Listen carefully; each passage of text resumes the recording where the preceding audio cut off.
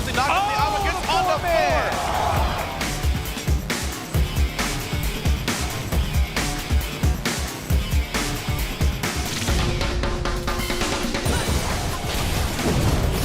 Oh my God! Gigantic shot with.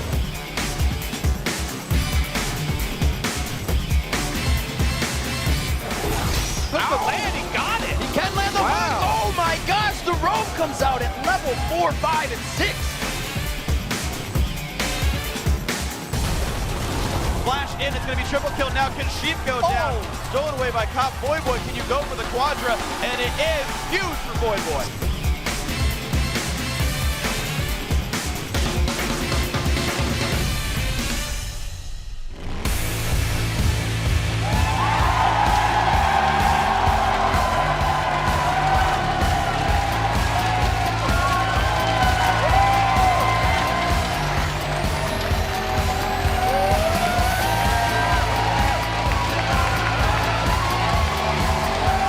Welcome to Day 2, Week 9 of the North American League Championship Series Spring Split. Coming to you live in front of an audience hungry for more League of Legends action. Hello, I'm Riving Tabism III, and with me is Sam, Kobe, Hartman, Kensler. Sam, how you doing for Day 2? Also hungry, Riv. Yes, also hungry indeed. We start our coverage at the top. Team Solo Mid and Cloud9 remain in the driver's seat with their playoff spots secured. Now it's just about fine-tuning as they chase a trip to Paris for All-Stars. Yeah, Bjergsen's return to TSM was as smooth and seamless as his time away, actually. They had an easy win over XCG and held on to that first-place position that they've had sole possession of since Week 2. As for Cloud9, they continue to play like a well-oiled machine, even after their weekend in Katowice. Medios even says that he picked up a couple of tricks from watching the Asian teams play Kazakhs. That he did. And while TSM and Cloud9 are business as usual, Evil Geniuses had a rough start with their temporary roster. Yeah, I mean, while Snoopy, Yellow Pete, and Crepo are out, Evil Geniuses brought in ThinkCard, Ken, and Robert X. Lee to sub. Counterlogic Gaming, though, took them out in a quick 32-minute game, and they face another big opponent today. Cloud9 going to be a challenge. Yeah, not going to be any easier there. We've seen in the LCS that any team can turn their season around at any time, and Curse is the latest to start climbing their way up the standings. Yeah, Curse pulled out a close win against Dignitas to share 4th place with Dignitas. And now Curse is actually 4-1 since picking up Bunny Fufu, so things are definitely looking up for them. And after yesterday's LCS action, the hashtag LCS Big Plays was blowing up. Up first, Afromu showing again that you can support with style as he saves Link from the ace in the hole. Punk Good Guy says, Afromu jumping in for the save, what a play. From EG versus CLG, here's number 3. Now the jungler's down, though. Even though Zed's back up, jungler dead. Yep. There's no threat of the smite steal. Oh, Link! Afro with the Superman flash. I'm gonna base, Link, okay? you should base. Yep. Can you home guard or what? Yeah, I can home guard. Yo, we should defend. Guys. Okay. Help. Oh. I'll go up, I'll just go up. Yo, man, I got your back. I got your back, man. That's the closest thing that you need to have with team game. Oh, up next, it's on me. Up next is Robert X. Lee surviving an Evelyn gank from Dexter. This is from Bake It X. Robert X. Lee feeding cupcakes on Eve like a boss. To Eve like a boss. From the same game, here's your number 2. Lucky! Let's kick! Right kick! Hate spike! Coming in with some more damage! Cupcake! The trap! A cupcake! Runs on the trap! Oh no! He comes up big with the Yordle trap! It's not even a Yordle! He modified it to work! And he gets his own blue buff! Those modified Yordle traps will get you every time. Gotta watch up. Finally, we have a crash curse in chemistry. Quaz being bailed out by his teammates. Scott Chalmers 7 says, Quaz lives. Boy and I will dominate for the save. From Curse versus Dig, here's your number 1. If they want to win this game. Uh-oh. That's a nice big start. hit. Actually throws down the ultimate there as well. The flash was used to get out of that engagement, but Quaz finds himself in a bad spot. He does have dominate just on the backside. I don't know if it's going to help, though. They get down into Crumbs. He thinks he can do the damage. Crumbs gets the safeguard over, blocking some of the execute. Wild growth from over the wall. Quaz is going to live. The lifesteal. Is it good enough? And it is. Dominating the rest of the team. Come in as the cavalry. A couple of bloopers in that one, too, there. Indeed. When there was always a good play, there's got to be a blooper on the other end. And be sure to keep an eye out for today's huge moments as well. Share them with us at LOL Esports and use the hashtag LCS Big Plays. Now, let's take a look at our NALCS standings brought to you by the new season of Game of Thrones. All right, so Team Solo Mid holds on to first place. In second, it's Cloud9 with 17 wins and 4 losses. And then sitting at number 4, in third place, actually. Yeah. 4 games back, 4 games CLG. back. Indeed. Then it is a tie for 4th place with Curse and Dignitas, and holding in 6th is Coast. And they're followed by Evil Geniuses in 7th, and 1 game back in 8th is XDG. And the NALCS standings are volatile and always vulnerable to rapid change, a lot like the power plays in King's Landing. In both places, it's best to know what's coming. So here's an exclusive look at the new season of Game of Thrones. There's light and love and joy, darkness, evil and fear, eternally at war.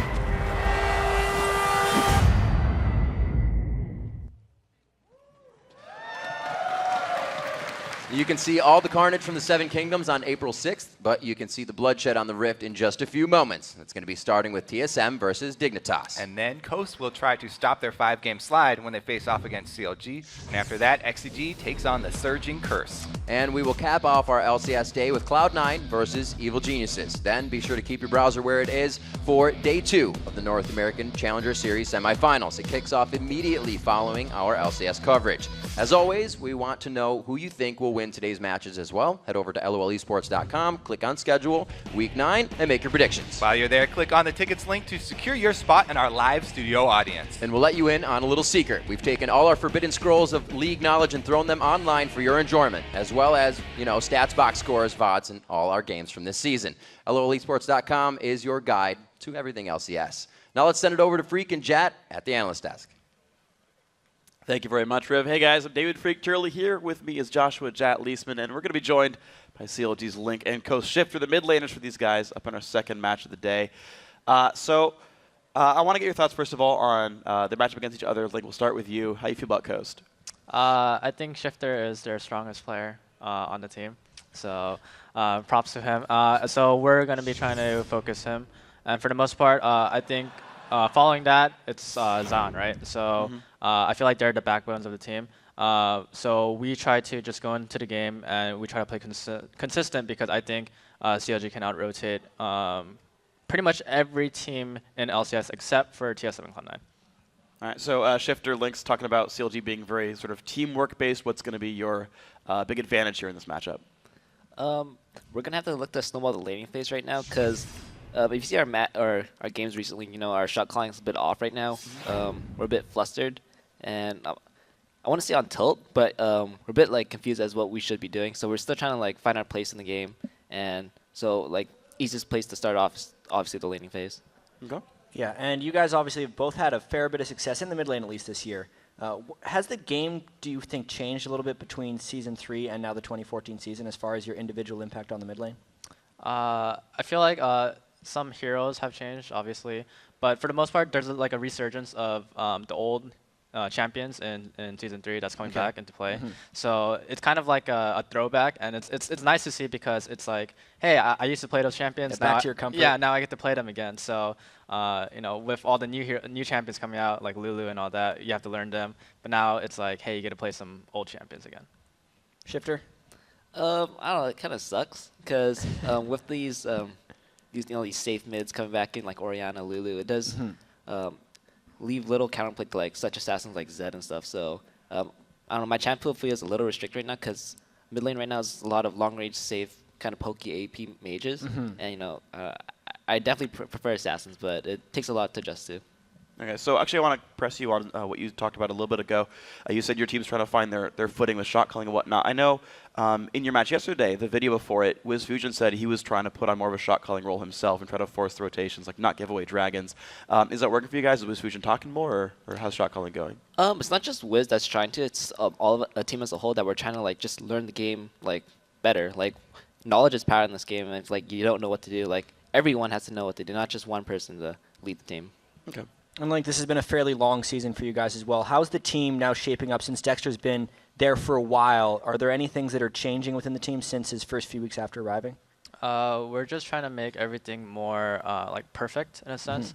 Like we all know what we have to do, and so an LCS is like the best time to practice because in scrims you can only practice shot calling to like a certain extent because not everyone's mind is really into it. Like sometimes you'll have like a good day of scrims, but sometimes you'll just have like a terrible day of scrims where nobody really wants to talk at all. So, but when it comes to LCS, that's when like things get real and it's like everything matters on the line, and that's when everybody starts talking. So that's like the best time to practice your shot calling, and that's where me, Afro, and Dexter get the most practice from. But not only do we have to practice our shot calling, we also have to be aware of our laning and keep on top of our mechanics. And of course, it's working pretty well for you guys. 3rd place, 4 games away from 4th, so you guys got a pretty good lock in that spot.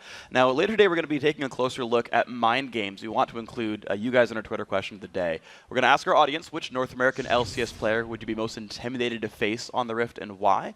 And so I want to ask you guys if there's any player that you're intimidated fighting against. I think playing versus Hai and Bjergsen are they're the most fun and most challenging, but it's not because like they're also like individual players that they're strong, but it's because they also have the backup from the jungler. So they have like Odd One and Meteos. So that's why I don't really like playing versus them because I know that it's not always going to be a 1v1. It might be like a 1 versus 2 or a 2v2 scenario. Yeah, I'd say Bjergsen and Hai as well for the exact same reason. 1v1, you should probably never be scared, honestly. If you have that mental block on a certain player, then like you're going to play scared the entire time. You're never going to ever win the matchup. You go even at best. But yeah, it's a mind game with the jungler. If you don't know when the jungler's going to be, like the jungler's like over-pressuring your jungler, then how are you ever going to 1v1 your laner? Yeah, well, thank you guys very much for your responses and for the pregame interview. And for the rest of you guys, I'd like you to send us your answers to the @LLEsports question. Tweet @LLEsports, throw on the hashtag LCS, and we'll be reading our favorite answers later in the show. All right, guys, we're going to take a quick break, but when we come back, we'll get to our first game of the day, TSM versus Dignitas. The North American LCS continues after this.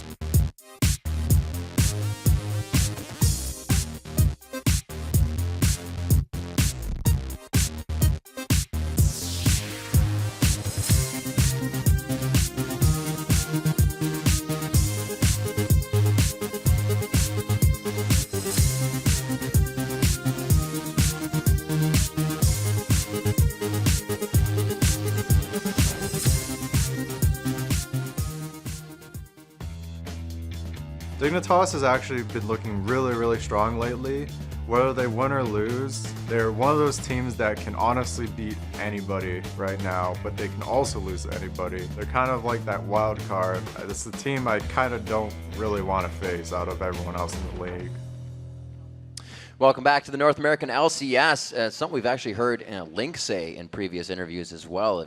If it's any team that's going to beat them just kind of randomly, it's going to be Dig, because they always pull out those wild moves. Wild and crazy kids they are.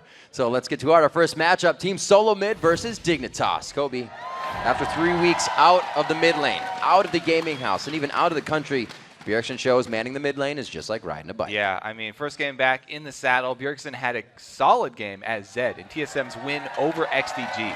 What's most impressive is that after missing 6 games, he's still second in the league for total kills. He's only been 5 kills behind Wild Turtle, who currently has 114 himself.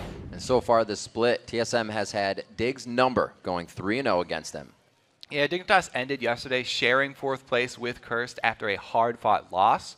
They had some early game trouble, but were able to sort of stall Curse's momentum by continually chasing them away from Baron. In the end, though, it wasn't enough, and with each loss, the pressure is mounting for them to turn it around. So let's get right to it. Check out the starting lineups. On the blue side, it's Team Solo Mid. It's going to be Dyrus in the top lane, Oddone in the jungle, Bjergsen back in that mid lane, Wild Turtle at 80 carry, and Xpecial at support. And on the red side, it's Dignitas. Cruisers up top, Crumbs is in the jungle, mid is Skara, then Cutie Pie and Kiwi Kid, AD and support respectively.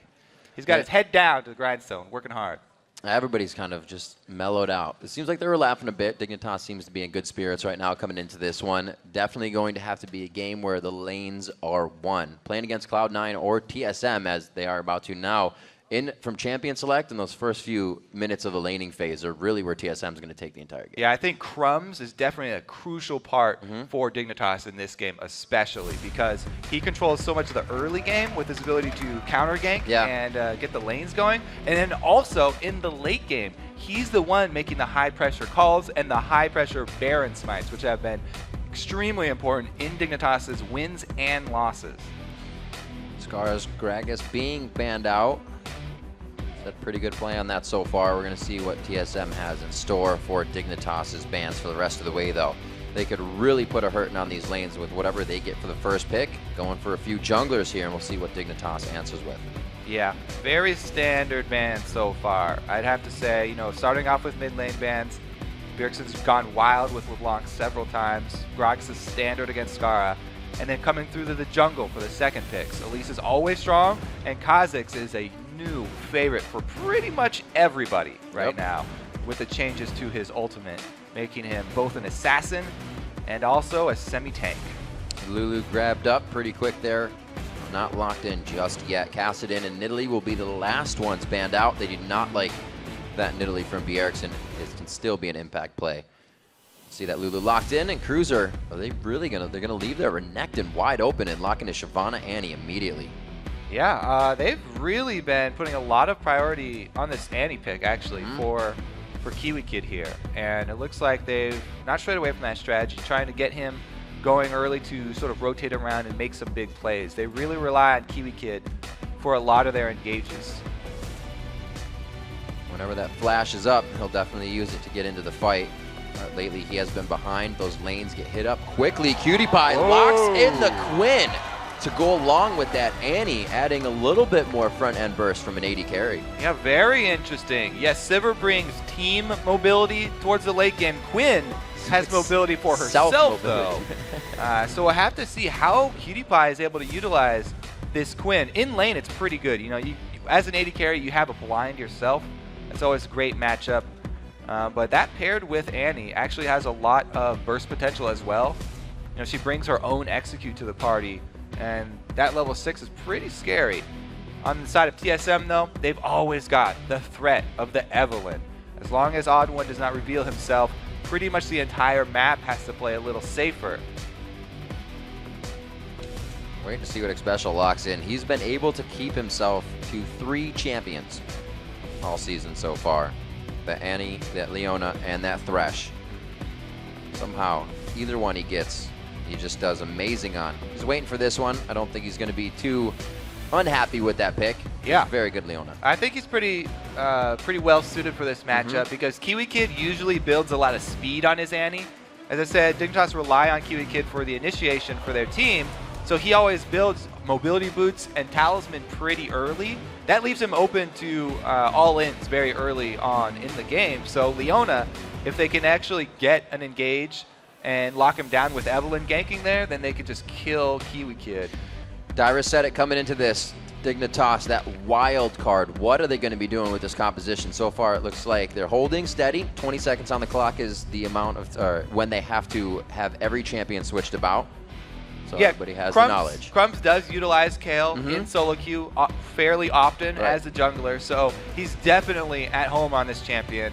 And it's kind of a throwback. We haven't seen it in professional play in a long time, but it is a pretty strong jungler, and he's definitely very comfortable on it. Saw him practicing it actually the other day in solo queue. So Dignitas bringing out a couple new strategies here, utilizing both Quinn and Kale. It'll be quite interesting. Let's check in with the vote right now, crunch some numbers, and then we'll talk a little bit more about these comps. According to LOL Esports, as you can see, 91% of the fans of TSM giving them that vote. Yeah, I bet there's a lot of last-minute votes for Dignitas, though, just from people wanting to see Cutie Pie succeed on Quinn here. Now, Quinn, she does go fairly close to the danger when she goes bird form there with Valor.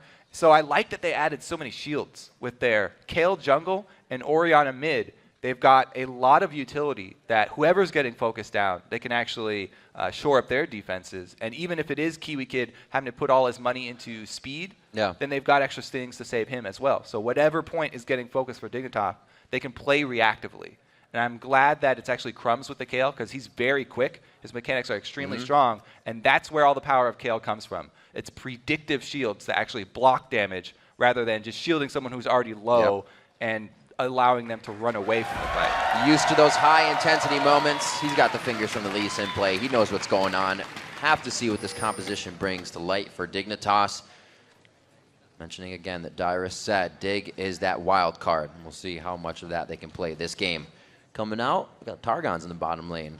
Yeah, because the bottom lane here from TSM obviously wants to shove as quickly as possible. Pretty much all Sivir lanes do, and especially paired with Leona, they're going to look for the early level 2. So Sivir probably going to start that Ricochet, make use of the early Targon, executes. Meanwhile, this Dignitas team comp here, they not only have a good team fight, but they also have the ability to split push with Quinn. Quinn can actually get from one of the side lanes over to a mid lane team fight quicker than pretty much any other AD carry. Sivir would actually be the closest match to her. But we'll have to see if Cutie Pie can get a good early start. If they can get Quinn going early, then he can actually start to split push against this team. Becomes a big factor. Again, it's going to play in as well as we have not seen Quinn in quite some time. So probably means Wild Turtle and the rest of the team hasn't played against that many Quinns. Maybe Cutie Pie's Quinn, so that blind may take effect. We'll see that coming into some very, very intense fights. Dyrus hanging out in the top lane. No more cleavers to be dodged, so it's real quiet in that top lane recently. It's always pretty quiet here in the beginning. That's why I like to talk about stats during the river. And TSM are definitely one of my favorite points for those. This time we're looking at the all-time kills record, though, which is currently held by Mandatory Cloud from last year. But the two players that are closest to taking that are Turtle and Bjergsen, both on TSM. Actually, we'll talk about that a little bit later here. We have Lil late invade. Both teams actually thinking the same thing here. It's a little bit reactive from TSM, so Odd One will be a few steps behind Crumbs, but not too bad. They're actually just warding up that blue. We'll see where they go from this. Looks like we're going to get a quick pause on the game. Wild Turtle's going to get himself reconnected into that. So we see Dignitas doing a bit of what we had CLG doing to EG yesterday, a quick invade on that top side, and so far a lane swap with Quinn and Annie in the top lane. Yeah, swapping out the Quinn. They're going to ensure that Cutie Pie does have a good early game here. So maybe they are going to try and make use of his late game speed and ability to traverse the map. Now, we can't talk about those stats for Turtle, though, since we have a lot of time here. He's the closest. He needs 54 kills in the remainder of this split to take Mandatory Cloud's record. But Bjergsen would almost be more impressive if he could do it, because he missed 6 games, having missed 6 games, he still only needs 59 more kills. And on average, that would be 8.4 per game, which is pretty hard to do. But it is conceivable. So if Bjergsen could actually take away Meteor Cloud's all-time kill record, having missed 6 games, that would be extremely impressive. Maybe you have to be a little team help there, dishing him the ball every time he's Yeah, under. they might do some cheeky stuff to lay out the end of the game, try and get some fountain kills or something, try and feed it to him. Maybe a quadra kill in Italy, Spirit of the Fountain. I don't know. Could happen again. It's Bjergsen. So wait for him to get back in. Wild Turtle with a slight particle bug, so he's going to reconnect. But already we see the odd one. Now it's coming in second game in a row in Evelyn. He played it yesterday. Played quite well. We'll see how he does now without a blue buff. If he can't get over to that one in time, if Crumbs decides to go down and still get help from the duo on the top, he can be all right. Yeah, I'm pretty sure he's going to be able to answer with his own blue buff steal. Because they did a 2-versus-1 lane swap, even if Crumbs went down to his blue, there's nobody to help him there. Right. So Odd One should definitely be heading over to the Dignitas side and taking that blue buff. He's got the extra support there with his double lane down bottom. This is pretty standard answer for having your blue buff stolen this early, but he's getting very low. He's definitely going to need Xpecial's help if he does go over for that blue. Yeah, they got a bit more vision on the blue buff going over in Xpecial. Looks like he's starting to hover towards the top side. We see Cruiser is not in the bottom lane, so they have to wonder where he is, trying to soak up experience in the jungle because he's not going to be doing too much melee range right now in lane. This is going to be up for Odd One. That should be fine for them, and we'll go back to being normal here. Yeah, so Renekton and Shyvana are both pretty good at jungling. Shyvana definitely has a little bit of an edge, and since Dignitas knew this was coming, Cruiser got a little bit of a leg up on Dyrus, but he gets into position here. He's going to try and soak up experience from this Tribush here, but QtPie knows what he's thinking and wards it up with his trinket. Very good job by them so that they can zone Dyrus from every little bit of experience. You can see the only reason Dyrus is hovering around here, he wants to barely get in range as soon as that minion dies. So the 2v1 obviously doesn't give Odd One much to do on Eve, but be in that bottom lane with the team. Turret for turret going down here in the early part of the game as Dignitas calls the swap. They're going to try to run with it. Yeah, so not only are they able to neutralize Evelyn's early jungle, which is this pretty standard reaction to an Evelyn jungle, trying to get those 2-versus-1s so you can see her on the map, but they also ensure that Crumbs has a good early jungle with Kale, and Kale definitely excels a little bit later, so they're happy with this one. Also, Kale is ranged, so even if Dyrus shows up, he'll have a very, very hard time trying to defend turrets, and that's why he's just hovering around the outside, as we said, trying to soak up EXP. A little bit quicker on the side of TSM, and Dig's going to need about one more wave. They're going to push down this siege wave that's coming at him right now, and they'll be good to go. Mid lane hasn't seen too much action. Scar has been able to find a bit more farm, and he's keeping the wave in the middle of the lane, actually. That's very surprising that Bjergsen is down that CS right now. All right, Dyrus trying to make his last stand here and save the turret. It looks like they might be able to do it because Turtle has already recalled. TSM that come should out not have happened. A tower ahead. Now, a lot of it is due to the reduced damage on the first turret that made Dignitas take a bit longer. And Dig, usually when they do these switches, they have Jinx instead. Quinn not quite as strong of a tower shover early, and it does cost them. That extra global gold of the second turret not going down is a great advantage for TSM. Now we'll see if they can reposition for the early dragon, because that's kind of the next early objective that people usually try and change when they do make exchanges like this. But with Turtle hovering around Dyrus up there, it looks like they do not care about that bottom side of the map. We see Kiwi Kid coming towards the mid lane right now. It looks like he can't offer too much. He pings out. He's going for a ward. He's saying, cover my butt so I'm not killed. Looks like he will be safe for the time being as well. 6 minutes in now. Every time we see these turrets get pushed, the team slow down a little bit. They start to regroup, and it's really going to be, if anybody can pick someone off before the dragon fight. Yeah, a really big part of why these games always slow down after the turrets is because there's so much map area that's open because all the turrets are down, but there's no vision for either team because it was all on their first base. Nobody had the time to buy any wards, and it were just trinket wards. So with the entire map dark but so many possibilities, everybody plays very cautiously. And as I said, TSM looks like they didn't really care about the early dragon. It is worth noting that it doesn't give that much gold. This early on in the game, it'll have to take a little while to scale up due to the average champion level in the game. but it is a little bit more for Dignitas and does actually even up that deficit that they were holding because of the extra turret. It was a good move. That turret also sits in the top lane ready to be taken down, so a little bit of gold when they need it for the top laner.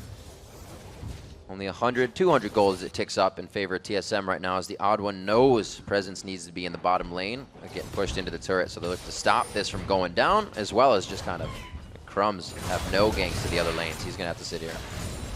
Yeah, TSM pretty happy about at least getting that giant wave built up, though. That's a big part of doing the early pushes, is controlling the wave where you leave it. You don't want to let your enemies freeze that early wave deep in their territory, because when everyone's still level 4, it's extremely dangerous to get that deep in enemy territory.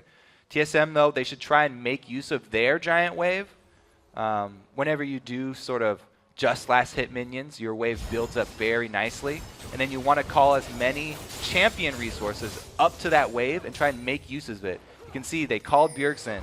He roamed up top, so they're able to make use of that giant amount of ranged minions that Wild Turtle was able to build up while slowly last hitting. Yep, Wild Turtle by himself in that top lane. We just saw Special in the bottom helping out Dyrus, so they couldn't take that. If that was 3v1 versus Dyrus, that turret would be down as well. So TSM is really moving, helping each other out in every lane. It's working out very good so far. 8 minutes in, they haven't found themselves a kill, but they're getting all the pressure to lead to the victory so far. And for everybody who's a fan of the Quinn here from Cutie Pie, is maxing that Blinding Assault first. So that's the Q. For the extra damage for the poke on that Quinn. He's not doing too bad in lane. He's down about 15 CS. Wild Turtle's been able to really push that top lane, not getting the second turret. Hurt him a little bit on the side of Dignitas, and it looks like top's going to go down with the next wave present. Cruiser could not do much about that lane. Wild Turtle's already 6 there, and he's going to get Special back to lane for the turret. Yeah, it looks like TSM going to increase their map control here. They already have 1 turret ahead. Giving up that dragon, not a big deal to them. They get even more territory to work with. And you can see how they have actually invested in the early vision. Even though it is a larger proportion of their current gold that they have to spend on that, they've done so, and they got a few deep wards here. Cruiser's in position, though, and Crumbs on Kale just hit level 6. So he's definitely ready to go for any 2 versus 2 fights. Kale extremely strong in 2 versus 2 situations once she does get her ult. It's going to take a little bit of time. There's a lot of ramp up coming in for Dignitas, and hopefully they can get there with Crumbs, Scara, Kiwi Kid's power to come out in just a bit. But that's going to be a lot of AP, and we'll see if TSM has had the time to mitigate that damage by, I don't know, I'd say it'd be 25 minutes when those fights are going to start. Right now it's a 1,000 gold lead for TSM. We saw they weren't worried about that first dragon, and the next one will be in 5 or so minutes. So they got a little time. It's an interesting 2 minutes, move from TSM here. They're sending all their resources towards the bottom side because they just took this top turret, and Shyvana up top, Cruiser, he's just trying to freeze this wave. He's just slowly last hitting. They've sent everyone down bottom to try and get a bush gank on Cutie Pie here. The ult from Dyrus, pretty early. He might have the on the hunt speed, but it's not as much as he thought. Forces the flash from Cutie Pie, so Dyrus has easy flash to come back. if he can get in range, but not close enough. Not going to be it. A good chase, though. They push Cutie out of lane. They're going to have presence down there as well. And really nothing else to worry about except for minions coming down the wave. All they have to do is take that out. 82 for Bjergsen, 81 right now for Turtle. Cruiser, seeing all this aggression down bottom, should be switching modes right now. He was just last hitting slowly. He should probably switch it up and try and shove the wave so that he can even out the balance of power on the map bottom side, or else TSM will gain control. And you can see he does there. Okay, now he's trying to get some extra gold from the double golems. Really Dignitas trying to regroup and figure out how they can get back at Team Solo Mid. Odd One being on Eve, they already don't know where he is, and he hasn't even had a huge impact in the fight.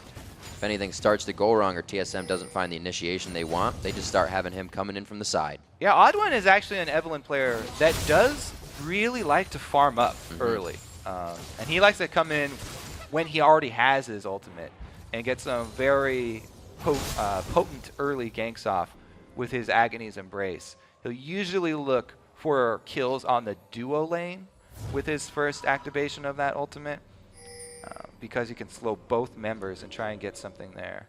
But this time around, Yeah. Classic. Oh. There's no way you're going to get that. It's just a slow on Scar, so he's safe. He would have flashed it. Would have been completely safe, even if they went hard. Seeing what he can do to stay in the mid lane. He is down in CS now. Bjergsen was able to get that back for himself, pushing with the Glitter Lance as Dyrus stays top. But he's not top in CS. Cruiser getting 70 to his 59 there with what happened in the lane swap, and now everybody trying to regroup. And that's, I believe, I'd say the first time, even with the swap or without a swap, that Cruiser's going to be beating him. And we'll see how it plays out into the later part of the game. All right, so Dragon Timer for Dig. They're ready for this. They actually came a little bit early, and TSM very well aware of what the Dig plan is. So we might get to see this first team fight. Now, not only is Scar's Shockwave going to be very crucial to their team fight victory here for Dig if they're able to come out on top, but also the Crumbs Kale ulti. See how much damage he can actually block with that. Because they're already starting off this dragon. Oh my god! Oh, he almost hits the entire team with the stun, but he gets a 4-slow. Cruiser from the backside. Crumbs having to use his own intervention, saves himself for a bit, but it's a double kill coming in for the odd one. They start tearing apart Dignitas at the Dragon Pit, and Cruiser's going to be the last one to go down. A clean ace for Team Solo Mid. Well, that's too bad for Dignitas. TSM just came and crushed them. This is why TSM were always known as the early dragon fighting team. This solar flare from Xpecial, my god, he just starts it up. By the time Crumbs gets out of stun lock, he's at 100 HP, and he has to panic use the Kale ulti on himself. As I said before, you're always trying to block damage with that. When he has to panic ult himself when he's almost already dead, they aren't able to get anything out about it, and Dignitas, with the team fight on the back foot, they get aced plus the dragon. Giant swing for TSM. They've really got a huge handle on this game now, and it's really up to them to increase vision now. They have to decide which buff they want to control. I definitely favor the blue side of the map because it is a very important buff for this Dignitas team. Right. Having both Orianna and Kale on their team, they really need it for sustained pushes. Yeah. They had the wards for that fight, just were not ready for TSM to act that fast. 4 wards sit around the dragon right now, but very good ultimate from Xpecial. Hasn't been on Leona in a few weeks or so, but makes it count still. 14 minutes into this one, 5-0. Those are the first 5 kills of the game after first blood came in, or 4 kills I should say then, but 23,000 to 17.9. And it's not looking good for Dig. They're going to have to get something very big here. It is not. They were all grouped up. I mean, in a matter of seconds, TSM, they get off the Solar Flare, they get off the Agony's Embrace from Odd One, and they get a great AoE Glitter Lance. There's so much that came down in this short period of time from TSM. And in a blink of an eye, Dignitas already really have a big hole to climb out of. Spirit of the Spectral Wraith going out over to Crumbs. Haven't seen that Kale in a while, but that's what he needs in his build right now to get himself around. That's what you usually see anyways. 4-1 in turrets as TSM makes the map that much darker for Dignitas, continuing to take down anything that would give them back the game. Looks like Bjergsen's going to be safe. They always said you're never going to 1v1 the mid laner, and it's true about this one. Odd One waiting in the wing once again. Yeah, he's got his eyes set. Not only Odd One, but Turtle as well. Agony's Embrace on the Dragon's Descent. The Solar Flare again. Waiting on that one. He wasn't going too fast, but still dead on. Yeah, Xpecial's been definitely on point with his ulti so far. Dyrus trying to do the same thing here, hold the bottom turret. He's also in danger of being dove. Kiwi Kid trying to charge up his stun here. He does have Tibbers available. And we talked about the burst from Quinn. You don't expect it a lot of times, having not played against him in a while. He's trying to take it. That turret's going to help him out a lot. He knows what he can do in this situation. Got to watch out for the Tibbers aggro, though. He holds it for a while, really just wasting a good amount of time. They don't go all in for it. They just take the global objective, but PewDiePie a little greedy here, trying to shove one more wave. You can't really do that against the mobile Lulu. Keeps on speed buffing herself. Bjergsen should be able to land a slow here. That wasted time could definitely be in their favor. He gets himself some vision, tries to go for the ulti, hits in onto Bjergsen. You see that front end burst from Quinn that probably would have taken down Dyrus, but it was well played.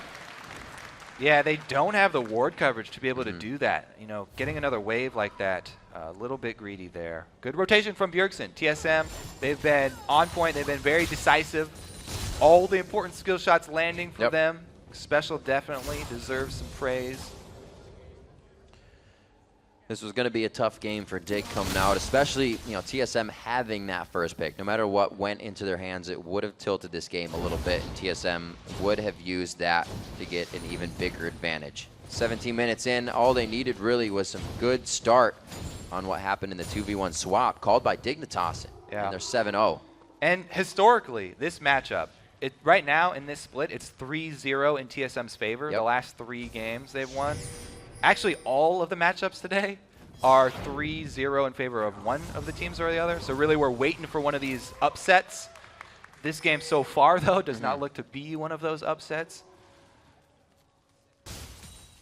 TSM setting up in the top side of the jungle. Oh, they go for a play here. They put quite a bit onto Bjergsen. They got to know Wild Growth will save him for the time being, and they're forced out of the fight immediately. The Solar Flare locks down. Skara gets intervention, but he's going down. Xpecial could catch a Zenith Blade onto QT, but it's not going to happen. He gets out, and they just stave off the fight. Now it's going for the turret, but under the turret, they don't even care that it's there. Dyrus is the first one to slice and dice in. He is taking full turret aggro. The 5th shot to go on him, and he's got to back out. Onto Xpecial now, but they don't care. They have the micromanagement to get in and out and get 2 kills. Yeah, I mean, it's kind of a massacre, but you can't really fault Dig for trying that.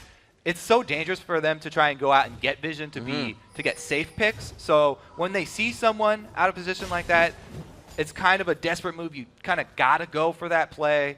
They used everything, and TSM were there to turn it around. They've got complete coverage of the entire map here for TSM. Really have a stranglehold, and it's really up to Dignitas just to try and make those desperate plays to get a little window here. Little claps from the crowd as they at least fight back as far as vision wars are concerned. They're trying to get what they can. Whoa. Dragon in 14 seconds. This is going to be a very big fight. If you can put that shockwave onto Tibbers, having Crumbs come in there with the AoE damage and Dragon's Descent, there is a lot of damage that could turn this around in a fight. And they have gotten the all-important bush on the backside of red warded. That's really important for those Baron baits. We've seen many teams lose their lives trying to get into that bush, trying to ward it. Dignitas have conquered it, but man, the blue buff, this is very hard for Dig.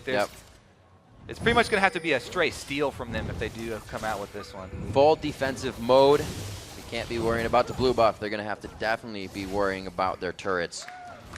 This will be taken up. Pink ward's going to be cleared as well, and TSM just starts to take full control and put themselves in the driver's seat here 20 minutes into the game. Still a shutdown on kills. They've lost themselves 2 turrets, but that was only the early rush of the game. TSM has controlled everything from there on out. Yeah, and Dignitas have changed everybody almost except for QT over to sweepers.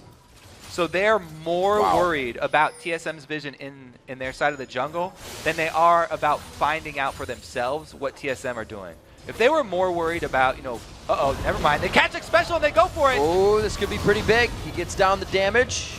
There's not going to be enough damage, though. Level 9 Xpecial is too tanky for the entire team. They put Crumbs out. That could be the intervention. Wow. He doesn't have it to use. He doesn't even use it, actually, on himself. QT is getting shots on the outside, but is it going to be enough? Bjergsen with the follow, forces the flash there on the right. 4 people are running away from just Bjergsen with the rest of the team on his heels because he can make it happen, he can keep the fight going, and he can bring up more kills for the rest of the team. QT makes it out alive. Yeah, so the reason Crumb's not using the ulti there is because he was CC'd. Like, you get stun locked. This is the counterplay to Kale. Is because she builds very squishy and a lot of damage, if you can lock her up with CC and not give her the time to pop her ulti off, then he's going to go down very easily. But Crumbs, when he sees the circle on the ground of the Solar Flare, he should probably just preemptively ult himself, just so it's on there to try and block some damage. But, he saves the cooldown. He does not try and ult himself, and that's definitely the end of the team fight here. Bjergsen being able to chase everybody down. One of the bonuses of a AP Lulu, you get a whole bunch of extra speed for late game chases if you are this far ahead. Well, TSM did lose one, 13-1 now. They're starting to scrape back in that gold. That was a good kill going actually over to Xpecial, so it's not even really a shutdown. There's 9 assists there, but it's not exactly what they need. They need to be taking out the power hitters and grabbing those objectives. It's 40,000 to 27.6 right now. Yeah. Clean lead for Team Solo Mid. It's the rest of the turrets that's keeping them away from the Nexus. They just got to choose which lane. Yeah, TSM definitely bringing a hurting here to dig. Going to be very difficult for them to survive any longer. Purple buffs up for TSM. They look to group and end this one fairly early. Now, we saw a lot of one-sided games yesterday as well, that the team that was ahead did not really decisively end the games all the time. You know, they were a little bit lazy, I was thinking yesterday, with their execution of the end game here. But TSM not looking to mess around. They want to end this one very quickly. They've got the push going on to the inhibitor. And there they go. Oh, wow, a nice solar flare right between Cutie Pie and Scar. It's going to lock them up for some pretty good damage from the rest of the team following in. Kiwi Kid's going to go down here. One more hate spike coming from the odd one as they chase Dignitas out of their own base. Cruiser, last man alive, running for the hills. No chance. Cannot protect his gold. They'll be able to get into the cave. The base is wide open, 18-1, 22.5 minutes into the game. The timers are really only at 30 seconds, but it looks like TSM may have a chance to close this one out. But can they find the ring in there, Kriv? I don't know. Got all the gold. All right, this is going to be TSM going Nexus turrets. Nice, very quick game from them. My goodness, 18-1, 23 minutes. Very strong. The picks to come out. Lulu, one of the strongest mids right now. Dyrus is Renekton.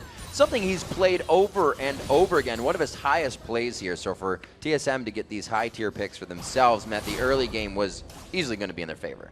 Yeah, it looks like round 2 here. Actually, everybody on Dig is up, but Nexus turrets are even weaker than inhibitor ones when there's only a single one standing here. TSM can look to finish. Oh, the flash! One more coming in. Bjergsen going crazy on the end. No, a wild growth on a slicing and dicing Dyrus. And it looks like they get a few more kills off of that one. Crumbs and Cruiser running for the fountain for a little bit of solace, but it's not going to be enough as the Nexus goes down. Oh, Crumbs is still actually out there. Turtle's going to be able to take him down. The Nexus at half health and just under 24 minutes. Here our first game of day 2 going to Team Solo Mid. And the teams at the top of the standings in North America have been really showing that they deserve to be at the top of the standings. So far this weekend, everybody who's expected to win the games coming in have done so. No game is taken lightly. Very strong coordination off of the 2v1 split. They got odd one to the bottom. After losing his blue buff right away, it didn't really affect him because he didn't have to go to lanes and gank. So it almost played into the hands of Team Solo Mid that he was able to sit in lane and soak up the experience he would have lost from camps. And himself back in action like riding a bike. Didn't even need the training wheels. Man, he had 12 kills ending that game. So Bjergsen is on track for that record. That was over the average that he needed to get per game going forward for the rest of the season. So Bjergsen is looking to take Mandori Cloud's all-time kill record, having even missed 6 of the normal season games. That's kind of crazy that it's that consistent. And when you look at TSM's KDA, it's crazy as well. You put it up to another team and you'd be like, yeah, top lane. 2 KDA. It sounds pretty normal. The top laner dives in. He dies sometimes. And then you look at Dyrus, and it's like 6.50. And you're like, wait a minute. And then you look down to odd one. It's like 5.7. Another jungler is 1.7. And you're like, the whole team gives each other kills. They are all working together. And as we said, they weren't messing around either. They weren't like drawing out the game to try and get more super fed and like get all these items. 20 minutes, they're heading in for the inhibitor turrets. And the mentality comes really as well from Reginald being the coach. Reginald's play, he was at 6.14 in his games. Bjergsen comes back at 6.5 KDA. So even in the time that Reggie had to play, he was right where the team was playing with Bjergsen before Bjergsen left. So the whole entire team is, you cannot beat a team that the gears are running that strong. They did not have a chance after the early game for that game especially. And Dignitas probably hurting, you know, after this weekend. They're definitely going to have to regroup because they've had a couple of tough losses. Yep, they're going to be falling with that into 5th. Curse takes their own sole possession of 4th on that. Team Solo Mid staying in 1st. And I don't think they're going anywhere different anytime soon. That may have been the one game this weekend, I guess, when the higher team didn't actually win. Curse actually taking down Dignitas down a notch. That's we'll true. Have to see. Curse do have a game coming up against Coast later today, and we'll see if they can continue their success. And that was a tough game. You got to give it to Dig. They went for Quinn. They went for K on the jungle. They knew they needed to do something different and try to throw TSM off their game, try to get their comfort level off. But with them getting Lulu, getting Renekton, odd one on Eve again, even though he may like the farm, it still works out well for the team. Worked out pretty well. Remember to share your favorite moments from today's games by tweeting us at LOL Esports and use the hashtag LCSBigPlays. And for more on TSM's win, let's throw it over to Jat and Freak at the analyst desk. Thank you very much, Riv. Hey, guys, we're joined by TSM's bottom lane, Special and Wild Turtle here in the desk with us. So, guys, rapid win. That was pretty quick. Yeah. You expecting the game to go that convincingly? Game. No, we didn't expect that. We were a bit surprised by Quinn pick. We were all like, whoa, what the? Yeah. And, I mean, I give props to Dignitas for trying out something new. But, I mean, sometimes stuff doesn't work out. And this is one of those cases where we kind of had this period game plan going in, and we executed really well. And, that one fight, 5-0 Ace at Dragon, pretty much GG. Yeah, Turtle, as a AD carry player yourself, what do you think of the Quinn pick? What does it bring to the game? Because he picked Quinn, I thought he was going to 2v2 bottom because Quinn's actually really good for the laning phase. Yeah. And I think Quinn actually beats Sivir too because she has like the E, which does a lot of damage. And then, I was like really thrown off, and I thought they were going to 2v2 with that, but they went 2v1. So I guess that helped us because Sivir scales better. Yeah, so you guys actually managed to do a whole bunch throughout the early laning phase. You actually managed to get 2 turrets. They only got 1. Like, you guys timed that whole thing really well. What was the communication? Were you trying to get a 2-for-1 turrets, or was Autumn just like, it'll go back? Every time we go bottom, we're expecting to get 2 turrets all the time because the first turret's really easy to get, and the second turret's even easier. Not even easier, but it's like not that hard to get. And for top lane, it's really hard to get the first one. So we knew that the second one would be a lot harder to get because the wave would be a lot smaller, so we could just send like Eve back a bit earlier. And that worked out really well for you guys. Yeah, and then the game kind of took a different turn at the dragon fight. It was going so-so, and then just all of a sudden it seemed like it was over. We can actually get this dragon fight up on the screen. X-Special, talk to me. How many things went right in this fight, and why did it go so one-sidedly 5-0?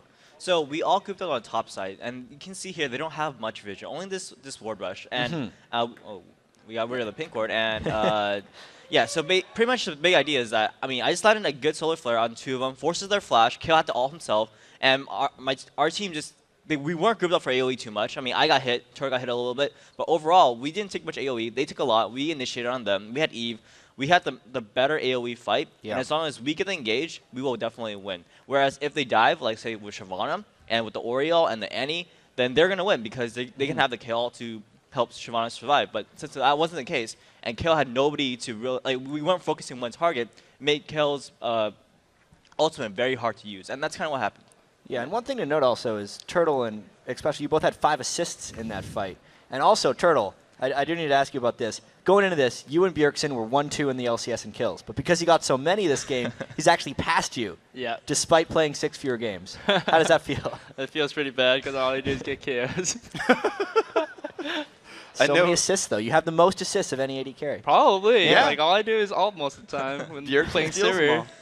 I know when you walk up to the desk from over there, you're like, how'd you like my support AD carry? And I'm like, it's good. The duo support bottom lane there, working well for you guys. And I actually do want to press you guys a little bit more about the Dragon fight a little bit. We talked about you guys being such a good team fighting team, especially at Dragon fights. You just like, when you go in, you know, oh, this is a fight we can win, so we'll engage it? Or like, do you always know who's going to win when you go into a fight?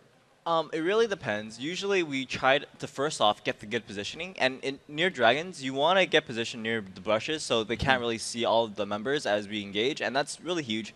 Vision is really key when it comes to team fights. Whoever has more vision tends to win these team fights, and usually in these fights I'm like, okay guys, we need to fight, or I'm like, okay, I'm going in right now, and my team is like, there's that trust build up that they know that my engage is somewhat reliable, and they're willing to go in if I go in. Sometimes, I screw up. Sometimes, stuff happens. But overall, it's just that there's trust build up, and we're all like, all right, he's going in, I'm going in, and there's just that train, and we just kind of ram him in. And once you get into team fight, it's just whoever needs to get out, just get out. And it's very simple, and I don't know. We've just been practicing a lot, and it's working out really well.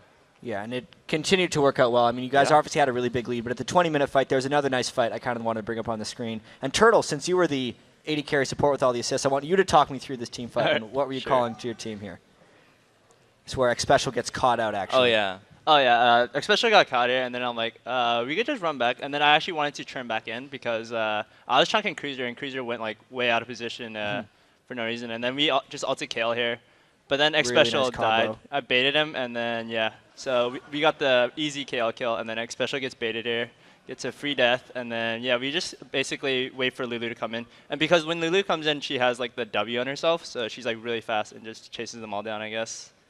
And yeah, she basically just cleans up everything, and I'm trying to KS some kills, but you see my Q on the Shamana here, but then he goes for the last E right there. He gets the kill, yeah. That would have been yours. Yeah, that would have been mine, and then yeah. Full steal. So at that point, when you're in clean up mode, you just kind of just look for whatever's open. Yep. Do you communicate like, you get this one, I'll get this one? Well, I used to communicate, but Bjergsen's like, nope, I'm taking it anyways. And then yeah, I just do the auto text now.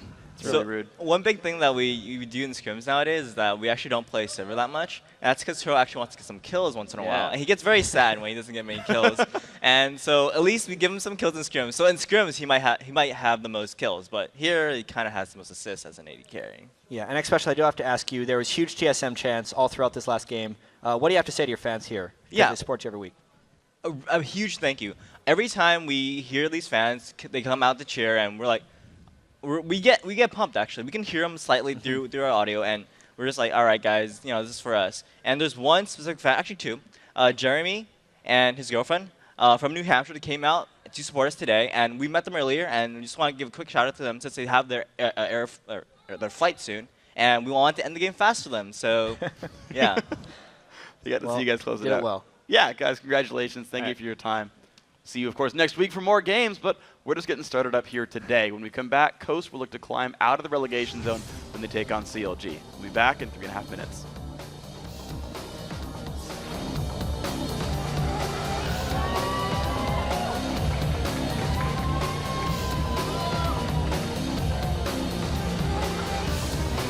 Wait a little bit, I'm almost on this side. We can engage on crumbs or They're starting it, they're on it. I'm ready now. Cruisers, but Multi now. Go. I'm on Kiwi. I'm on Kiwi. I'm on Crumbs. I'm I'm ulting Turtle. Cutie. Cutie pie. Cruiser. We got Nace. We got Dragon. Get Mitchard. Yes! Dragon. Good job. Okay, someone else go mid. We don't need everyone. Someone go mid. Nice. I can take him too, yeah. Thank you for preparing me, Jackson. You're so good. Wow.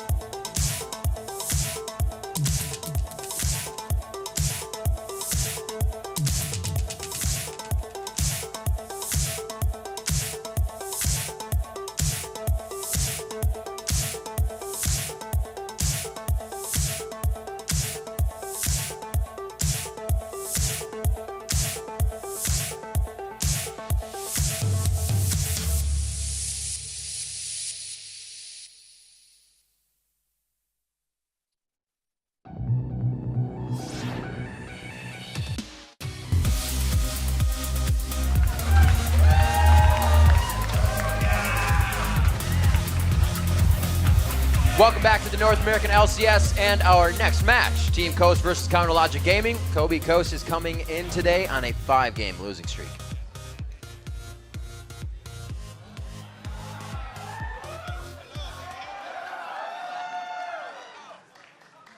Uh-oh. So yesterday, they had a tough loss versus Cloud9. We saw the team was trying new things like Wiz Fusion picking Sivir, Zion Spartan trying Rise. Both first-time picks for those guys. They didn't really work out. Coach tried to predict that Cloud9 lane swap. They didn't actually lane swap. Zion Spartan starred for CS in the early game, and they were never able to turn it around. Meanwhile, CLG is sitting comfortably in third with the closest team still 4 games back. Well, the whole team is playing consistently strong on the side of CLG. Afromu got his team an early lead in their game against Evil Geniuses yesterday with his perfectly placed Thresh hooks. Doublelift has been forced to be reckoned with as well on Vayne. Really the only one playing Vayne in the NALCS, where he has displayed his mechanical prowess. He's racked up 5 wins and 2 losses so far. Like I was saying, the only one to play Vayne so far. Monty said he was completely fine with Doublelift being the one to carry on Vayne when it needs to come time. So if you ask CLG, there's one player they believe commands respect in the NALCS. And though many may speak softly, say he speaks softly, he carries a big glitter lance. I think Link, people respect the name. That's 1 versus 3 plus a dragon here. Oh, the outside, he's gonna get zeroed out! They draw, partner! That was beautiful. He goes really ham in scrims, like usually either level 1 or 2 if someone's dead mid lane. He could be going down for first place, 2 slots, and they do come up very big. Link with the kill. His defining characteristic to me, especially to like the pro scene, is that he doesn't seek glory. Link is usually like the really quiet guy who doesn't really say much outside of the game. And when we are like in-game, then he's like really decisive and he's like our main shot caller in the late game. The defining moment where I started to like him was we subbed for this team and we pretty much 2v5'd the entire team. I'm like, holy crap, this guy is good. It doesn't matter what position he's in, we can always relax.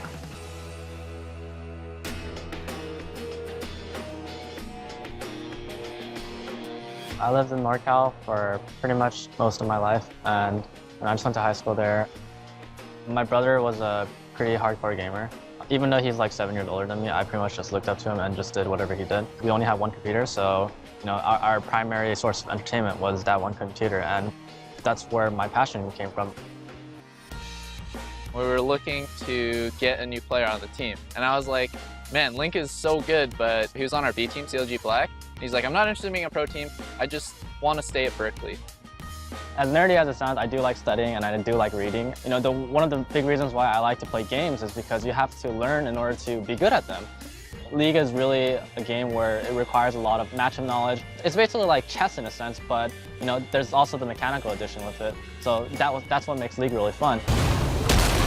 CLG looking to get kills on every side of the map. Link with the roam, playing in the minds of his opponents. I took it slow and I chose something more reasonable where I can, hey, I'm gonna do this for a bit and then I'm gonna take a break with my school life and I'm gonna come back to my school life after I'm done with my professional career. So me and Afro have like this weird bond. It's a good bond because we'll just be thinking the exact same things like all the time. I would say he's my best friend when I am on CLG right now. We hang out all the time. We always eat together at the same times. He'll be like wanting to eat and I'll be like, hey, you want to eat here? And then he'll be like, you read my mind. And this will happen like over and over again. Because we're like the primary shot callers now, we're always trying to discuss how to win the game, and he'll be thinking what I'm thinking, and sometimes he'll just be able to convey it better than I can. The ball delivery count. Link making it happen. And that guy at the front, Afro, making the plays. I think my game has grown tremendously in the past year and a half. Nowadays, I think he got more confident and he got more comfortable playing on stage. He's a shot caller. I feel like he's just more active in the game. To this day, I feel like I don't speak up enough because I feel like I always have good ideas, and it's really hard for me sometimes to convey that information. As a teammate, I've realized what my weaknesses are and what my strengths are. And with this, we'll be able to work really well together, and that's why I feel like CLG is doing a lot better. It's always great to get an inside look on the teams. A lot of times it's them yelling and screaming, or somebody's yelling and screaming in the background on the stream. But when you get the inside look, it's always great when your mic works too. Sorry about that. One of them busted, but thanks to the audio guys, they flew me out one new one here real quick. Lickety split, ready to go. Just going too hard today. He was hungry for all the games, and then he hungry for his headset. Check out the starting lineups as we get into the game. On the blue side, it's Coast. Zion Spartan in the top lane, Nintendudex in the jungle, Shifter in the mid lane. We got an interview with him earlier. Wiz Fusion and AD and Daydream at support. And on the red side, it's Counter Logic Gaming. Up top is Nien. Dexter's in the jungle. Mid is Link, the AD carry, double lift, and supporting Afro Moo. And I loved Link's comment earlier when they asked him the first question on the desk. He said, Freak said, so, what do you think of Shifter? What do you think of Coast? And he's like, you know what? I think Shifter is a great mid lane player. I love playing against him. And he had a big smile on his face, and then he just dropped the smile and he said, but we're still going to focus him. Yeah, kind of give away the plan right there, I guess, a little bit. But everybody knew it coming into this one. So they're definitely going to be focusing on Shifter. And as well, he said, secondary target, Zion Spartan in the top lane. Yeah, it's the pick or choose. Are you going to ban out top and focus mid, or ban out mid and focus top? Because those guys will and do have the backpacks to carry. They went out. I saw them. They bought them today. Oh, really? What does a carrying backpack look like? Oshkosh bagosh.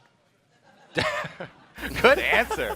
All right, so with them focusing the solo laners, the bans are probably going to be that Jax and Nidalee. Everyone else has been going with those two when coming up against Coast. And I'm pretty sure that Coast know this as well, so I have to see how they work around this. As we said before, when your team is predictable, then your opponent's bans become predictable, and it allows you as a team to work on what you want to choose, knowing what your opponents are going to ban. Well, it looks like it has been the top lane and a little bit of mid lane coming from CLG for Coast.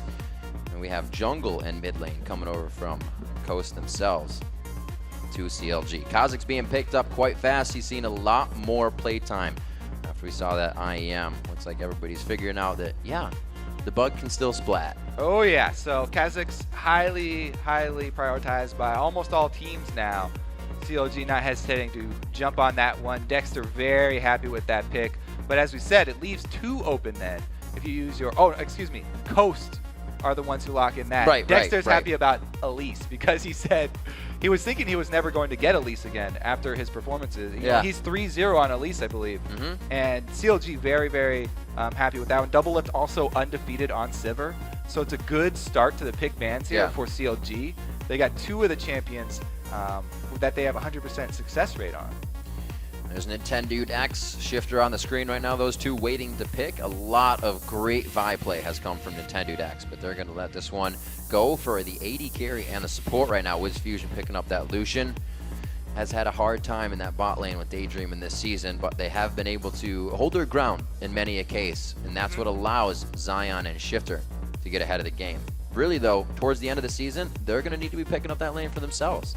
Yeah, and locking in that combo early before seeing CLG's last pick. I think they're expecting like a Leona to go with that Sivir, just like in the last game. So he's probably thinking he wants to harass Annie, start the Q, and chunk them down. Annie's actually pretty good against Sivir because it's hard to spell shield tippers. Since it's so quick. You just kind of have to read the Annie's movements. And Double Lift being that experience, every time Annie comes in, he'll probably have a very twitchy finger and activate the spell shield. With it having a shorter duration now, Daydreaming can actually just feint, walk towards him, try and get him to blow it, and then return once the cooldown is no longer available for Double Lift. See if he can catch him off guard. Daydreaming paying tribute. The homage to the Cutie Pie. We do see the Thresh coming out, though. Alframu with some pretty sick Thresh grabs in the last plays. You can see Dex just laughing his face off. They're having fun right now. Looks like we may get Zion Spartan. Nectin coming in. A lot of back and forth here from Coast. But the Shyvana pickup and the Thresh are going to be huge. Nien can obviously do whatever he wants on Shyvana in the top lane. We usually don't see him towards the later end of the game. And as I said, that Thresh for Alframu is just going to be horrendous for Coast in the bottom lane. Interesting hover over the Ryze here. Now, Nien has played a tremendous amount of Ryze lately in solo queue, so he's very well aware of the champion's strengths and weaknesses, but Zion goes with the classic matchup here. The Renekton into Shyvana, so we'll look for that early game.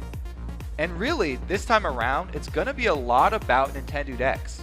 We always say how Coast is so solo lane focused, but if they make the switch and give this Kha'Zix to Nintendo, then there's a lot of weight on his shoulders. He has to be the one to get really strong, and he has to make those plays later in the team fights with Kha'Zix, because there's so much potential with Kha'Zix.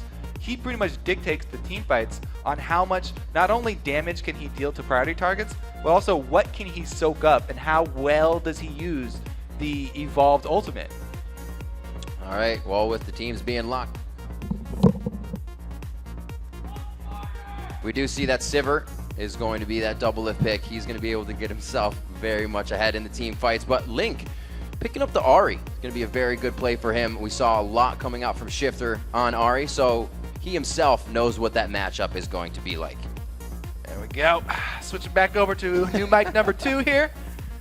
All right. So with this game coming up, it's going to be big. Kobe's getting himself all set. He looks good, though, right? Kobe look good? Kobe looks good. As the teams load onto the Rift, let's see who you are predicting to take the W. The big W goes 85% in the favor of Counter Logic Gaming. Link was saying earlier there's only 2 teams that can out-rotate, out-strategize Counter Logic Gaming. That is the top 2, TSM and Cloud9. So we'll see if Coast kind of makes him eat his own words here. Yeah, those are the 2 teams that did beat them in Super Week, so definitely true to their statement. So we have to see, though. Coast definitely want to make a comeback here, and as I said, this is sort of a new thing. They're putting a lot of weight on Nintendo's shoulders.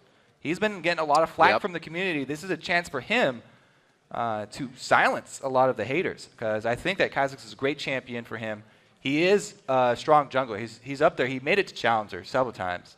We'll see what he can do with this bug. How does it work for Kha'Zix, though, when if you're not really getting ahead of the game? If you're far behind, jumping in is usually a death sentence for yourself, though. So the gameplay with Kha'Zix has evolved very nicely, actually, because he doesn't have to build all damage anymore. Yes, he does like to be an assassin, but he doesn't have to funnel all of his resources into damage. He can start out with the Lizard Elder. That's pretty much standard for everybody. And then he has the choice of going with his second offensive item or already changing his item build-up and going defensive. He wants to be able to soak up more damage and more spells later in the team fights. So he'll eventually be getting things like Randuin's or Banshee's Veil. But it's really up to Nintendo to see how the early game plays out, how his item path is going to unfold here.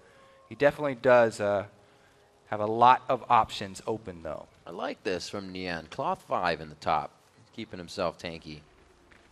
Yeah, Cloth 5 is now the new Doran Shield start for top laners. With the nerf to Doran Shield, a lot of people really don't like it. It's still a big thing in the bottom lane because the passive works against 2 people. You're getting harassed by 2 ranged attacks, so you want that auto attack damage reduction in the bottom lane especially, but up top, a lot of people have been favoring the extra health potions there with the cloth armor. So that's pretty much become the new standard in this matchup. Shyvana going for the extra sustain there. I do want to say, though, that along with everything or a lot being on Nintendo this time around, they've picked very strong, solid early game solo lanes. Ziggs can shove very early. He's got great mid lane presence early. And Renekton up top, there is no greater top lane presence. So Nintendo has so much power on the top side of this map. If he's able to work with his solo laners well, they need to have good communication, though, because as we always say, counter jungling, team activity, everybody needs to be in on all the news. We also got Wiz Fusion on the lane bully that is Lucian, so we'll see if he can, like we said, get that lane going for themselves and not really have to ride the backpack of Shifter or Zion Spartan. Junglers doing what they can to make their way around, so their presence is felt in this one after the buffs are picked up. I don't think it's going to be too much towards that top lane. However, like you said, Kobe, the potential is definitely there. Aphromoo taking a good bit of damage here in the early part of the game, losing control of that bush. It's going to hurt him for some damage. And they've got that stun ready on Daydreamin', so Aphromoo has to be very careful right now. As we said, double lift. He'll have a spell shield later, but starting level 1, not going to want to start with that. And he's got to play far back as well. So the Sivir lane doesn't get to shove as they would prefer. Good job there by Coast. Starting out pretty well. Now the mid lane. We didn't really talk about the matchup where Shifter is actually playing against Ahri. This is kind of a big deal as well. Not a lot of other people have been using Ahri, but Link taking that assassin into the face of Ziggs. I like going assassins into Ziggs early, especially something that's not an all-in assassin like Ahri. She has options of getting out after she goes for any sort of commitment. Ooh, that was really nice, actually. Pretty close there. But Ahri plus Elise is a great early game combo. If they can catch Shifter sleeping, skill shots, it's all going to be on the skill shots. If they can land one, either Charm or Cocoon, then they are able to chain that, and it will be very hard for Shifter, even with him running. Oh, wow, he's running Ignite. No barrier even. So if that either one of those CCs does land, it's going to be really hard for him. A lot of kill potential coming from these mid laners. Just on the back side is Dexter for Link there, and he's going to be on the bottom side of the jungle hovering right now. Not any different here in the top He lane. took the hit. Tower hit. He was trying to sneak in there, not get that tower hit. Just waiting it out. Now, CLG have a reputation for focusing a lot of their early ganks down to the bottom lane. And they haven't pulled one out yet, but there are no wards currently for WizFusion and Daydream. And when you're bullying a lane and you're playing aggressive, as Daydream and WizFusion are, you need to ward up because you're overextended. And yes, you're getting small advantages out of bullying this lane, but you do open yourself up to these ganks. Dexter trying to get into position here. We'll see if this aggression backfires. Meanwhile, Nintendude setting up camp at mid. Almost gets seen there, just over the shoulder. Double lift gets himself a little close, goes down to the ignite of Daydream, and on the engage. They try to walk this one in so Dexter can get in for the kill. He gets the last auto attack. Wiz tries to get himself in for the passive shots, but the hook comes in from Afromu. Very low, though. They got to be careful. Wiz low on mana, so lucky for them. All right, we didn't exactly see the beginning, but I'm pretty sure Double Lift was trying to bait, and he baited a little too hard there. Both him and Afro. Afro tried to walk into the brush and soak up Daydream and stun, but it all went a little too awry. Afromu is going to stay here and try not to lose any of this XP as it goes down. We'll see Double Lift returning to lane. He just got himself a Vampiric Scepter on the first buy, so a little bit of gold here. We'll rewatch this. Oh, he was not even baiting. He was playing pretty far back, yeah. As we said, it's hard for Sivir to spell shield the Suns from Annie, especially if she flashes from a bush. Boom. That happened. Nintendo Dex going towards the top lane. We talked about the kill potential here, and they use it. Did that go over? No, it did not look like Shifter made it in time. He has no assist there. Shifter did have to walk all the way up here, though, so he's losing creeps at mid for this roam right now, and Link is getting a little bit ahead. He gets the purchase first, and the extra boots are actually a pretty offensive buy here for Link. Move speed going to enable him to get in position for one of those charms. If he's able to call Dexter at the same time, as we said, very easy to chain those CCs. It's always interesting to watch an Ahri player really get their crowd control on, because once they step away from the minions, you almost expect that charm to come out. See how Link can perform it against Shifter. Those guys are very mechanically sound in the mid lane. You know what? It also enables him to roam more effectively here. Oh, Dexter comes in with the Lantern Cocoon. Some big damage waiting on to get some more attack in. All three of them getting a piece of that one. WizFusion now left by himself again. Yeah, we talked about the focus bottom lane for CLG. Dexter does not want to give up on that bottom lane. Even though Double Lift died, he returns, able to take advantage of the summonerless Coast duo. No, I think that was just wards. Little hide and seek. That's an ultimate for Link. He's got 6, but it does not look like he's going to go in. The charm miss, no extra playing damage with fire. For him. Yeah. They want that pink. And so we just put it down. Not going to get Level it for very 6 long. for Link. It just got a whole lot more dangerous to wait around close to him. Shifter's got it as well. This could be a pretty good place to use that Mega Inferno Bomb if they go for Dragon this low. Yeah, that forces them to back off. Great shots. Shifter getting a little bit of control in the mid lane here. He's going to force Link back, so this Dragon may be more in favor of Coast every second that they wait. Right now, the bottom lane is pushed in pretty hard by CLG, and Nintendo's just going to go back, try to get this blue buff. It's a good move from him, but CLG have seen it. They're calling this one. They know what he's up to here. Can he jump over the wall and get away? His mid lane is safe. You always want to go to the side where your laners are bullying, and Shifter did a good job there, as we saw all those. Great control. Those well-placed bombs, getting Link low. So Nintendo does come out ahead with the steal, but Dexter is not one to take that lightly. Looks like they want to answer here. Since there's no vision for Coast, it's so dangerous for anyone to go over there. We keep on talking up these one CC landing into the other. You don't want to do that blind. Looks like the respawn time there for blue working in Coast's favor. Since CLG checked it and we're not able to find it there, they actually back off, and it's going to be Nintendo going in. Will Dexter actually return? I think it'll be too late for him, so it's pretty much a clean steal of that blue buff for Coast. And they're even able to give it away to Shifter here, further pushing this lane in Zig's favor. Shifter's doing what he can. He's down a bit in CS, but that's only because of the roam top. He also didn't get anything from that roam, so he's got to make something happen for himself here. A good dragon fight would be in Coast's favor. Daydreamin' gets a few more wards on their top side to be safe in that bottom lane, where Dexter has kept himself present. Looks like he's still hovering the bottom side of the map, knowing that's where he needs to be. Oh, man. Just fine. Dexter really wants to get that blue buff back. Shifter's wearing it, and Link level 6. Oh, he hit it! The charge goes out! They are easily going to get that one, and they do get the blue buff back to Link. So I might have mentioned it too many times, but that's why. Because when one of those things hits, he's dead. So good job there by CLG. They're able to get a blue buff back, and it's on Link as it should be. So now he's got pretty much free reign here. Hard for Nintendo to even get CS under the turret because there's so much poke from the range mid lane and the range jungler up there. It's just CLG has complete control of the map here after that successful gank from Dexter.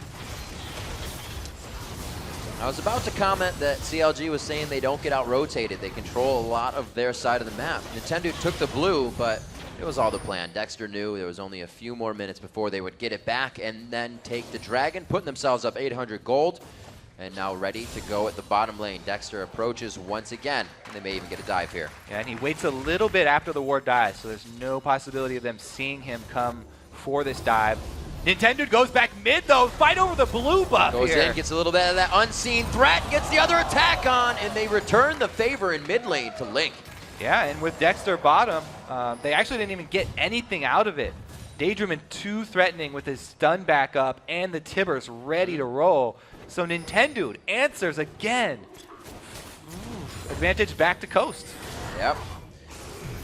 Looks like they know calculated transfer of the buffs going round and round. That one's been alive for quite some time now. Looks like we have only a 300 gold lead for CLG as that was pushed back in Coast's favor in the mid lane, but nobody's really able to move off of these. They're not doing any damage to the mid turret. They're just letting a huge wave crash into it and trying to gain more presence in champion kills. They were thinking about double roaming up top, but Shifter actually pulled back around, and he did not go into that bush either. So they didn't see the pink ward either, but Nintendo solo gank up top. It's a pretty healthy dragon. Oh, they both can go over the turret. How unfortunate for the end.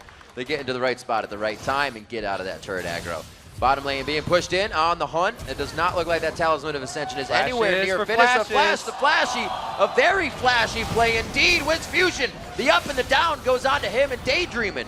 He's going to have to leave Wiz this time. Another play from Afro. He doesn't give up on the chase. Dexter burns both flashes with his flash, which allows Afro to then capitalize.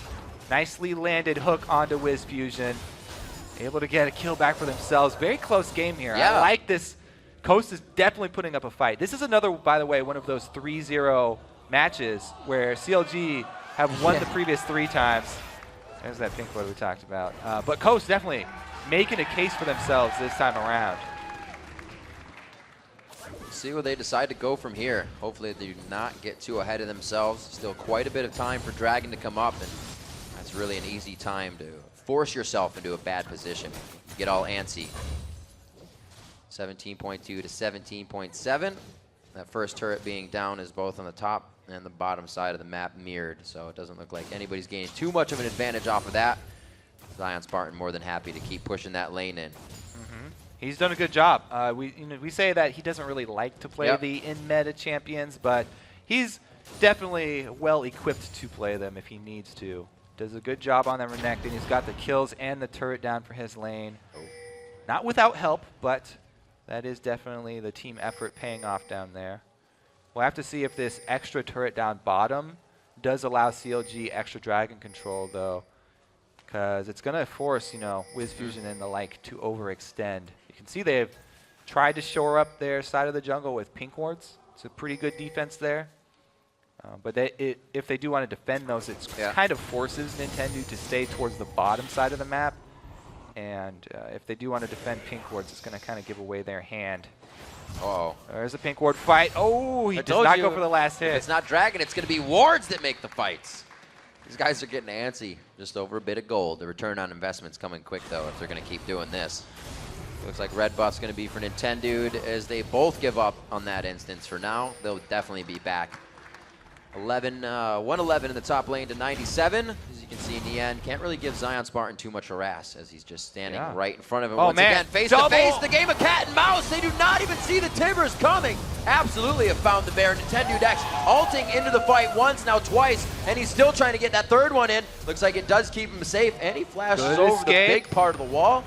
Goes for a 1 kill there onto Aframu, and they all get out. Another point to Coast here. They are the ones that have a split second quicker on the initiation in that 3 vs 3. Both teams calling junglers bottom. Daydreaming, though, he lands the great Tibbers to set it up on double players, and Nintendo is handling his Kha'Zix well. I said there's going to be a lot of pressure on him this game to perform. He's definitely stepped it up. He's doing a good job, and they're able to retain control of the vision of those pink wards. You said they're going to fight over all these defensive pink wards, and they really need to, because this CLG team is all about picks. They've got the Ari, the Elise, the Thresh, all of these skill shot picks that are going to be enhanced by Sivir's late game move speed. So CLG want to play the rotational game and look for picks late game, whereas Coast, I mean, they've got the Ziggs to fall back on, so they've got great wave clear. Hopefully they can start pushing that wave clear and make it start to be a siege.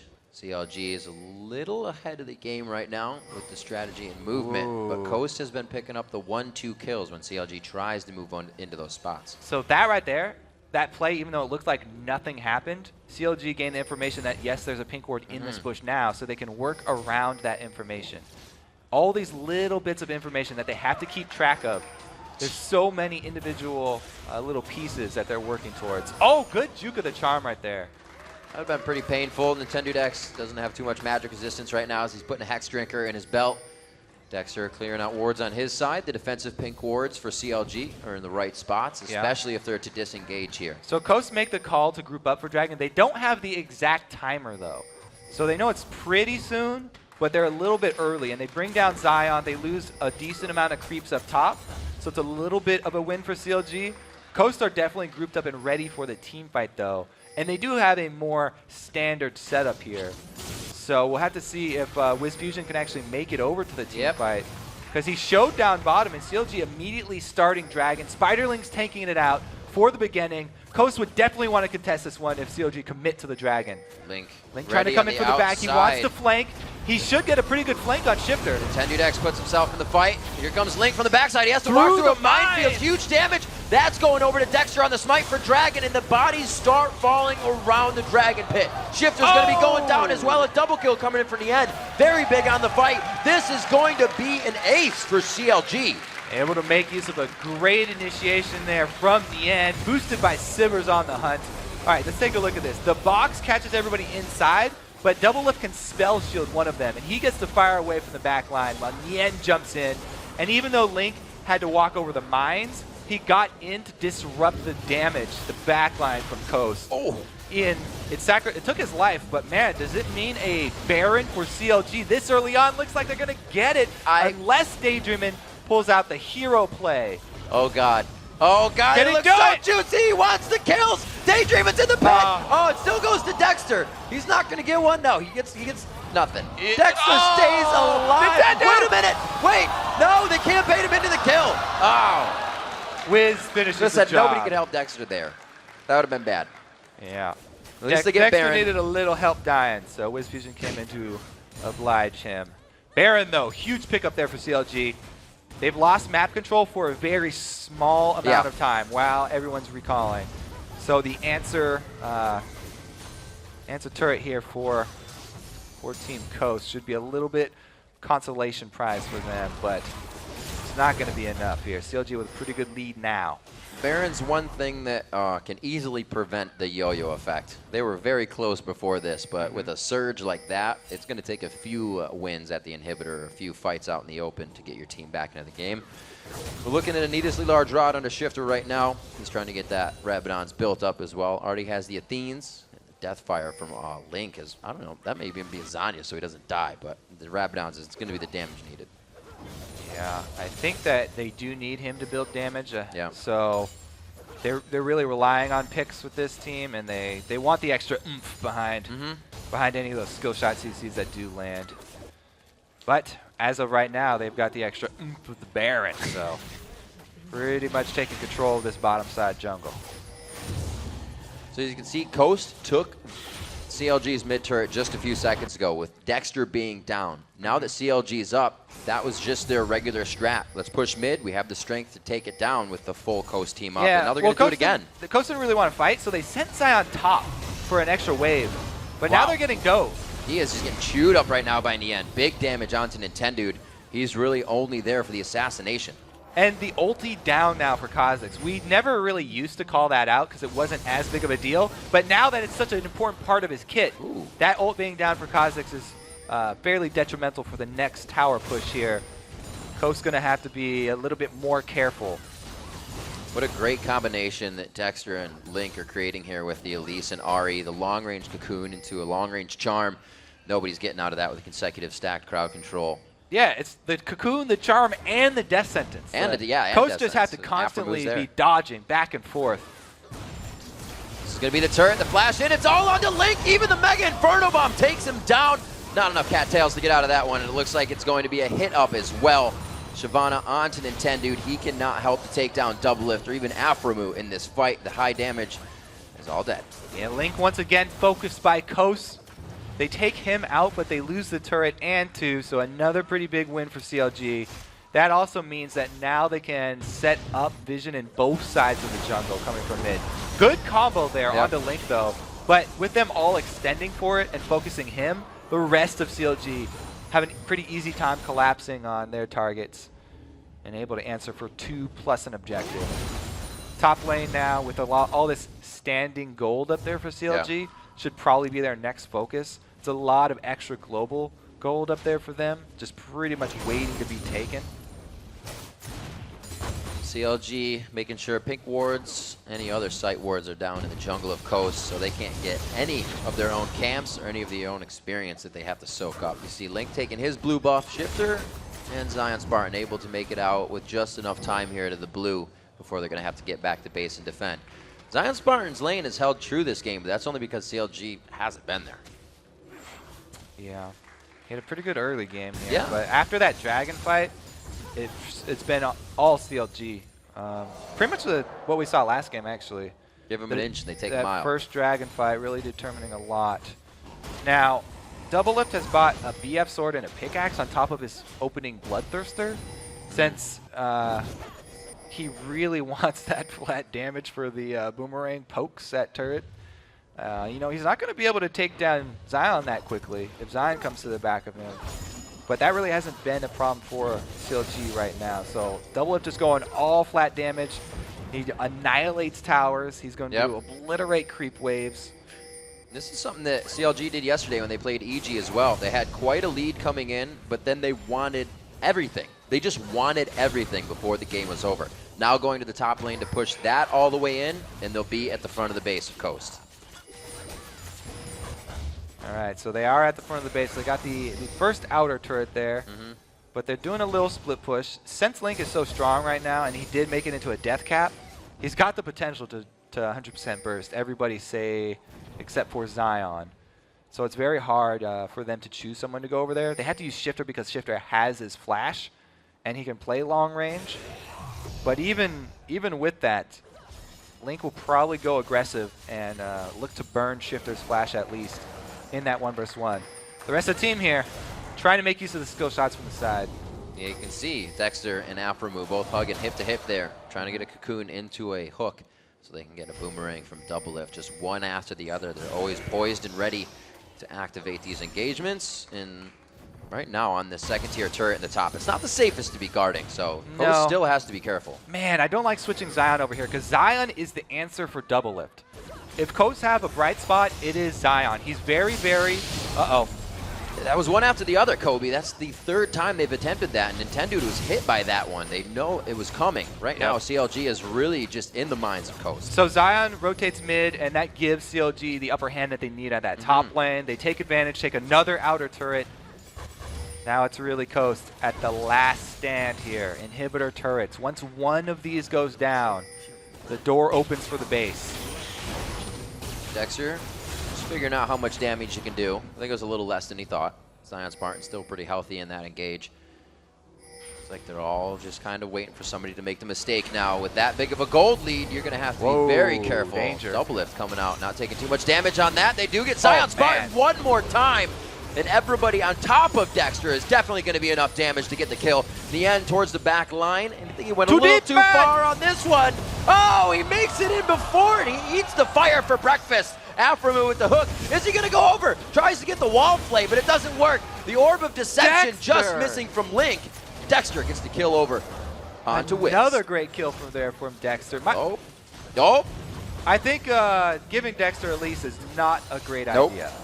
He definitely has a huge impact with that champion. The first engage we saw him in mid was a max range cocoon to Link's charm after that. He's hit multiple max range cocoons. He's also... You don't say. He's a really big part of camping that bottom lane. Okay, so this is one of the skill shots landing. That's all it takes. And we said since Link is going full power here, he went for the death cap second. They have no problem blowing up the Renekton that they caught. Now, Nien walks right on the edge of that bomb. Uh-oh. Nintendo gets hooked in. Whoa!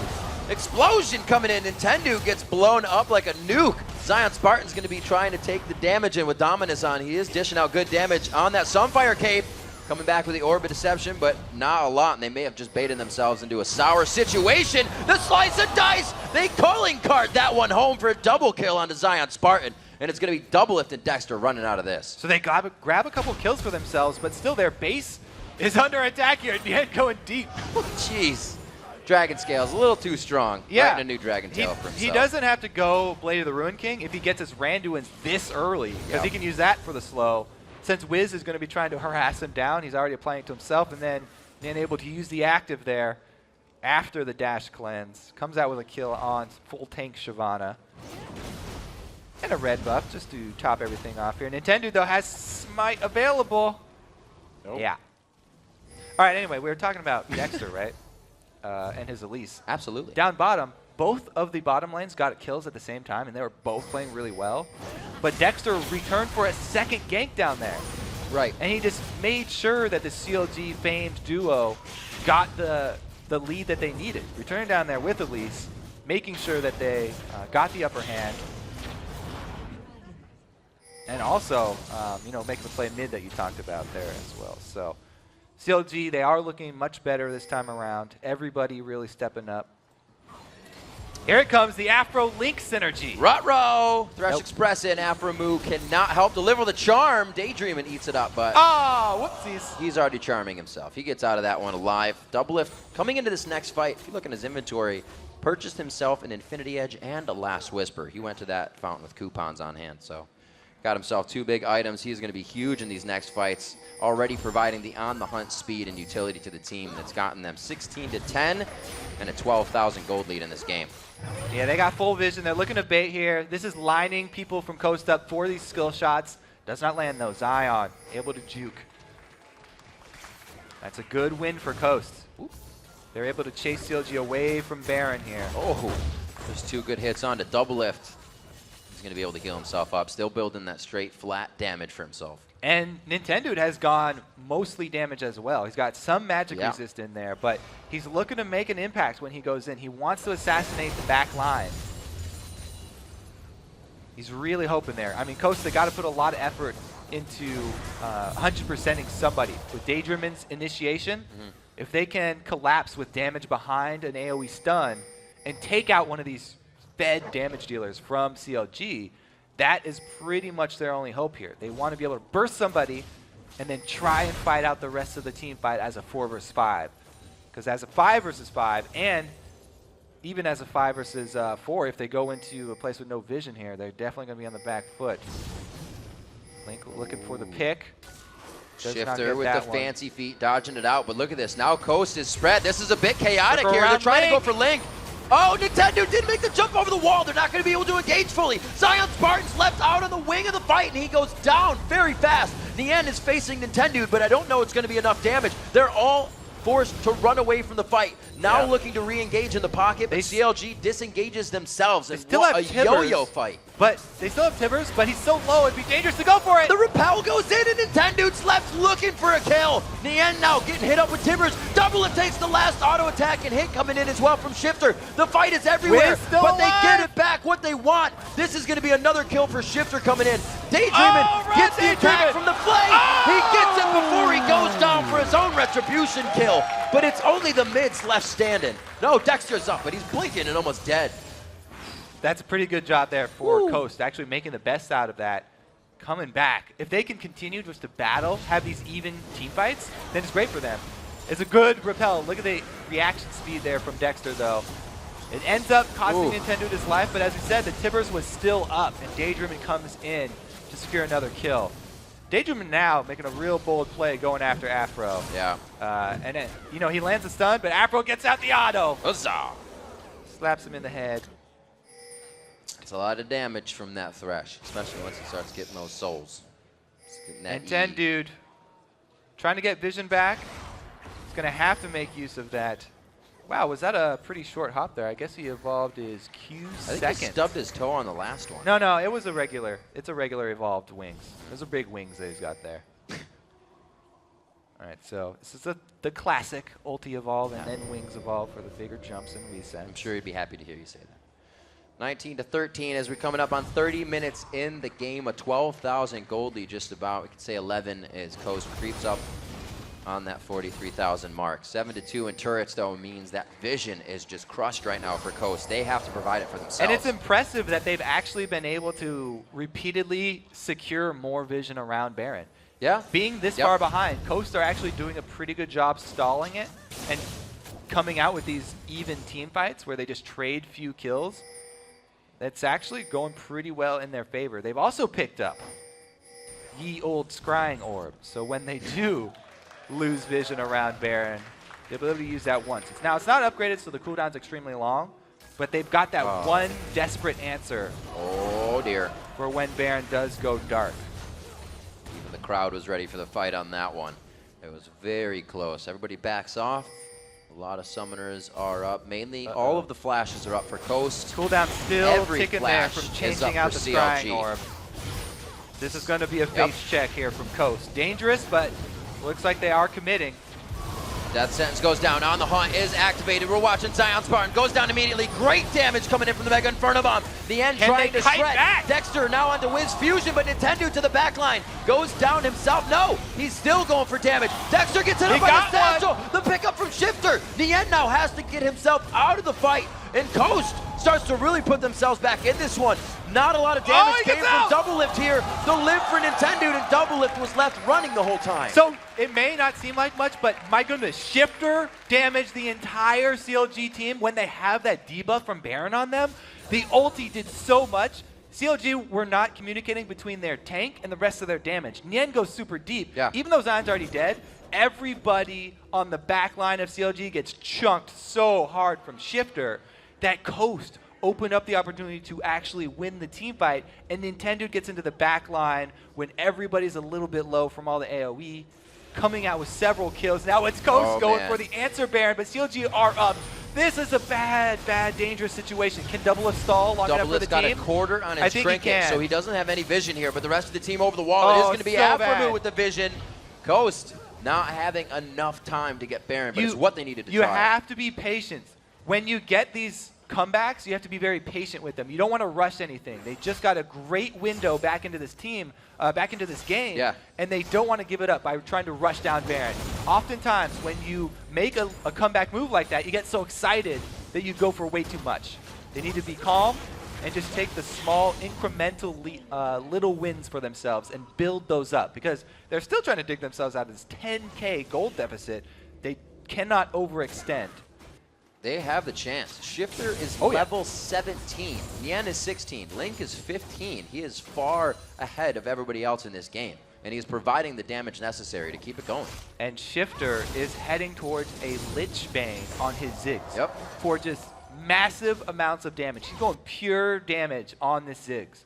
So we have to watch Shifter's positioning in the next up team fights, because so much of their damage is in that Ziggs.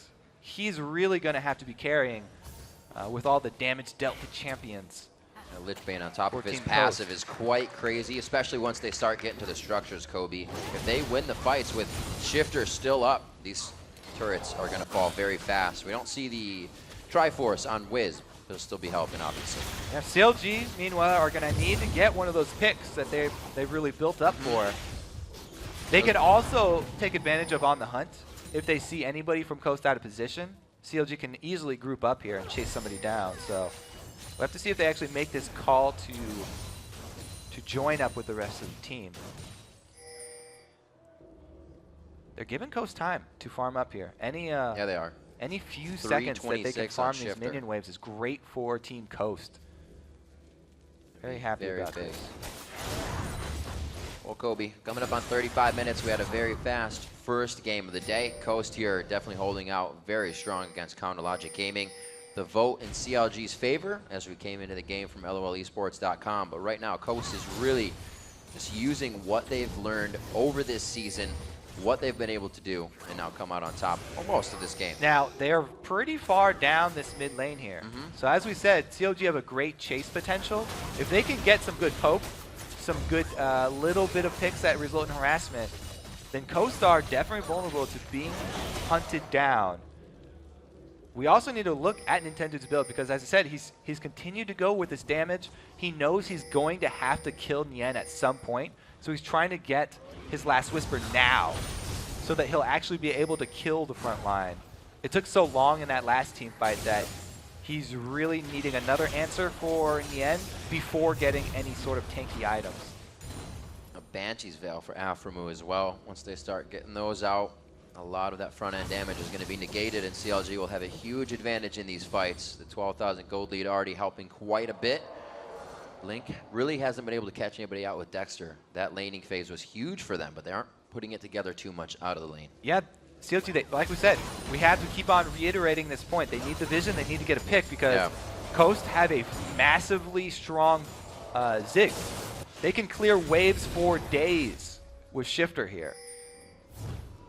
Well, it looks like CLG knows that they're kind of in between a rock and a hard place right now. And with Coast on the foot to grab back the advantage and lead in this game, it's going to be quite scary. They start to grab a little bit of Baron control, which means that CLG is going to have to do the Baron Boogie, whether they like it or not. Yeah, that immediately forces Nien to come back up here. When they're blind at Baron, CLG, even though they have this massive gold lead, have to worry! Oh, they go into Link. Wait a minute! Oh my god, Coast comes up with a huge play. They're the ones that are going for the picks, but can they make it work even further? Repel burned right here. They won't be able to jump back in again.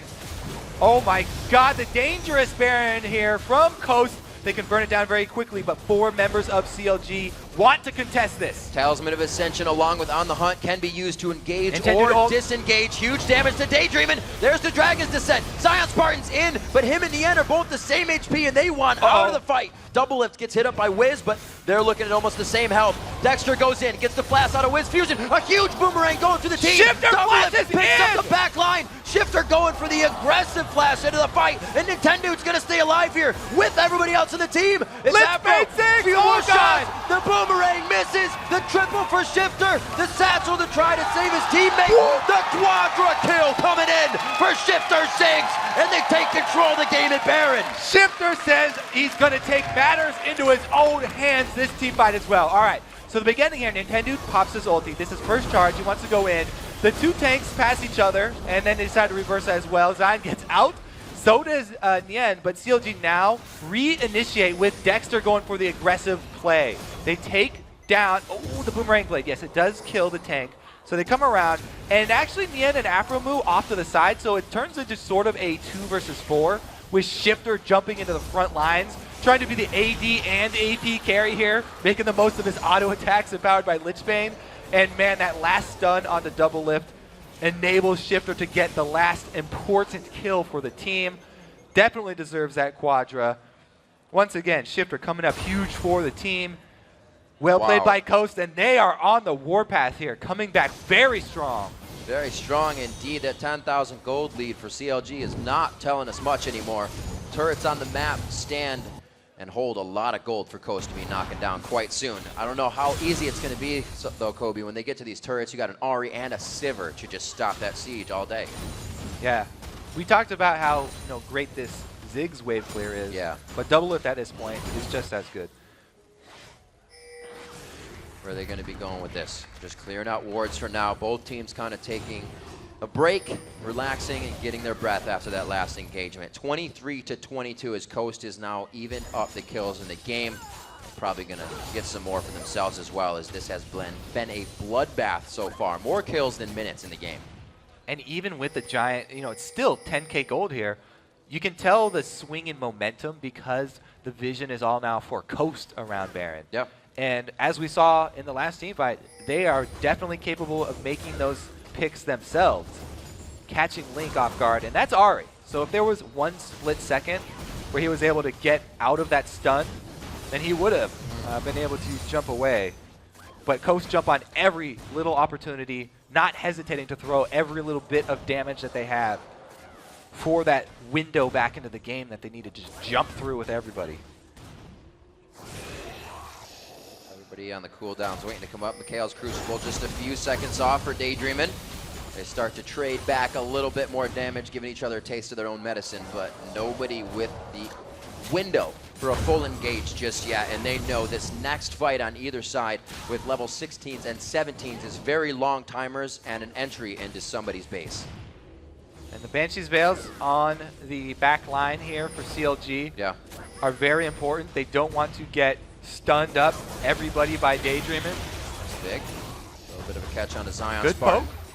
Oh my god! Nintendo right in the beginning, but he's able to use the ultimate the first time. The second time, he almost goes the wrong way. They're on to Daydreamin' now, looking to keep himself safe. A great Mega Inferno Bomb. Nien and Aframu drop immediately. Shifter is down though. The huge front end burst and continuous damage coming out of him, and it looks like they are chased into their base. Double lift, Link, Dexter still alive, and they're going to be going hard on the inhibitor turret. Well, CLG live and die by the skill shots. When the skill shots land, it goes completely in their favor. They're only able to trade 2 for 2, though. Minions. They have map control. Will they actually go for this Baron, though? It's still very dangerous because Kha'Zix has the potential to steal away from Elise, one of the only junglers who can do that. And vision for Coast right now. They know that CLG are going for this Baron. So now we have to see if Nintendo can come up with a hero play. He does not have his ult to rely on. He'll just have to use his flash, use his jump, try and go for the comboed execute plus smite steal. Time. Very good push off. The charm is grabbed. A second Baron going over to CLG. They can use this one to get farther ahead in the game. All right, so there's the pick from Afro. It means that Nintendo has to play so safe, and they use On the Hunt to chase down the 3 remaining members of Coast here. Even though Shifter does get off some good AoE, they know they got to kill him quickly because with the Lichbane, he's a great source of sustained damage for Coast.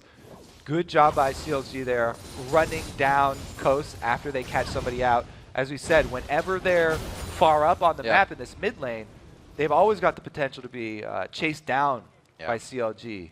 We talked a little bit about that.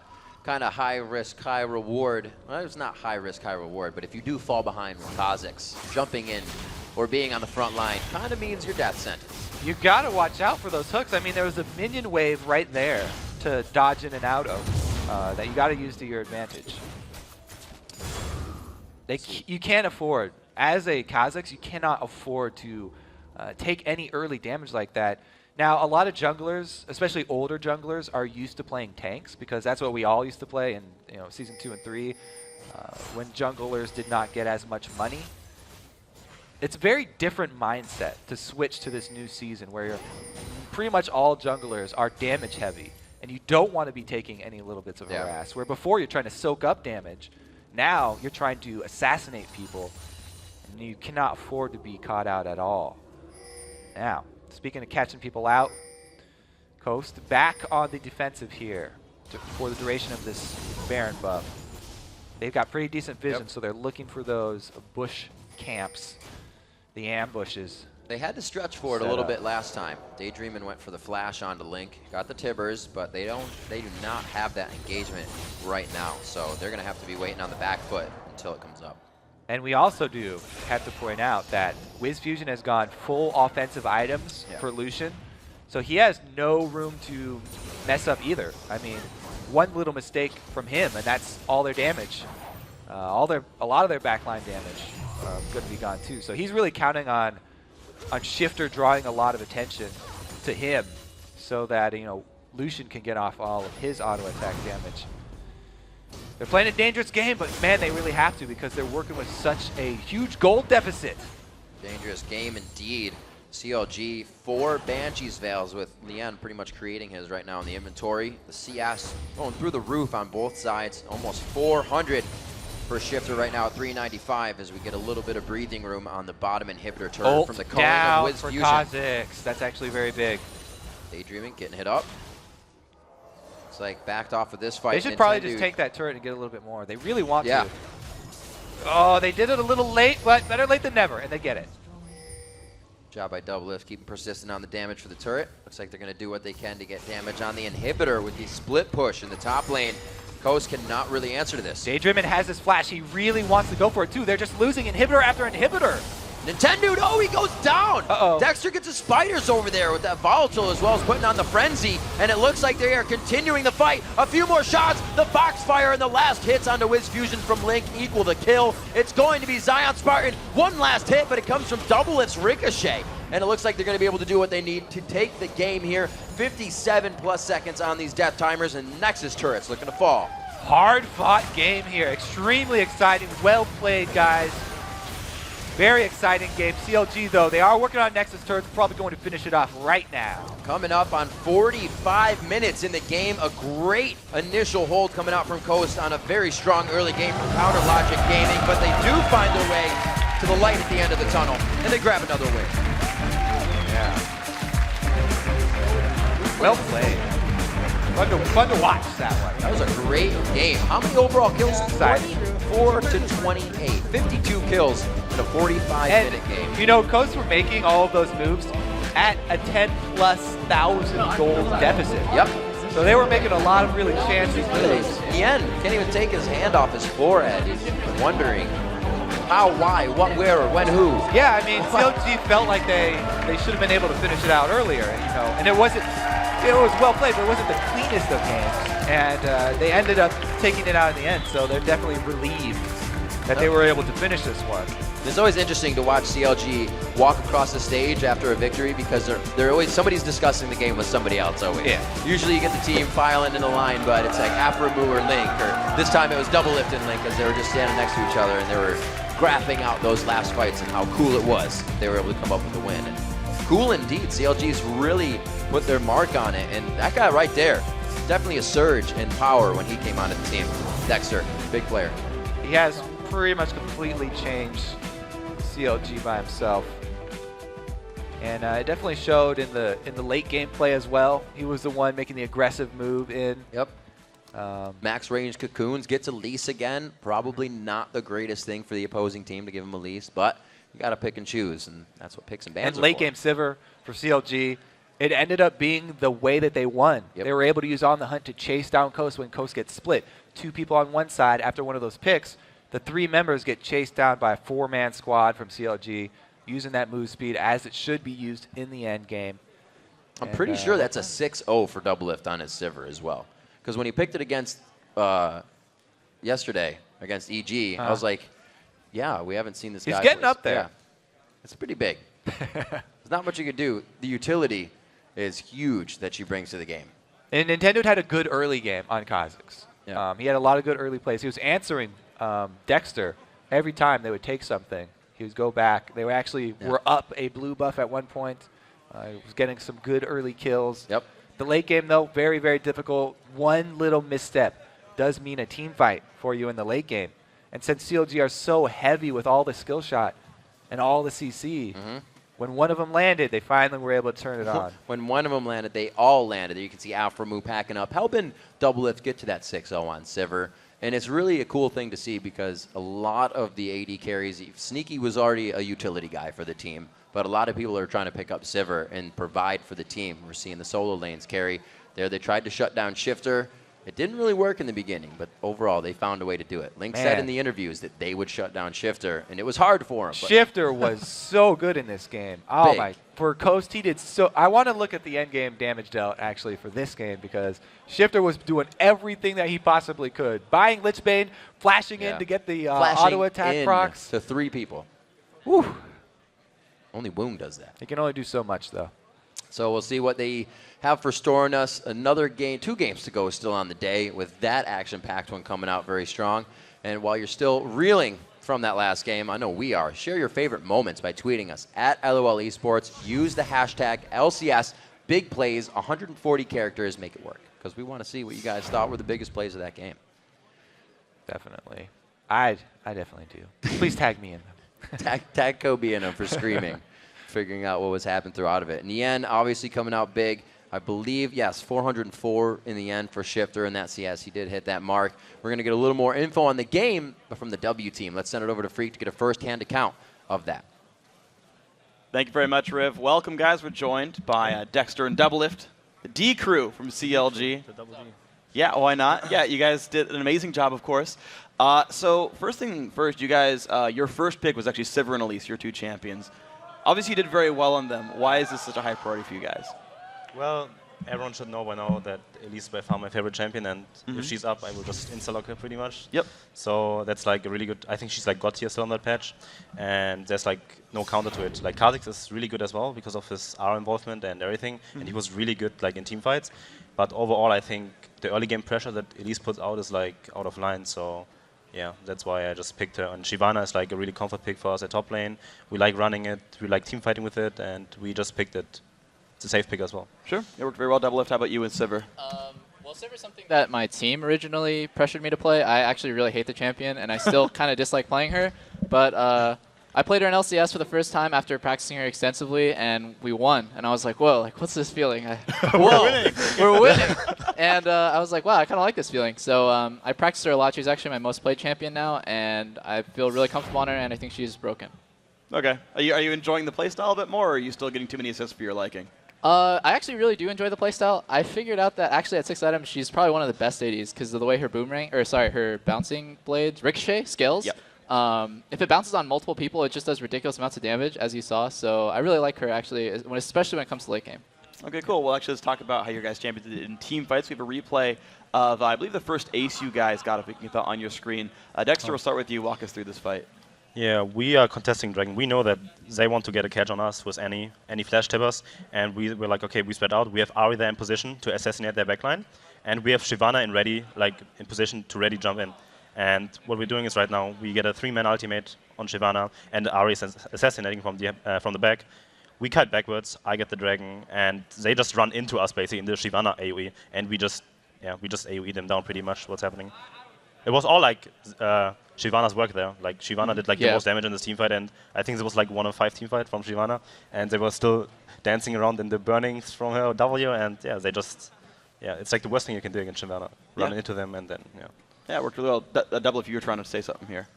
Yeah, right then, Nyan in the communication was like, I got them all, I got them all, I got them all. So it just like shows the power of Shiv that she can essentially just 1v5 a team, even if she's behind in lane. Because, yeah, even though Nyan did fall a little bit behind in lane, Shiv is just so much more powerful than Renekton at like level 8 or 9. Yeah, that worked really well for you guys, honestly. And you talked about it being comfort pick. I know top laners don't get a lot of credit during team fights, but Nyan did come up big for you that game. I mean, what is it playing with Nyan? We had a lot of good individual play here this game. Yeah, he had like really good initiates. Like all he had to do was ultimate the backline and distract them as much as possible. But the team fights we actually misplayed really hard like later on in the game, and I think we should have won them way more, like way harder.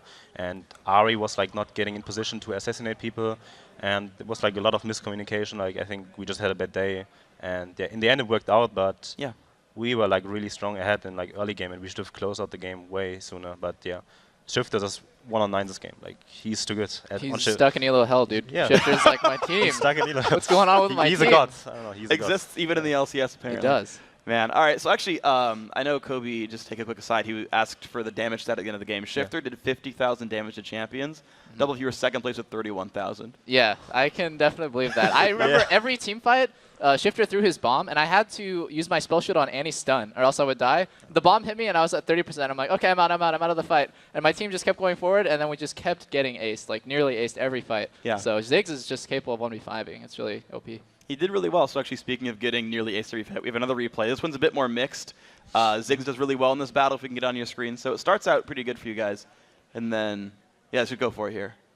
Okay, I guess I'll take this. We're trying to bait them into walking into Baron, which we do successfully. They have to walk into us, and we see that Kha'Zix misses his E right there really badly. And even though Link's at half HP, we get a free kill on Renekton. Basically, he just dies for nothing. But the Ziggs ulti hits like 3 of us. And so now we're getting zoned. This is the worst place you can be against Ziggs, and he essentially just 1v4s our team. We can't walk forward because there's culling and Ziggs bombs blocking our path, and Shiv was taking damage the whole time for free. So now we're just like, okay, we got to back up. But the fight didn't go as well for us as we wanted it to. So we only ended up getting 1 kill, and now they can re-engage on us, and they ended up just outplaying us in this ensuing skirmish.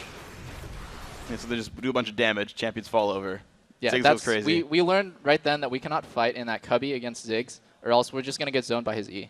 So then what was the adaptation? Was it just don't fight in this location, or once you realized the game was falling apart, what'd you change? We wanted to fight out in the open by rotating between the lanes after that. So it was like, okay, go bottom and see if they'll respond to this, and then go mid, then go back to Baron and see if we can catch them out in the open in a bad position. And we ended up having like the game-winning fight actually happen mid, where there's no like cubbies or anything. It's just mid lane, and they walked up and I several ulti, and we just won the game off that. Yeah, and we saw that fight actually come through. I do actually have a third replay. You guys to walk us through. Oh boy. It's another little cubby. There's a Baron pit, your favorite spot in the map.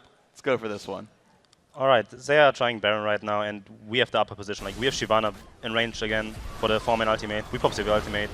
We get on the back line, but then, yeah, they just pop Shyvana for free pretty much, and we have to back we have to kite. And here I'm going for aggressive play because I thought I can kill them. But yeah, we get a kill, but like now, Ziggs is 1-on-5ing us. Yep. He could just flash into us and yeah, pretty much zone double lift from attacking, and yeah, there's nothing we can do.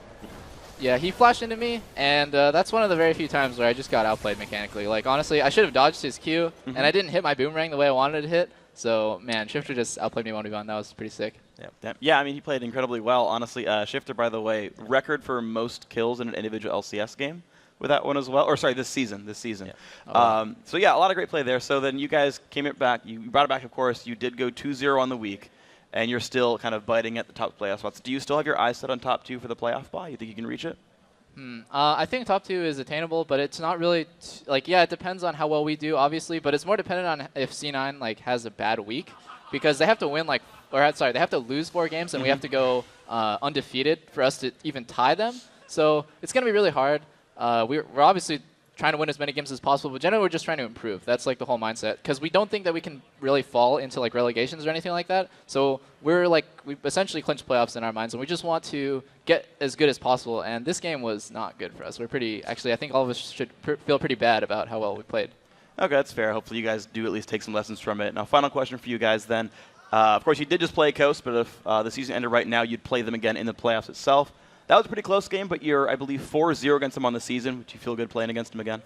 Well, if you win against a team 4 times in a row, you would have the confidence to say, yeah, we just 2 of them in playoffs. But I think Shifter, like, if he has a good run, like, he can just 1-on-5 us. Like, his Ziggs was really good. We were so far ahead in early game, and we had so much trouble to close out the game. And Ziggs is like just really hard to play against, like to siege. And we had like Sivir, that's not like the best siege champion. If you had Caitlyn, the game would have gone a different direction maybe. But yeah, I think we would still like 2-0 them, I think, because like we are the more coordinated team. Like we have individually we are a bit better, I think, but they're like a really good team, and I think they could definitely take a game of us. But right now, I think we would 2-0 them. Okay, well, we'll hopefully for all your friends out there that will happen for you guys, and congratulations on your win. Thanks for talking to us. We'll see you next week. Thank you. Of course. Now, guys, we've got to take a 3.5-minute caster cooldown, but when we come back, XDG will take to the Rift against Team Curse. Stay tuned.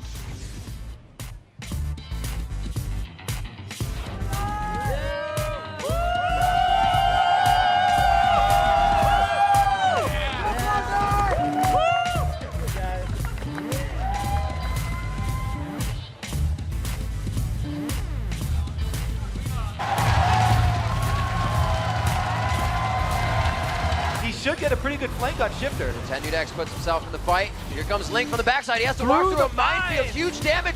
That's going over to Dexter on the smite for Dragon, and the bodies start falling around the Dragon pit. Shifter's going to be going down as well. A double kill coming in from the end. Very big on the fight. This is going to be an ace for CLG.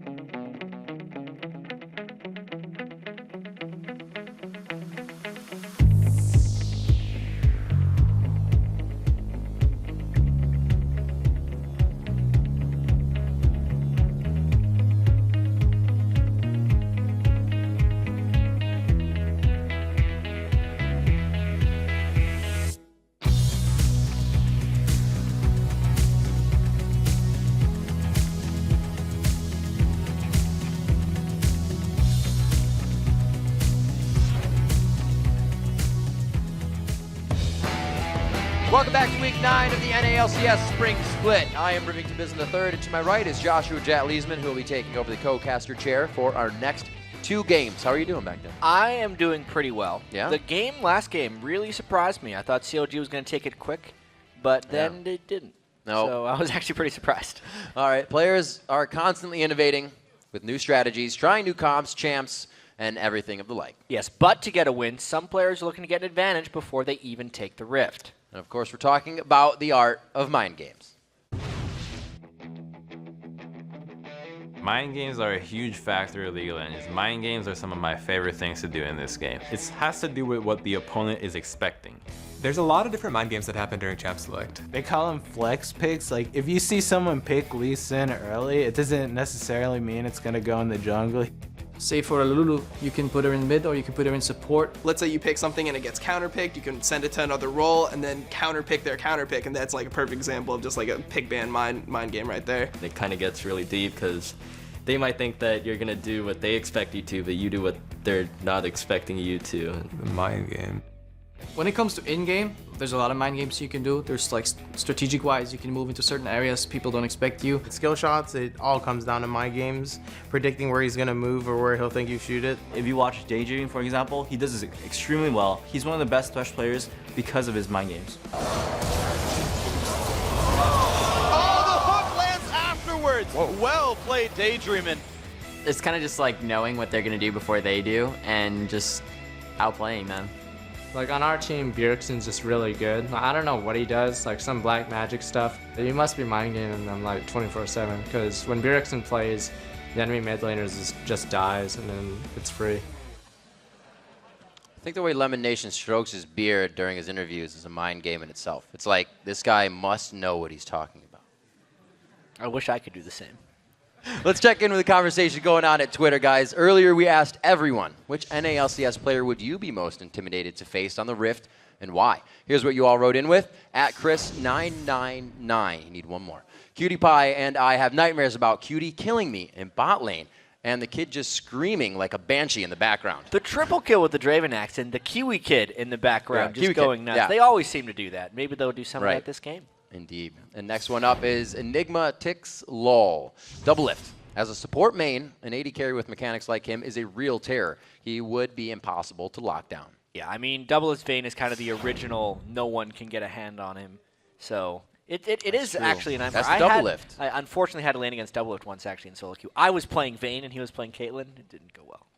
Yeah. Yep. All right. It's like years ago. Dolls in coffins.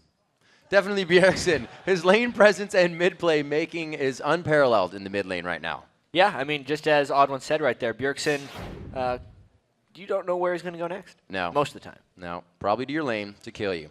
Next one up is at Who Took Mikey. I'm a TSM fan, but I cannot deny Meteos. Probably the best jungler in NA. I'd be totally scared of him. Yeah, I actually have a mind game theory about junglers in solo queue. How when people are banning in ranked, they generally ban for what's going to affect themselves. And that's one of the big reasons you see like 5 jungle bans in solo queue, because the jungler affects everyone. And they're banning because it's always going to affect them. That sounds right. There you go. All right, thanks for all the responses, everyone, and creative new ways to abbreviate. Now let's jump into our next game. That is XDG Gaming versus Team Curse. Curse has been looking like a team transformed, winning 4 of 5, and now they have climbed their way up to the share of 4th place with Dig. Yeah, I mean, even in their win over Dig yesterday, we saw Quas give Aatrox his 2014 debut in the NALCS.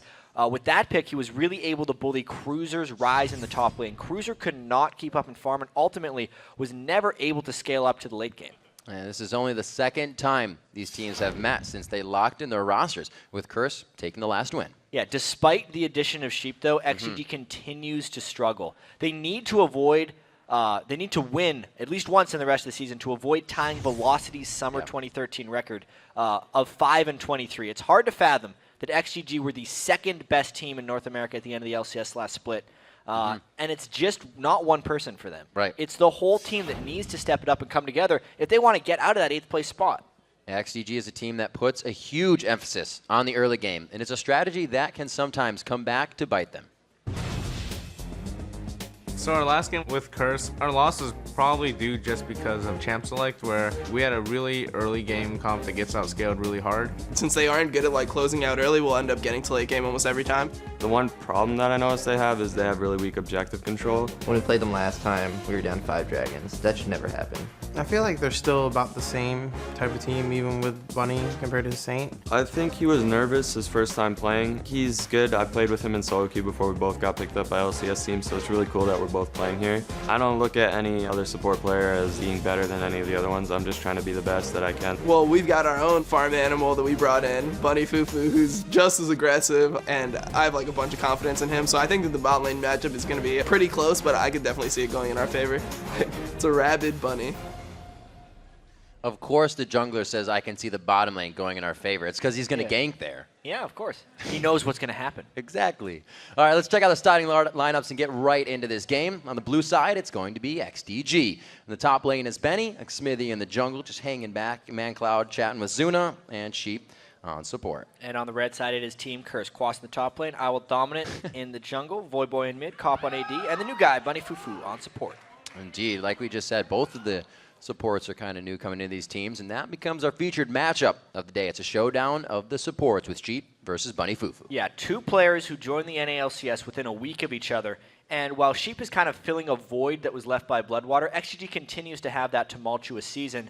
Whereas when Bunny Fufu joined Curse, he's been a boon for them. They've won 4 of their last 5 since he started, and he's already developing really good synergy with his AD carry.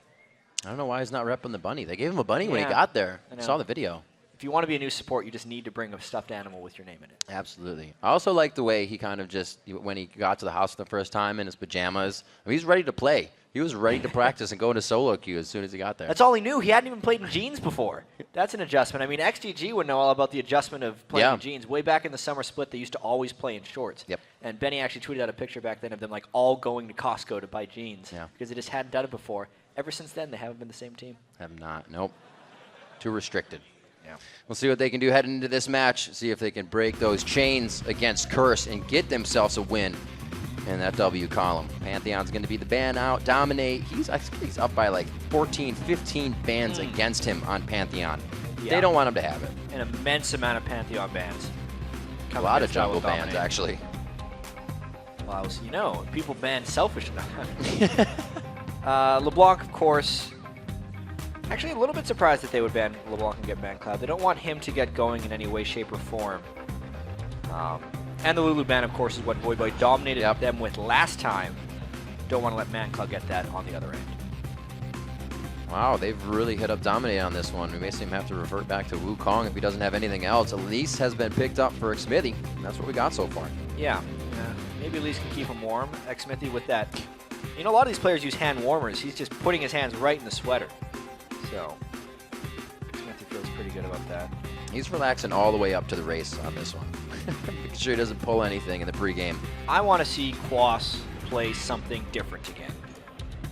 He has been so good when he plays stuff that isn't just the Renekton Shyvana. I mean, 4 straight games of Trundle in Super Week. I think he likes Trundle a bit. Then going to Aatrox yesterday, brought out something new for us. We all know he loves that Aatrox in the solo queue. Had to bring it to the LCS. With a few picks on the board, it looks like Leona and Kha'Zix for the hover. Dominate maybe taking that for himself. Could be.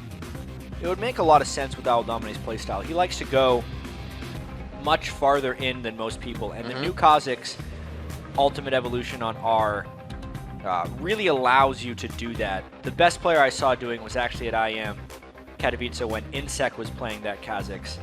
It just allows you to create so much range when you're using your ultimate and really just be wherever you want as long as you're using that stealth appropriately. And I will dominate, because he wants to go in, will fit very well with that type of champion. I mean, with the upgraded ult, who has 6 seconds of stealth? Evelyn. Damn it. Yes. You got me. So we'll see what else they have for this coming in. XDG's side now, Xmithy and ManCloud for picks 4 and 5 to come in here. Talking it out. Xmithy already has his jungler, so they're figuring out. We see the support. Easily get that up for ourselves. They don't want to show anything that's going in the top lane yet, or maybe they do. Maybe they want to get it before Curse can have the chance. And I wonder if now that there's been a Shyvana picked on the other side, if Quas just defaults to Renekton. Even though I do feel like Shyvana is the type of thing that you can play multiple different top laners against. I would hope to see something fresh. It is Quas. You know, actually, you wouldn't think of it when you see the XGG versus Curse matchup, but Curse has actually won all 3 prior meetings this year against XGG. They're going to hope to take the 4-0. They have had very long games against XGG as well, and I wonder if that's going to factor in to their pick and ban decisions, whether they are staying away from extremely strong early game champions and really trying to pick scalers. I mean, if you look at who's on both sides already, these are all actually very strong late game champions. A lot of it will hinge on these last few picks, though, whether we get to see more of an early game style. Renekton kind of says it. They are going a little bit earlier, which could be dangerous since these games go late. 6 seconds for Quas to lock it in. He hovers over the Renekton. It's going to be versus Shyvana, if it is, and it does get locked in for Quas. So Boy's left up to counter in the mid lane. Ziggs has been picked by ManCloud. Gragas stays alive here. He did see a bit of a nerf coming into this spot, but not too much.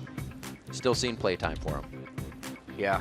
I do wonder what Void was going to go with on his last pick, because he's pulled out some interesting things. You know, sometimes he randomly throws in Vladimir. He's one of the highest unique pick champions for this season. Yeah, absolutely. He plays a lot of different stuff. It's because he's just that transition from top lane to the mid lane. Yeah. He plays even more things. I'm picking up a role. I'm just going to play everything.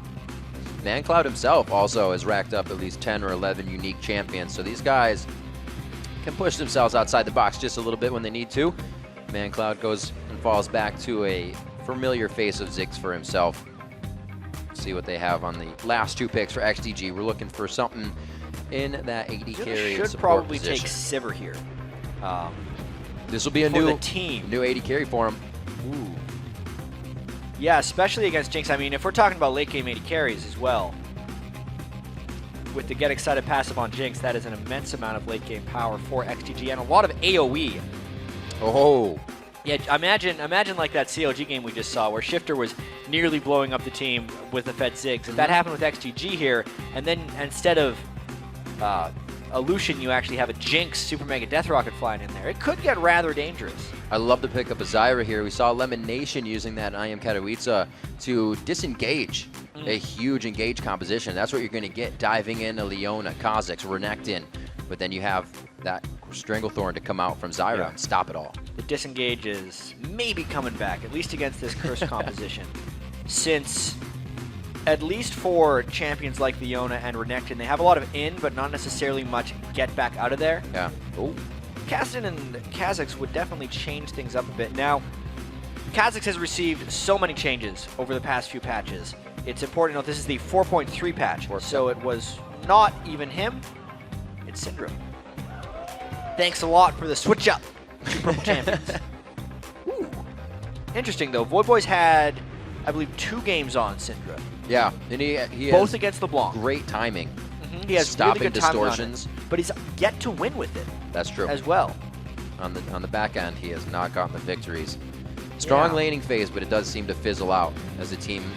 Maybe this time can get on a scat of the week engage and really follow up. They have a great follow-up team. Curse is kind of challenging themselves with this team composition, I feel like, because they haven't been a team that's been able to close out games where they have early advantages, and they are picking a very early game-centric team. Even Syndra, as powerful as she can be, she is a bit of an early game caster. She has that single target burst. When it reaches a point where she can't instantly kill one person, she falls off. It's going to be very important that Curse wins this early because XTG has the late game. What we're about to see as the game gets underway, we're going to go ahead and check out who you think will stand victorious over the charred remains of their enemy's Nexus. According to LOLesports.com, 82% of you think that Curse is going to rack another win into the column of the W. Yeah, I mean, 3-0 on the season is hard to argue with. Curse as well, winning 4 of their last 5 games. XTG being the last place team in the North American LCS. They suffered a very painful defeat at the hands of TSM yesterday in our first game of the day. And XGG is still just trying to find something. They seem to have that really brief moment of time where it seemed like XGG was coming back when they just picked up Sheep and they beat Cloud9. Right. And it was like, well, that was it. You know, that surge Smithy of back new in the energy. jungle. They got lane present. Zuna's great on 80 carry again. But since then, you know, Zuna's been diving 5 or 6 times a game. Yeah. Often very Smithy's mid lane presence has been fairly non-existent. They're just kind of back into that slump again. That's something I was actually going to bring up. You just said that mid lane presence. It was something that we touched on a lot when Zuna was in the jungle. But now with everything kind of back in order, XGG has yet to find those consistent wins. Now versus Curse, who actually has quite a bit of momentum of their own coming into this week. Yeah, Curse is looking to be that 4th team in North America right now because as the season has grown later and later, there's so much separation in the standings. No 7-way tie here. 1-2, yeah, no 7-way tie in North America, that's for sure. I don't even think we have 1 tie in the standings right now. No. I mean, it's TSM CLG or TSM Cloud9 CLG, and now Curse, who even though it's in the standings doesn't reflect it. Definitely in the last 5 games, 4-1, trying to make that late season surge. Dominate I wouldn't say struggled a little bit, but definitely got a lot of attention in the early part of their games. You remember his blue buff being stolen when he was on Gragas. A lot of teams would focus his buffs in the early game. Dominic's the one to come up huge here for these teams in the early game. See Cop on his Caitlyn. Against XTG. Yep. Overall. Is on Caitlyn. Someone who is pretty good at surviving. Cop, we do really need to talk about how much better he's gotten throughout the years, because he has been on Curse longer than anyone has been on Curse. Way back even in Season 2 regional playoffs, he was basically, he had said himself, he was like a Chaox imitator back then, because in that time, Chaox was kind of seen as one of the best AD carries in North America.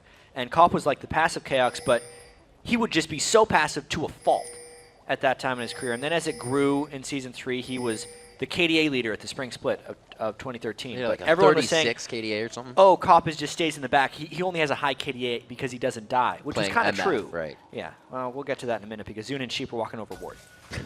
We'll see if they can keep safe on this one. And they do get themselves in for that early ward, which may be extra aggression as they head towards the top lane with the duo. And they're doing the lane swap with Jinx this time. We saw in our first game of the day where there was the Dignitas lane swap and they had the Quinn up top and they couldn't actually take 2 turrets by the time TSM could. In this one, if they do have the Jinx up top, they can absolutely just power through that damage reduction and still take 2 turrets within the same time frame as a Caitlyn and Leona. So it's a very smart move to play with Jinx to avoid Caitlyn stronger than they. This means we got Benny and Quaz hovering around in the jungle as they soak up the extra experience. See how XGD does it. They're going to leave the little wolves here, and he's going to go back down. Going to go Wraith for himself. Yeah, top laners become jungle helpers, and they just split things up really on. But anyway, Cop, because these guys are just going to be pushing in for now. There's no dives that are looking like they're going to be happening. Cop in the spring split of 2013, he died something like 9 times in the first 20 games or something crazy. He was almost never dying, which is why his KDA was so high, but he was never really involved in team fights. And then as the summer split progressed, when he got Edward as a support and started playing more Draven, he got a little bit more aggressive. Here comes the jungle invade, though. See if they can take this right away. It would be pretty big for Dominant. He's able to get it. Smithy didn't really have the smite going down in there, so it would have been quite hard for him to get anything. Just so happens that the game I want to tell a story about Cop. People are invading jungles. What happened to the passive early games? But anyway, yeah, three man in the top lane, right there for XTG. Quas isn't even going to allow them to think about a dive, and we're going to see this turret race, I think, especially if I Will Dominate comes all the way down here. They might just trade the 2 turrets, and then we'll get back to the normal game. 23 to 24 C or 23 to 22 CS in that bottom to top lane for the AD carries, as they're really not going to have too much trouble up until we get to that ultimate area of the game. Ooh, Smithy going back onto Quas, but it looks like Quas is just trying to pull him off the turret. He's not going to get much out of anything right now. I wonder if Benny is going to die here. He's definitely sticking around, trying to get experience, and there are 3 people ready to dive him. You can see Quas is also in dangerous position, but Benny, he would probably have to flash away if they go for him. Well, he gets the W on. They get 1 red buff proc in. He does get the leap after Dominate, figuring the team wouldn't be there, so he uses it for a bit more damage. Gold is even. They start trading evenly, but this is where the Jinx comes into play. We'll see what they can do to the 2nd tier turret to the Caitlyn. Yeah, the fact that the 1st tier turret died in the same pace means that XGG is actually pushing substantially faster because the damage reduction exists on the top lane turret, but not on the bottom. Here we go. Trying to get some grasping roots out, keeping Quas at bay. He's soaking up a bit of that experience as it just crushes into the turret. And that's going to be big clear in the bottom lane. You can see XGG ready to pick up 2nd tier now. But without the vision, this is going to slow the game down a little bit. Meanwhile. Yeah, meanwhile. In the mid lane. Face to face, just going brute force at each other, not giving a care about what damage to be done because they have vision of everybody else on the map. It's just those 2, 1v1. Yeah. One underrated aspect of these lane swap strategies, or underappreciated aspect more so, is that it guarantees a 1v1 isolation for the mid laners. ManCloud and Voyboy, as you saw, they were both out of mana. They were both much lower early on in the game because they knew exactly where the junglers were since they were shown in lanes. And it actually gave a bit of an edge to Voyboy because Cinder likes to play aggressive but is very unsafe. Right now, Voyboy pretty low on mana, but it looks like he's holding mid. So ManCloud doesn't get any ideas that they're trying to do Dragon. No coverage for XDG here is a lot of their focus with those 3 members were on the top side. Curse really picking up big on that one. First Dragon, it's gone. And at least they have the timer. Smithy knows now. From that it's what gone. timer he has. Yeah, I guess they never saw anyone running away as well. Right. But Curse comes out slightly ahead in that trade because they got 2+ Dragon, whereas XG didn't. Since they had, that's what happens in the extended push in the top lane. Now they're just going to continue to push down turrets. I mean, this is a very much a push as fast as possible composition early for XGG. If they can actually get a lot of turrets down early from Curse, it will make it easier for XGG to stall into the late game, which is what they eventually want. I like the movement so far. ManCloud goes back to buy. We see the top lane coming down to push the minions in, and then Zuna's going to go back and soak it back up top. They have something on the list to do every time. They're not just doing useless backs because they have money to spend. So XDG keeping in mind that they may be falling behind a little bit, and they're cleaning everything up here. Got Dominate coming out of base. He hasn't finished up anything too big. That first buy of Xmithy on the Sork boots. Yeah, he's going to throw that ult out there because XGG was slow in the rotation, so that's going to stop that push from Curse. Nice ult. Really good timing. Got to do what you got to do. The team communication is top-notch right now for XDG, but that means that won't be too much of an initiation from that Mega Inferno bomb. Ziggs goes back to mid, and it's just going to be 3 still pushing in the top lane. Hopefully XDG can stop this, as Xmithy is just in the way. Now that the lanes have kind of reset here, that whole maneuver was really just to get Voyboy in isolation against ManCloud and make it so Jinx didn't have to lane against Caitlyn early. There's a lot of kill pressure from Leona, especially against his Hour right at the start of the game. But now you can see Sheep has even picked up that Sightstone to go with his Spell Thief, so he is a little bit more resilient to the Leona burst, at least for now. Level 6 is becoming apparent now, but with Curse grabbing that first dragon, they don't have to worry about any of that surge of power that XDG could have as well with these ultimates coming in. A little time to bide before that next dragon gives Curse the ability to farm these lanes up. Cop is actually down in CS this game. That is not usual for him. Yeah, it's what happens with all the lane swapping. They were really just pushing. It's not about the lane mechanics. It's about how fast can you kill those turrets and clear the waves. They're going for speed more than precision with the last hitting early on in the game, which is why Cop is a little short. Causing the slice and dice out by Quaz as he gets a few more minions getting pressured into his turret here. We have Smithy in the bottom lane, so they'll have vision on him, but I don't know if Dominate will actually act on this. They may try to kill mid lane. So he has to back away. The timing right there is really beneficial for XGG, denying a huge wave of minions there for Quaz. Not good for him, but Quaz has played from behind before. He knows what the deal is, and it looks like he's going to have to deal with that just now. Calling from help for Dominate. He will offer. He'll be down in the bottom lane in just a second. He shouldn't lose his turret here. He should be pretty healthy, but he is losing all that experience. Ultimate from Dominate. Pops the second one. They're going to see him coming in on that one, though, since he came out of it and back into it. And this is going to be some big damage, but I don't know if it's enough to follow through with the kill. Yeah, Quas just wasn't level 6, so he couldn't get aggressive with them. At least it gave him the amount of time to save that turret, especially since Quas went Brutalizer early. That time lost and him falling behind despite building the Brutalizer, which he built to try and dominate the lane, really hurts him. It's smart of Xmithy to stay down here to continue to try and punish. Yeah, pretty difficult gank to get the Slippery Crocodile in and get him into a cocoon. It looks like Smithy will back in the bottom lane. Blue buffs transferred over to the mid here around 9 minutes. We'll see what they can do for the next amount of time to kill each other. They haven't gotten too much aggression from the junglers here. As you said, that lane swap has kind of left the mid lane on an island this time. Coming up on 10 minutes, Zuna 77-62 still in that CS. ManCloud keeping himself up at 91-88 over Voyboy. Voyboy's really been on that Lulu kick the past few games, and we can see how his aggression has slowed down a little bit when he's not on it. Voyboy's skill order on Syndra as well. He's maxing Q, but actually E second, which is a little bit better for the long-range stun. The damage on his stun is actually calculated by your point value in E for Syndra. So when he hits someone with a stun, it's actually going to be doing more damage with that skill order. And the slow from like the double hit with the W orb is not necessarily as large for Voyboy here. It's a pretty good wave clear as well. You can clear waves from a longer distance if you pass through E, because it just goes so far. Those pretty cheeky initiations as well. Voyboy getting the extra step he needed there. That would have been a big play coming from Xmithy and ManCloud. So with that knowledge of the jungler mid lane, 1 minute on the dragon. We're going to see down, Quas is kind of rotating mid, going down. Well, if Curse is going to be ready for this. Bunny Fufu will back, and it actually looks like they are going to get ready for dragon. is going to be pretty important here. Curse is safe to go down here. They're going to be losing this turret as well. So now a 3-turret to 2 lead by XGG. The Dragon Fight's going to be so critical here. Because Quas has been put back a little bit, he's not as strong as he wants to be for this mid-game Dragon Fight. And fighting as Ziggs is always dangerous in those corridors.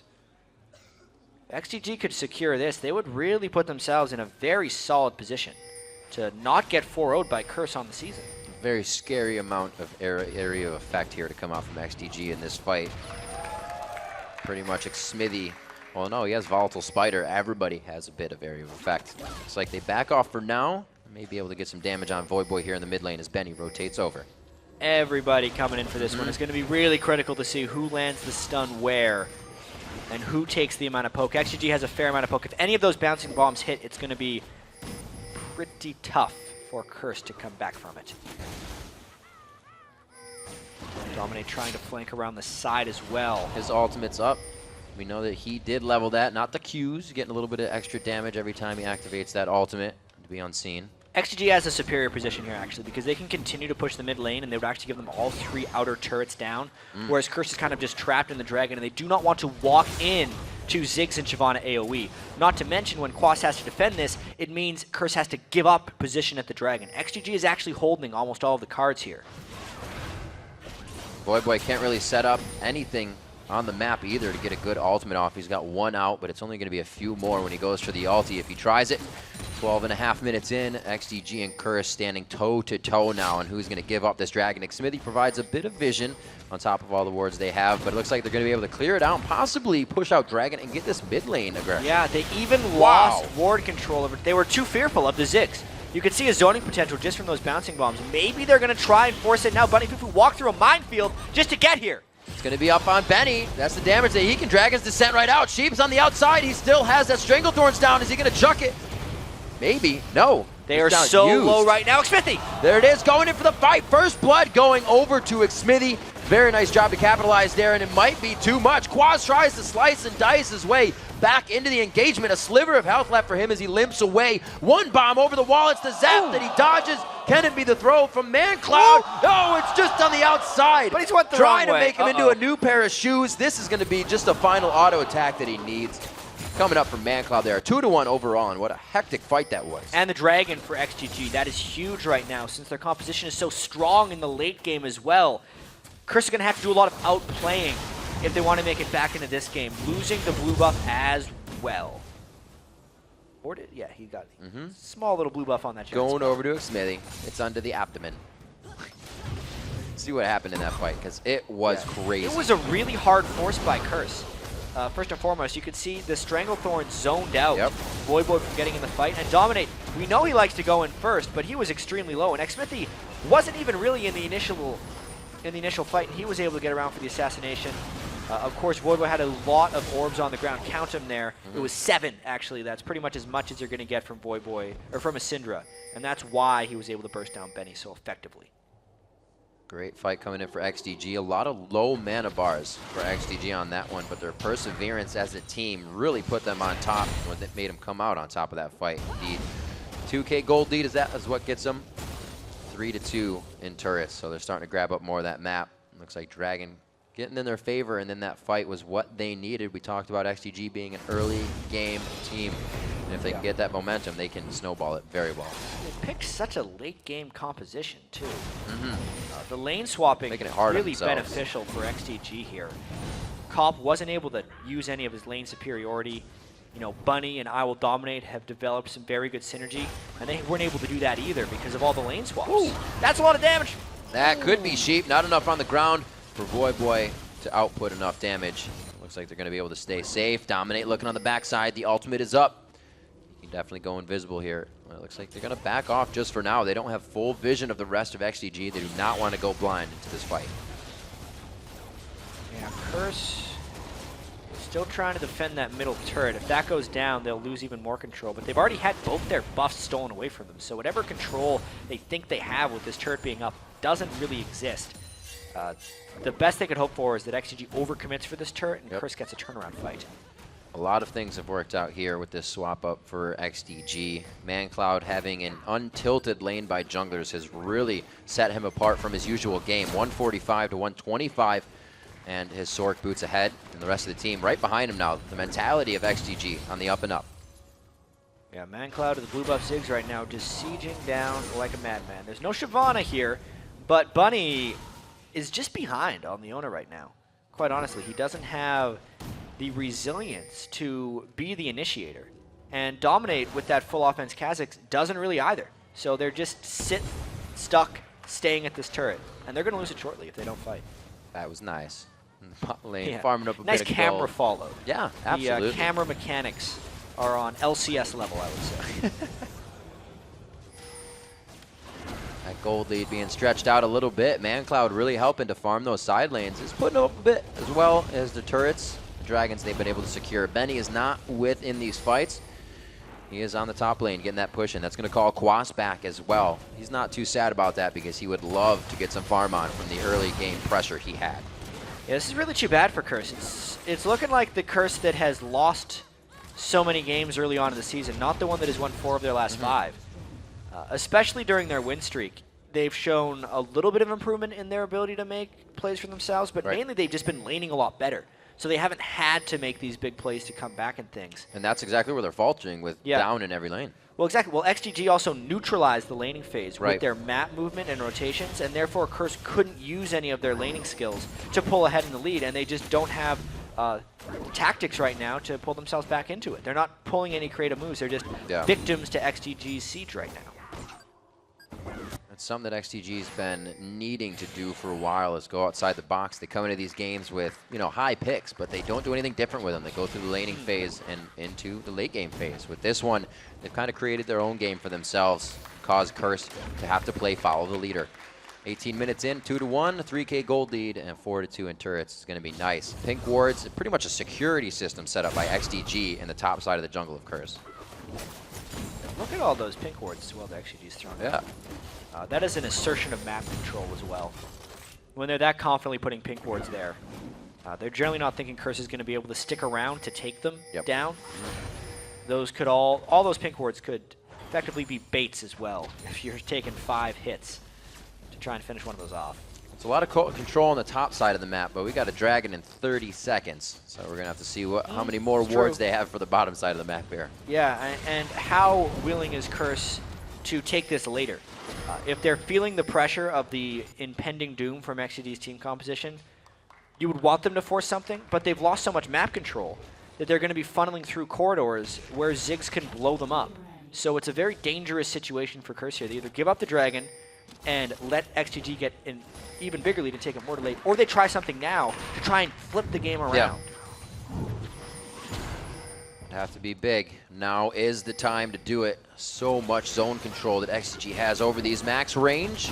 It's going to miss a little bit of damage, but they follow up huge there. Smithy coming in, not going to be enough there. The Hex Striker coming up very big to save a lot of damage. I don't know if they want to be able to get back into this one. Let's see what they actually took down. They got the Ziggs ult and the Vi ult right there, but they basically lost their jungler because he is so low, doesn't have jump resets, and doesn't have an ultimate. It's a very tough dragon to defend once again. XGG could probably just take this. Got vision. XDG has a way to clear that. I think Smithy's the trinket up, but they're worried about the fight right now, not what kind of vision is on them. Quas waiting to get himself over that minefield. They have so much to prevent them from getting into this dragon. Yeah, that minefield lasts 10 seconds, and that's 10 seconds of XGG taking the dragon, but here comes the fight! That's a quarter of health off a sheep. Zuna gets it up very fast, right into the backside. Dominus on Quas. He goes for the Call to Meek as well and almost gets himself a double kill. Curse picks up the zone control on the fight, and it looks like they're going to push XDG out of this one for the dragon. They pushed them out, but it was after XGG had secured the dragon. It was tough timing. They tried to wait out that minefield, but they just couldn't. And XGG was able to finish off the dragon. Watch this last-ditch initiation after they got locked up by the Zyra E. They still had to go through the Zyra ult as well. It's all that disengaged to keep Curse zoned, but Quas broke through the offensive line of XGG, so to speak, in that game and was able to find the back line. But it just was a little bit too late. Curse trying to close that gap, doing what they can. They pick up a few turrets along with what's been happening. Now 4-3 instead of 4-2. The kills help. the money needs to be going on these carries. There's not too much to be coming out of Cop right now. He has got himself up in CS and charging that Bloodthirster. Right now, Quas needs to get bigger for the team if they're going to be an all-in team here. Quas always adds a little bit of flavor to his builds. You don't often see Renekton's go like Brutalizer or Banshee's build. It's not like Quas builds bad items. He's just always a little bit different than what everybody else would do. He gets the cooldown reduction from the Brutalizer, whereas a lot of Renektons in the past would go Spirit Visage. But in that case, he gets the Banshee's Veil, which is honestly a far superior magic defensive item.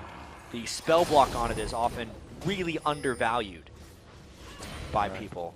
But being able to block either an Elise stun or any of Zig's poke is invaluable in this game. We got Dominate leveling up the jump. Just got his second evolution in. Looks like we know ManCloud figured out that he's over there with the pink ward coverage they have right now on the top side. It's been cleared out a little bit, but XDG still holds the one right under the Baron bush as they start to push bottom lane. Not too much to take down the turret here.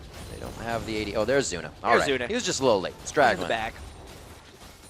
This is them having more people, but I'm just worried about the wave clear. Voivod can clear waves very well with Syndra. The more they set up these sieges as well, just the longer the game is guaranteed to be. And as it continues like this, all their carries are farming up more and more. XGG versus Curse have been very long games the first 3 times they met this season, but every time Curse has been able to come out on top.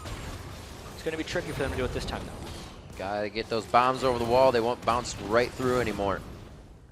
That's what ManCloud's trying to do from the side. Get that big heave over the wall. Heave, oh. Gotta put a little bit more water in them. See what they can do. Pushing down mid. Xmithy's trying to give them something else to think about here, but Cop's ready to soak up that experience and all that CS. XDG's really knocking at the door. One of their more definitive games once they've had the lead. They're not just resting on the fact that they have a lead. They're trying to push it now. Yeah, keeping up the siege potential. So much. Not really. Tons of poke. Yeah. Huge. Tons of poke. It's definitely a push competition so far. And Cop has to burn barrier. Oh dear! No, he doesn't have barrier. He just kind of squeezed his cheeks on that one and hoped that he would live. Well, it worked out for him. That's one way of putting it. 23 minutes into the game, still the siege coming in on this top turret in the bottom lane. Will they be able to get it? It doesn't look like it too much just stuff yet. to keep them back. It's just the particle spam traps. everywhere. We'll get it. Bombs from it's going Zig, down the soon. minefield, Bunny Fufu Coons, getting hit. Zyra plants, Stranglethorns. Syndra balls. There's a lot of stuff coming out. This Not is too many. painful for Curse. They need to get like a flank attack across the side here, but Quas just can't make that way. Maybe something here. Curse steps out a little too far, but no, they know it's far enough because XDG has backed off themselves. The wards finally start to come out, and they went from 100% to 10% on that turret and then said, you know what, we'll get it later. Well, they did 90% of it. Yeah, Finished most of the work. Numbers don't lie. Procrastinating League of Legends style. Most of it done.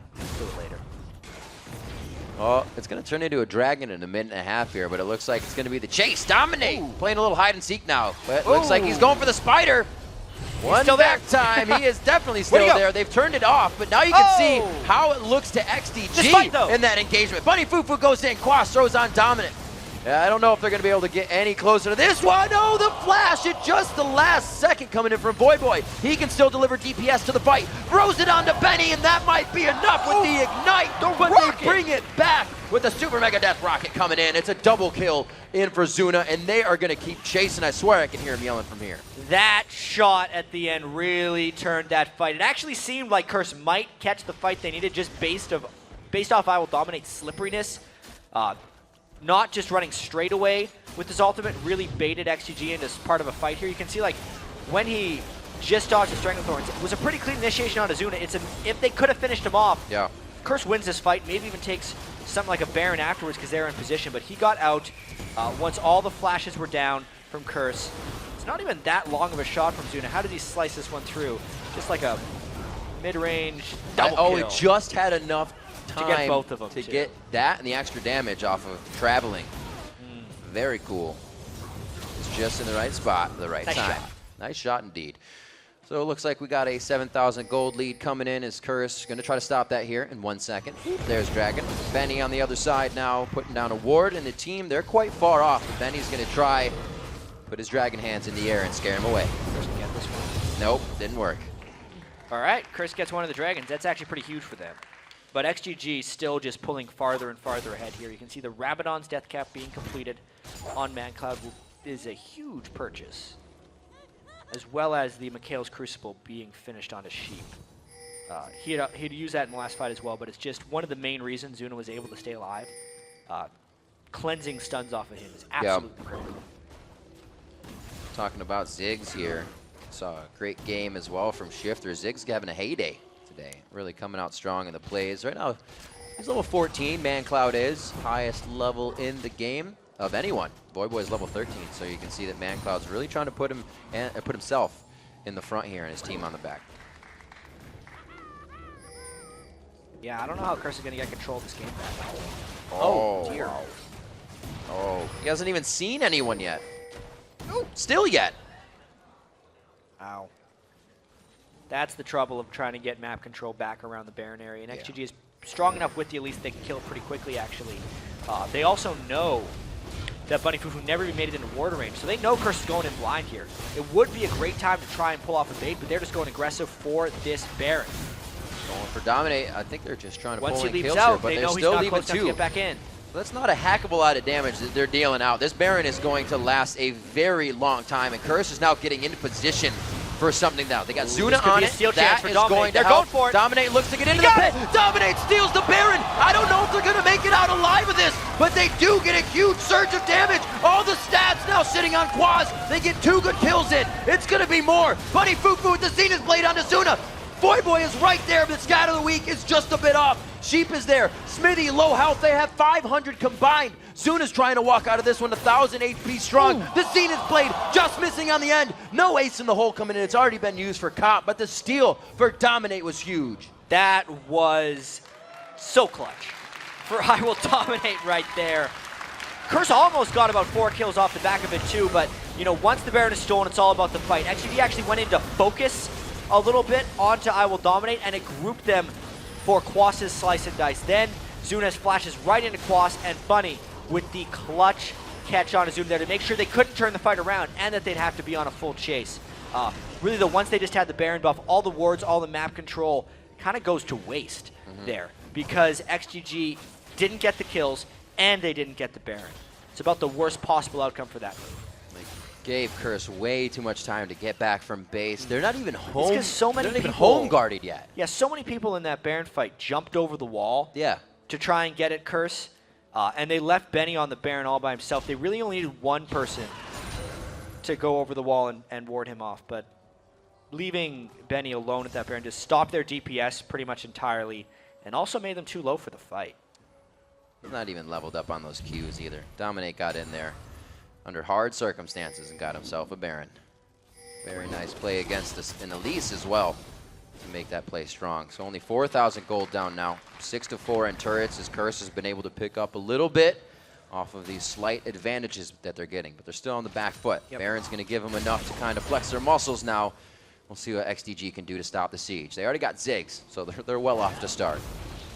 How long was the last XGG versus Curse game? It was close to 60 minutes.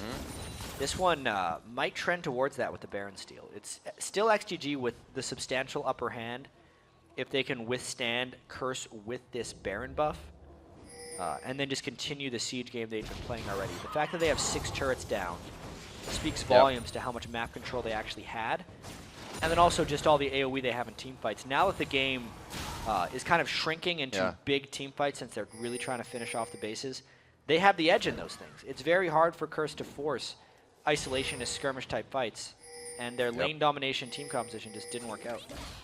You're all alone. Whoa! There's the ultimate. That's the vision that XDG has. As you can see, Spectator. How slippery can Kha'Zix become? On and off. He throws down the second. Throws the third. 40% movement speed. Vroom. And he's out of there. Oh, no! That's the Ziggs bomb. He didn't leave it over. Up pretty soon. He can still hook it over. Oh, the rocket! Oh, Zuna! Predicted. If there's one thing Zuna's good at, it's sniping with those global ultimates. He used to do it on Ezreal, now he gets to do it on Jinx.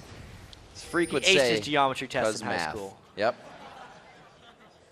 We'll see where they can go from this. I'm sure Zuna's feeling real good right now on these plays that he's being able to pull off. 3, 1, and 4 on that Jinx. We have not seen a lot of W's Taking for the blue Jinx with coming him. in.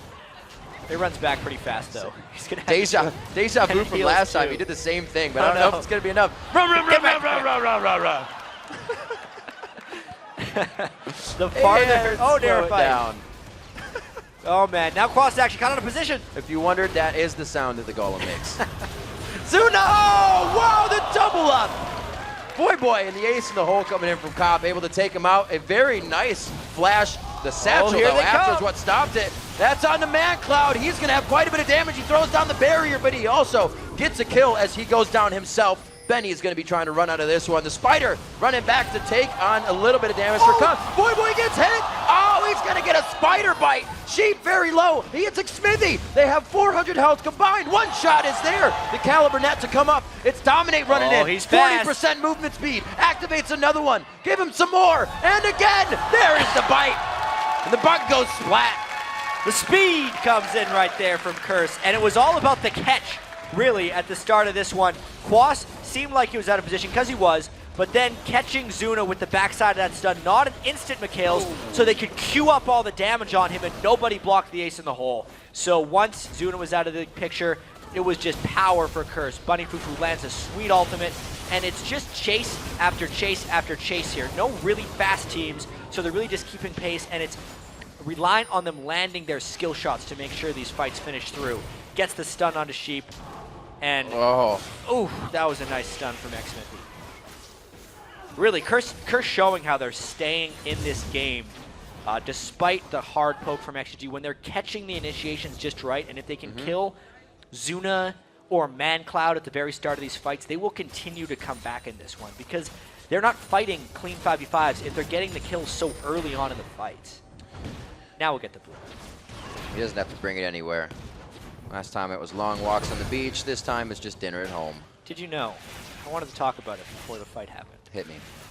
The farther Baron is away, or not Baron, Blue Buff is away from his camp, the faster he runs.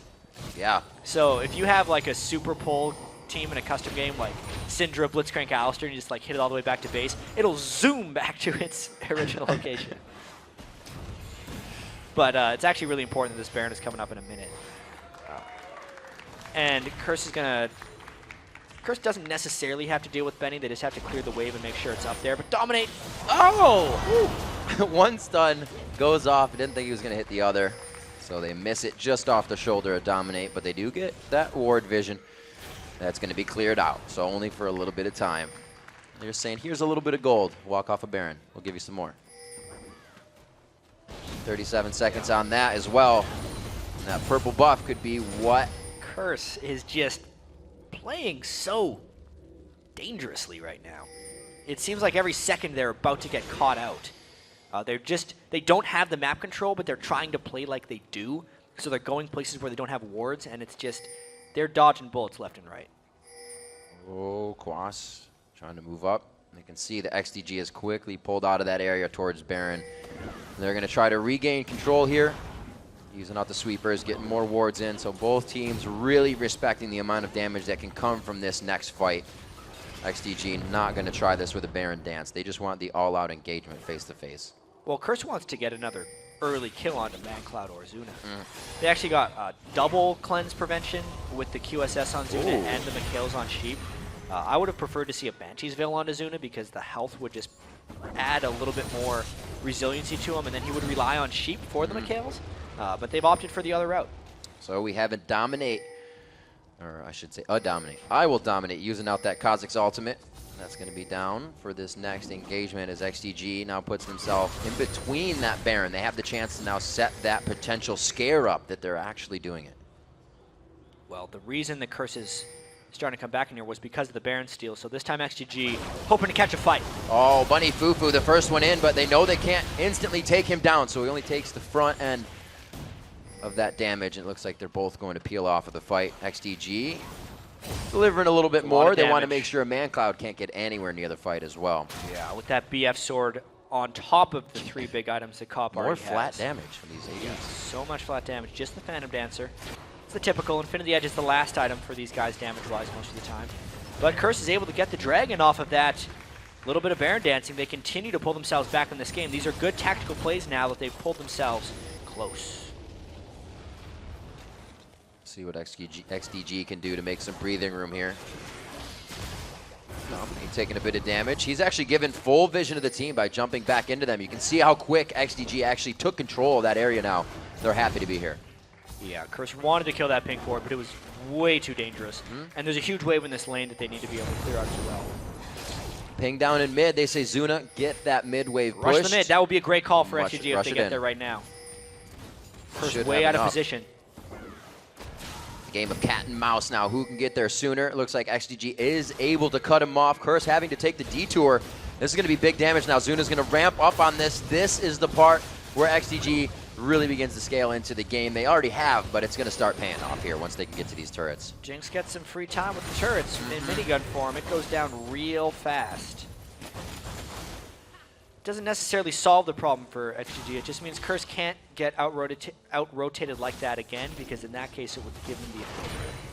That was a really big thumbs up to XDG. That pretty much, they were only on their side of the river, and over 4 minutes they pushed Curse into that position, finally paying off in an inhibitor. It took a while, but they kept their mind in the right spot. 2,000 gold lead is all that they have now. It's been actually 1.2 thousand gold lead, to be truthful. Yeah. 7 to 5 and turrets. At one point, it was 5,000 or 6,000 that Curse is behind. And 13,000 gold in both mid, comp, and void. Wow. Especially Quas's Renekton, who's fallen way behind the pace. 9,700 gold. 80 carries are sitting around 13,000 gold right now. Already, the fact that he's on Renekton means he wouldn't scale well into the late game, which is actually why having 163 CS here isn't as bad as you would think. I see a lot of Renektons make the mistake of taking a lot of CS late game because Renekton can. He can clear away very quickly, slice, dice, Q, or if they have a Tiamat, it's just even faster. But because he knows his scaling is pretty much done and his relevancy in the game will decline anyway, he's giving the last hits to the people who do scale. So Void and Cop are the ones taking all the farm. Even if there's a free lane, it's actually I will dominate who's running there and taking it. That's why he's got 142 on Kha'Zix right now. That could have been Quas's CS. He could be sticking even with Benny, but he's chosen not to because it's better for the team. Blue buff engage here. They will be able to steal it over. I'm pretty sure that's Zuna's. It is. It was not a bomb that came in. We'll see Dragon going out. Quas is within range to give a bit of trouble, but the rest of the team is not. And you know, something we've talked about Quas as well is when he goes back onto the champions and everybody's playing, he doesn't play as well as when he brings out, you know, Trundle's been played a lot, but his Aatrox, things like that, things like Gragas in the top lane, does a little bit better when it's really outside the box. Yeah, Renekton is the box. Yep. And he's had this situation too. It's not just a lane swap. We've seen Quas have to play himself in the jungle for the first 3 levels and still come out on top for Curse. So XDG doing a really good job at putting the hurting on the top lane this time and making Quas a non-factor so far. Boy though, 301 CS, a little bit behind on ManCloud. They had quite a great mid lane, but they're still going at it. Cop has gotten a lot of items here too. Yeah. He's another big threat upcoming this team fights. That's why Benny's working on a Randwins. All these guys really just farming. Like, they realize how pivotal the next set of fights could be. I'd say XGG played the early game far superior. The mid game was definitely won by Curse. And now the late game is where XGG should win. But Curse has the momentum right now. If they can start getting a good amount of armor on Quas, even more, I mean, and then on the rest of the team, Zuna's kind of fit in that Quicksilver sash as opposed to Cop's Infinity Edge, which is really going to start outputting some good damage. So, yeah. Hopefully we can get these guys into the fight. Cop in good positioning. He does have Dominate Quas and Bunny Fufu to dive in for him. Huge wave that Void just had to go clear, which means XGG is going to try and rush in for something. They don't have the best initiation, though. They're more of a disengaged poke team. They have trouble forcing things. They're moving a lot more confidently, though. Every time they want something, the whole team is going that direction. They're not waiting. Ace in the hole onto Zuna brings him almost down to half, just above. Might as well be here. He's not going to be able to fight with that HP. And Quas and the rest of the team is trying to dictate this down to the mid lane. Curse trying to take back control. Talisman. Looks like it's just a to-do on the fight. Yeah, if you take a look at the actual initiation power of XGG, despite them having like good push and siege potential, their catch potential is very low. It's difficult for Sheep to land the E just off itself. If Xmithy doesn't land that cocoon, they don't go in, right? The only thing they would chain with that cocoon would be the Zyra stuff, Stranglethorns and Grasping Roots. Yep. But if they don't get in position to do that, then they can't necessarily fight Curse. So they're kind of doing this dance hoping that Xmithy can catch a cocoon onto a priority target, and it just hasn't happened. The average game time on the screen, just around 38 minutes. We've passed that. If I recall correctly, this was one of our 51-ish minute games. It was definitely close to that hour long. Might have been Voyboy on LeBlanc, that one. We had some quite long LeBlanc games that week. Right now, Syndra versus ManCloud in the mid lane. Our featured matchup on this one was Bunny Fufu and Sheep in that bottom. Whoa, wait a minute. We'll see if a featured matchup actually gets Sheep killed on this. Going into the fight, they both back off, but that was quite chaotic for both teams as they size up what the damage was. Oh, man. Is he gonna try it? I was going to say. He would be a crazy man. That's safe, though. He's going a little bit more tanky now that he has his last Whisper.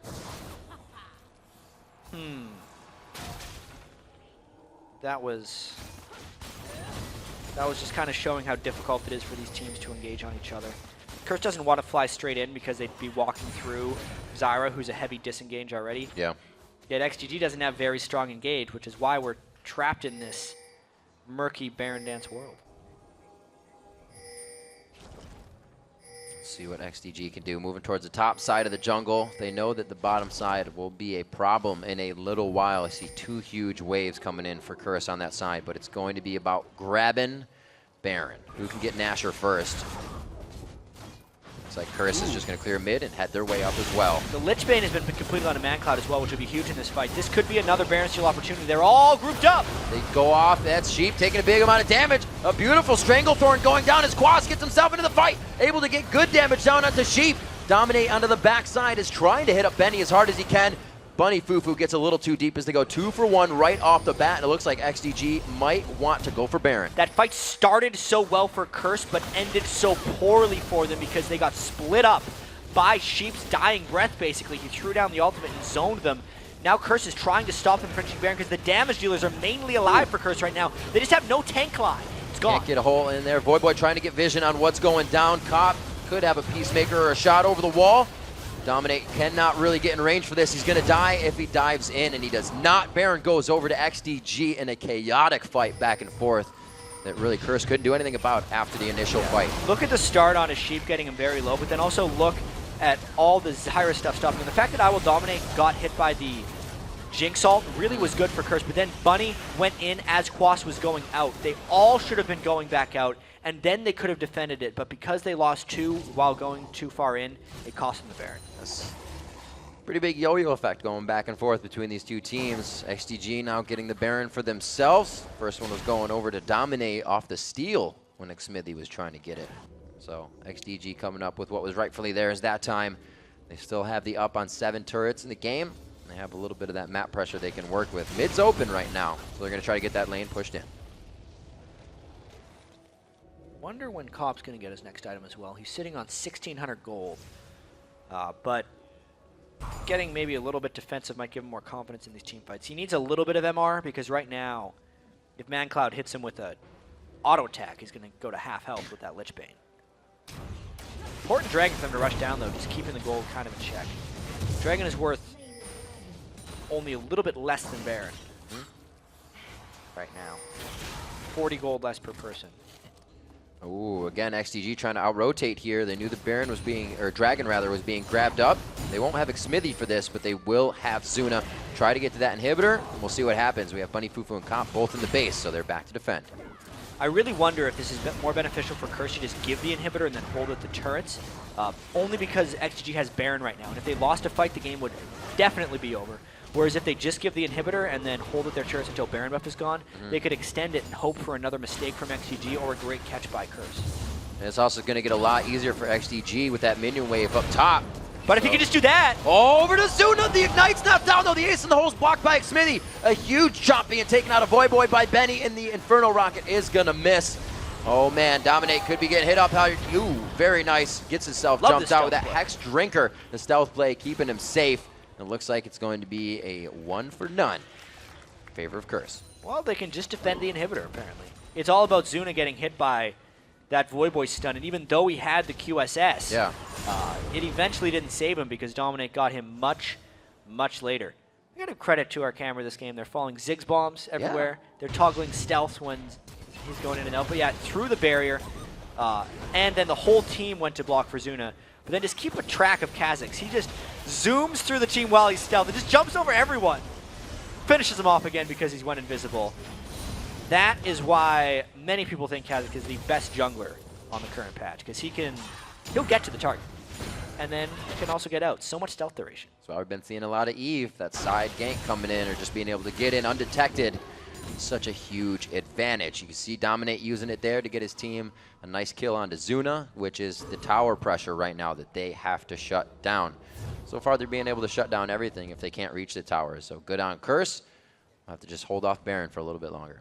Yeah, it's going to be a struggle for XGG to finish this game. They've been struggling for quite a while to try and finish this one off. And after all the disappointment they've suffered this year, it has just got to be weighing on them mentally to just not be able to close out Curse. Especially this Curse team who has also been struggling, not as much as XGG, but the fact that Curse could sweep XGG would be incredible for them. They're right on their back foot right now, though, as XGG is going to try round 2 for this inhibitor. This time, though, with just a little bit of time left on the Baron, they're not going to have it for the majority of this push. Well, they got it's going to be gone in a second. Less than 10 seconds left on that Baron. ManCloud doing what he can to get the last bit of siege out. Dominate. Could be a big play here. He has Zuna in his eyes. That barrier was used in the last fight, and he is in perfect position. You can see XGG is only worried about warding the top side of the jungle right now. Yeah, this could hurt him. This is tense. Is Dominate gonna go in? And they're gonna try force initiation. He Randuin's in the back. Randuin's well. He is invisible. Tries to get that early damage down. Confused Zuna. He's almost able to get it, but Zuna takes him out during the jump. That's the huge. Shutdown coming in, and that is going to be the front end damage that Curse was relying on. The Sonya's keeps him safe as the missile passes by. Void Boy will still go down in the end. Bunny Fufu trying to come up big on the outside to stop the further initiation, and he gets a great solar flare. This could actually be the game. A desynced initiation by Curse grants XGG 2 kills. They have a 5v3 with 50-second death timers. They're going for the inhibitor, maybe more. They still got Zuna. There he is, trying to get the shots. Look how fast that is falling. You also have the Lich Bane coming in from ManCloud's auto attacks and that damage, so they are taking things down real quick. The top lane is pushed in, but they should have some time to back and get themselves back in. After such a hold, Curse got a little bit impatient and tried to initiate straight in. He gets around on Zuna, but really, just not enough. Zuna is a full item Jinx right now, and he hits extremely hard. If Curse could have had anyone else comboing with that will Dominate, yeah, sure, it would have absolutely been a nice kill, but they just didn't have it, and it proved to be fatal. But they only lose the inhibitor for it. That's actually quite fortunate. Crazy, crazy fights going back and forth. A 4,000 gold lead for XDG as they pull away a little bit more. 4 minutes over our last game of 45-01. Looks like these guys are going once again for the long haul. XDG trying to push into the base of Curse, but at any given time, Curse can be in the base of XDG off a good fight here. Blue buff is theirs once again. It actually goes to Sheep, which might not have been what they wanted, but Plants got to eat. They took the blue buff. Yeah. Where are they going with this? Top lane pushed in quite well. They're trying to get away from where Dominate is. He's going to have to go coast to coast to offer help to the team. So is Bunny Fufu. They're quite off on this one. Yeah. They got to get back really quickly, especially because Benny can be in the base right now and flank around the sides of Curse. Boy, despite his great farm, hasn't been able to zero anyone out. It's a non-DFG Cinder build, so his single target burst isn't quite at the level that we would have been used to seeing. Zuna taking the long way around, not getting close to anybody that he knows where they are. This might just be a Baron for XGG. We'll see how well Curse can defend it. If they position themselves in the mid lane and push down really hard, it might work out, but the Baron's coming up in 10 seconds. They do not have vision control. They got to watch out getting caught. Bunny, stay with your team. Very close. Banshee's Veil's off on 2, actually. They get a good bit of damage on the end of that as well, causing Curse get a little bit more control of the team before they initiate. Quaz is already low to start this fight. Also, just because of how late it is right now, Zuna and Smithy can basically take this Baron by themselves, and that's what they're doing right now while they zone in the mid lane. Dominate's going to be on one side. Ward goes over the wall. A nice grasping root. Shuts down Dominate. He's already down to half health. That's going to be a huge Mega Inferno bomb. And Benny's already there with the Randuins. The rocket comes in from the backside as Benny ducks. Pie to the face of Quaz. Dominate's now going to get chewed up here. The bug might go down, but it looks like he's got enough speed to get out of this one. Sheep forcing the flash on that with the grasping roots, and it looks like they're going to have another turret for themselves. Boy coming out of nowhere, throws down the Zanyas. Should go down in the end as he is just standing in the team of XDG. They're going to follow up on the fight chat, and this looks like it could be game. Well, Dominate is still alive, but I think it could be as well. That's 4 people up, only the support down for XDG, plus the Baron. An ill-fated fight once again for Curse. How hard is it to hold now? They do have Cup up. He's pretty fed. That's a lot of people, though. They don't have minions for these turrets. Going to be a little bit stronger for them to take down. So they're going towards the top side here, and they're going to get the outside inhibitor if they can. Xmithy with the 1-2B tanking it up as he is quite healthy right now. That Golan, the Randuins, as well as a Banshee's Veil. Going on to the inhibitor as well. They make quick work of what objectives are left in the base of Curse, and they may be going for the long haul here. Well, they got the minions now, and Benny taking Whoa! the turret. That Lichbane shot coming out of ManCloud. Watch that turret fall, crushes it down. They're going to be going for the Nexus. We get another 50-plus minute game out of XDG versus Curse, but XDG's able to find the win and stop the bleeding. Really important win for XDG here. They have now the same number of wins as Evil Geniuses as they really try and crawl out of that 7th and 8th spot. Beating Curse, a team that had prior beaten XGG 3 times this season, is huge. XGG took a late game team composition, won the early game, had some struggles in the mid lane. It wasn't the smoothest game, let's be completely honest, but they did come together at the end, forced Curse into some difficult fights, and came out the victors. Leave it up to Zuna and Sheep to pick 2 new champions in the same lane for themselves, playing them in the LCS. To come out quite well. Very strong play from Sheep. Those grasping roots and Stranglethorns provided a huge amount of help in the fights for XDG. Yeah, 6-3-8 for Zuna after a pretty tough series of games. He played TSM twice in pretty quick succession and was getting picked on a lot there.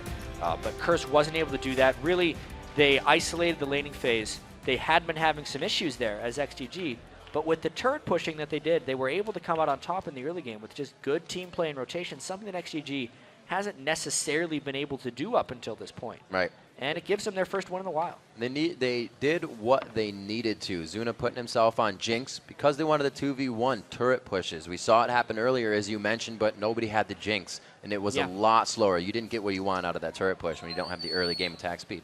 Yeah, I will Dominate did some scary plays on Kha'Zix that game too. His scoreline and his overall score doesn't show that he did very well. 2, 5, and 3 on Kha'Zix. Stole Baron. But Stole Baron did a lot of distraction. I loved the camera work when he went stealth, how he switched the fog of war and he'd be like, where'd he go? And that's how hard it is to play against Kha'Zix because he's invisible and fast for a really long time. And then he takes less damage and he's going to come out and throw off Randuins, which was pretty cool coming into there. And not using his in the fight that jump. may have lost Curse the game after they'd hold out. I was like, what? Cool initiation. And then Zuna, actually Zuna's what would you call orb walking or kind of A-clicking, auto-attacking as he moved away was really great in that fight. Able to take down Zuna as he was trying to get, or able to take down Dominate as he was trying to get the last pounce. Everybody was really on edge for those last fights. One mistake either way would have been the game, and it actually was. And XGG and Curse, they play long games in the LCS. You could say that. You're ready for this one. There's, you know, a definite work for both of these teams to do. This is a milestone again for XDG after how rough it started. You know, a comeback game for Sheep and Zuna, I definitely have to say. They do have to just kind of keep winning, though. There's a tough. There's going to be a very interesting race here in North America, just because we have such a top echelon of teams with TSM, Cloud9, and CLG trying to jump into that. Yeah. They made quite a big curve now. Then like a pretty big pack. And the fact that 7th and 8th are just automatically placed in the relegation tournament. As well, if you guys have been watching the Coke Zero Challenger Series, like there's some really good teams in there. LMQ, Cloud9 Tempest, Complexity Black. A lot of these teams are really strong. We'll obviously don't know who exactly is going to be in that tournament until their playoffs have been played as well. But that 7th, 8th is in real danger of getting dropped out of the LCS, and none of those guys want to be there. There's still about 5 teams that could potentially drop into that 7th or 8th spot. It gets harder and harder All you have to do is, go back and watch XDG's games and stop what they've been playing. So now if they're able to just stop the Jinx Zyra and the rest of the comp, it becomes harder for XDG. We'll see what they have. We're going to send it over to Freak and Kobe for more on XDG's win.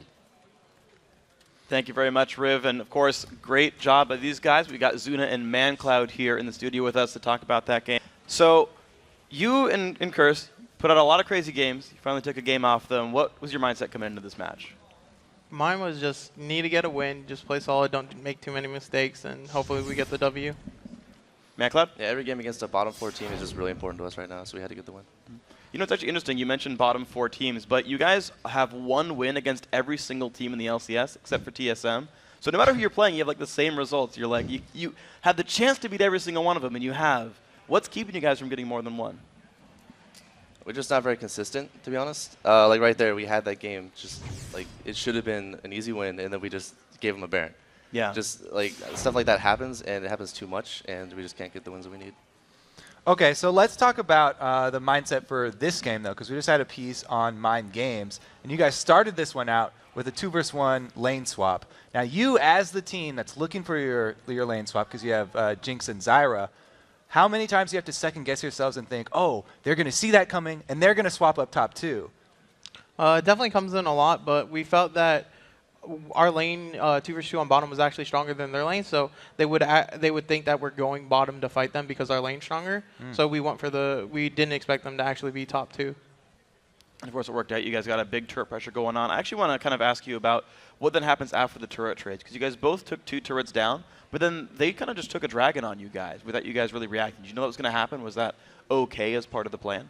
Well, we did lose the dragon, which does suck, but the biggest thing is the timer. We didn't really have an exact timer on it. The gold early game's only about like 500, 600, and 3 people, usually to take a dragon at that time, aren't in lane, so it's not that big of a deal, what you would actually think. And we still had a bottom frozen at the time too, so even though they got dragon, we still had one lane getting denied where we weren't, so it was still pretty big.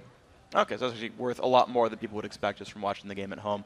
So to move on towards the mid game then, we actually have a replay of a big mid-game team fight for you guys in the mid lane, if we can get that on your screen.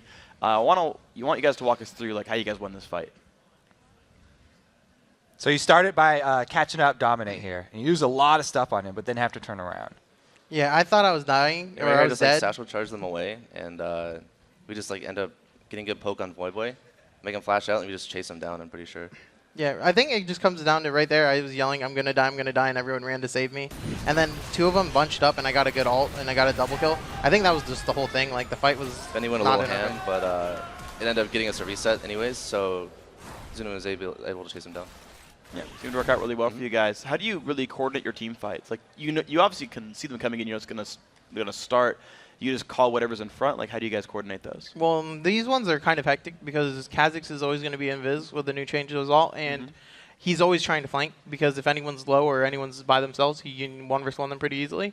So because of that, it's always going to be hectic, and we didn't have any like hard CC, so we can't actually target them. It's all skill shots. So pretty much it's just we have to be near each other, close enough where everyone can help each other, or if Kha'Zix's going to chase someone down, that he's not part of the fight at all.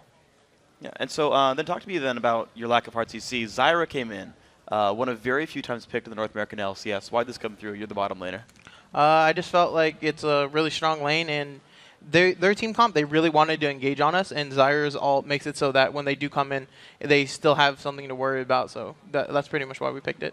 Great.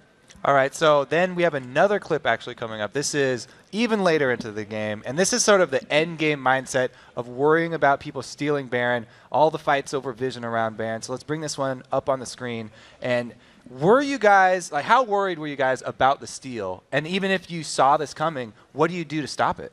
Well, right now, all we were asking was, does Kha'Zix have flash? Because he wasted jump. And we're like, I don't know if no one knew if he had flash or not. And we were betting that he didn't have flash, and he flashed in. So we were like, oh, God, he had flash. And then after that, we're like, well, I guess we just have to try and kill them all. And then right now, I'm still really big, and no one's hitting me, so I'm doing a lot of damage. And I slowed out Syndra, so she's not in the fight. And then I went on her instead of Quas, was kind of a big mistake. I had to waste my flash because of it, or I would have got stunned. But we still managed to go out even in the fight, I think. Yeah, 2 so for 2. It wasn't the worst, but when you're so ahead and you give up Baron, it's still pretty bad because you lose a loss of pressure that you shouldn't have Things had. like this is what makes the games long. Yeah. Giving away Baron. You have to wait for the Baron to wear off. We have to turtle until it's gone, and then we get map control back. So that's just like You have to wait. Yeah, I was going to press you on that, actually. Do you just simply sit there for 4 minutes and say, well, don't engage them, and then just play the ward game for the next 3 minutes, set up the next It's Baron? really dangerous, because Baron is with so much gold and stats.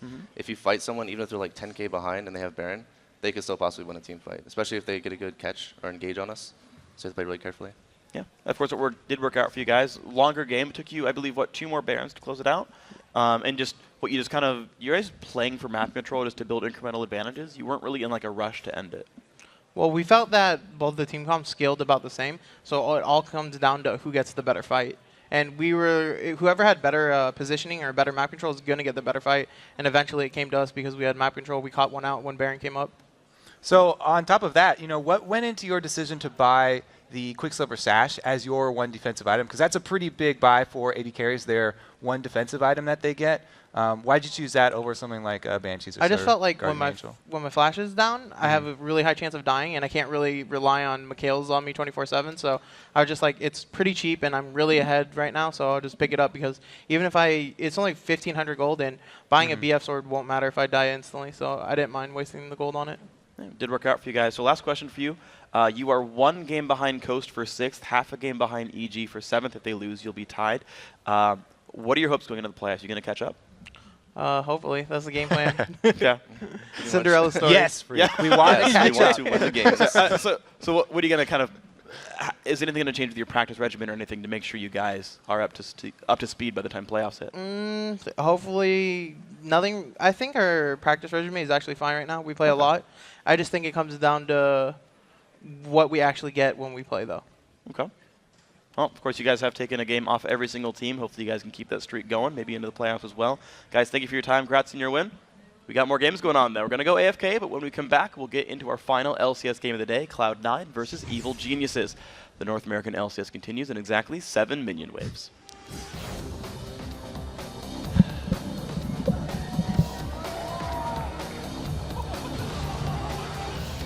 I'm Mikhail's. Can we kill Buddy? I'm on boy. No flash. Oh, wait, he has flash. He's like one hit. Keep going. Don't get too far, man. Go flash.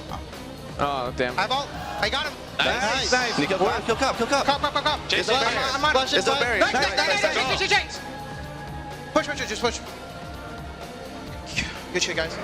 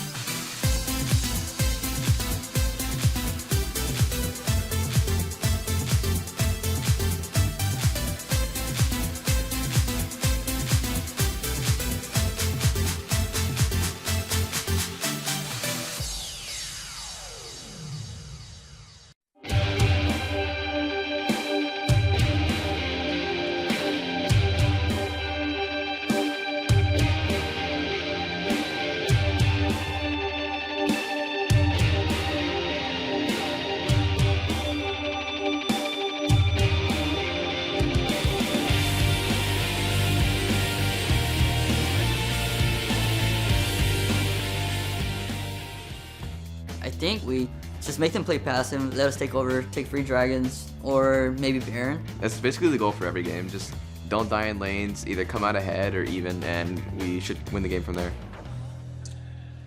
Welcome back to the NALCS. You're just in time for our final LCS match of the day. If you missed the first ones, go back and watch them. But not right now, because it's Cloud9 versus Evil Geniuses. Yeah, yesterday, 3 subs for EG were an unknown variable. We have to say that. But today, we'll have to see if their loss to CLG was just a series of unfortunate events. Yeah, I mean, things started out really rough for EG yesterday. Within the first couple of minutes, I mean, Inox was killed in a 2v1 up top.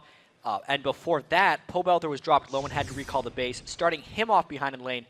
And that was the beginning of a long day for Pobelter. He actually has never died more in an LCS game except for that game against CLG. And overall, I think Evil Geniuses were really counting on their strength of individual players since they have so many substitutes this week.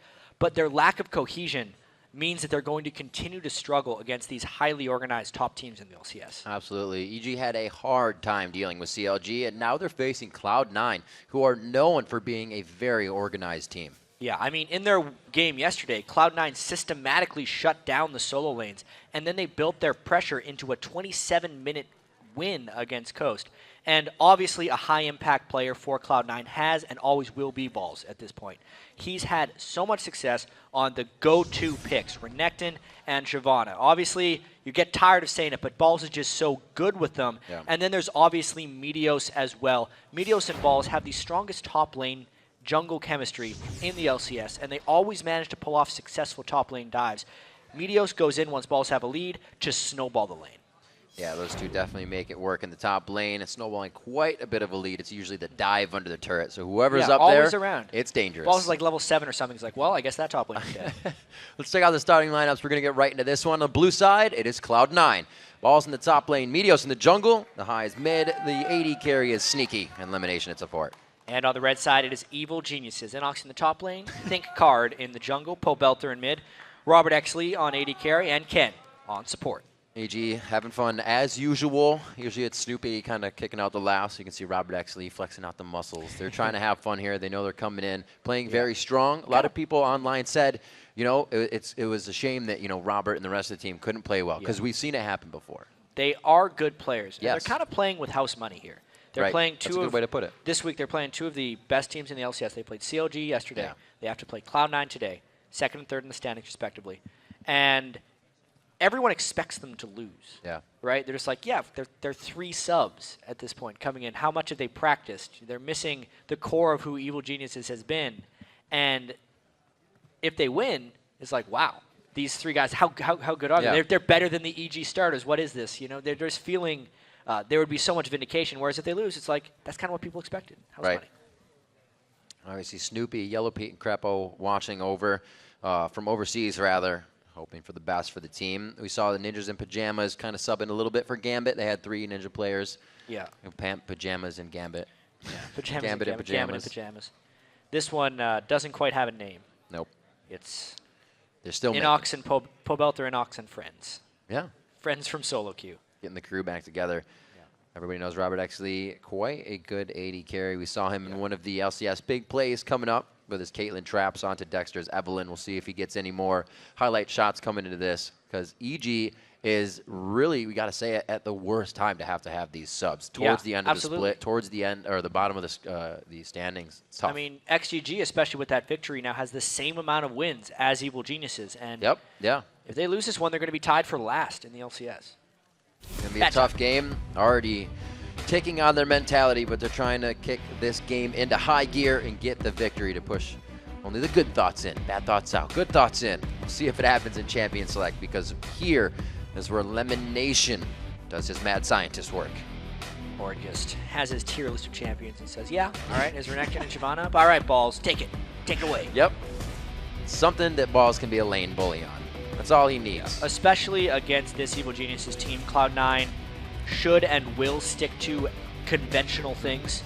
The preparation work on these guys is much more difficult. The most they can do is just look up their match histories. You know, Think Card at one point was top of the Challenger ladder solo queue, but now is currently around rank 100.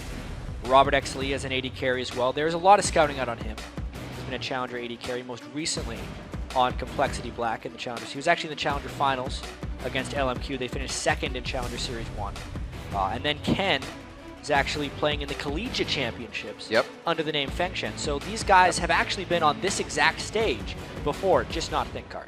Definitely plays a big role. When you're up against a team like Cloud9 who has international stage experience, they know what it feels like. They know what the crowd brings to the table. We heard earlier the players saying when you can faintly hear the crowd, I think it was special, it pumps you up that much more. You get a little home turf advantage, and Cloud9 will have that here already. Yeah, and Cloud9, we talked to them yesterday after their game. They admitted that they were tired. Yeah. The travel is definitely tough when you go internationally, play a tournament, come back, and then just have to play the next week. It'll take its toll, but the amount of experience they would have gained, the international exposure, being able to beat a Chinese team, they beat the Taipei Assassins as well. What they showed, Confidence and learning, just being able to watch up close and personal, the way that KT Bullets played, how Fnatic was able to take them down. All those things Cloud9 has said have been beneficial, and that's not what EG had the luxury of doing. Even though they had the off week to practice, they're practicing on a new team and just trying to get the initial synergy down. Initial synergy and, you know, the creation of a shot caller. Snoopy and Crepo. Who's going to talk? Huge voices on EG. Who's going to talk now? Especially, you know, last game, if it was given to ThinkCard, the guy who's behind usually has trouble making calls. It's not the easiest thing. Any team can go quiet when you're behind, and it becomes a very troublesome thing. Yeah, the worst thing is on newer teams like this, especially when you're on a big stage, is people get into the mindset of someone else will make the play. Yeah, and everyone just kind of sits around, and then if something goes wrong, they'll be like, oh, why'd you do that? I didn't make the mistake. And then they can blame someone. Happens oftentimes when you have a small lead, but having the confidence in yourself to go and make a big play. It's actually something Pobelter's never lacked in. No. So that's what EG has going for him, at least. Got him in trouble a few times, but really, more than not, pays off. We've had high kills in that kill column for Pobelter. Pretty good KDA ratio against the rest of the mid laners in the league. See a Pantheon and a Sivir picked up right away, prioritized here by Evil Geniuses. ThinkCard was on a lease yesterday, which is banned out right now, so see if he can get himself some good early game aggression on that Pantheon pick, because he was pushed out of the jungle right away. Yeah, it'll be interesting to see what Midos takes in the jungle as well. Elise gone, Kazak's gone. That's true. His top 2 out, his Pantheon's even taken away. Usually he's got something for himself by now. You would kind of expect Elise in with his last pick. But you never know in this one. They also went for Thresh instead of Morgana, despite the huge amount of success Lemon Nation had on Morgana at IM World Championships. Still conventional looking picks from Cloud9, as we thought they would have. Keeping it strong, that white steel lane of Lucian Thresh, keeping the lore alive in League of Legends. You see Pobelter looking to lock it in. Heard a little bit about Rise lately. Ooh, switch to Jace real quick. Ha! A flip finger. Hey, top lane Jace most likely for Inox. He does do better when he plays the squishier carry top laners. However, it leaves a big void in the team as far as tanks are concerned.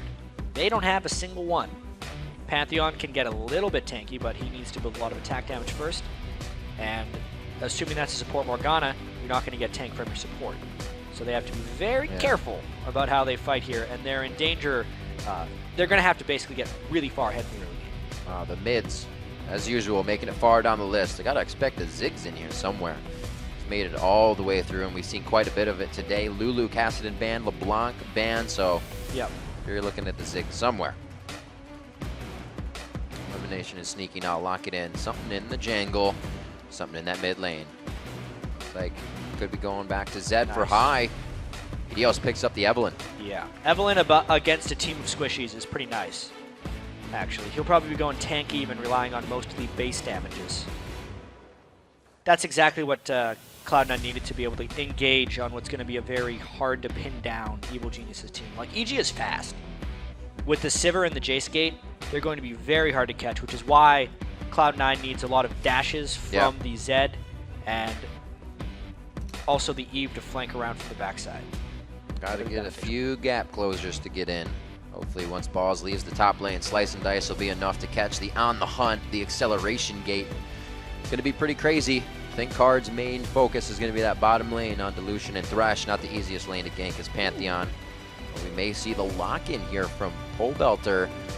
Kale to counter Zed. I guess it wouldn't be that Ziggs. Kale Yep, counter Zed. Could absolutely work.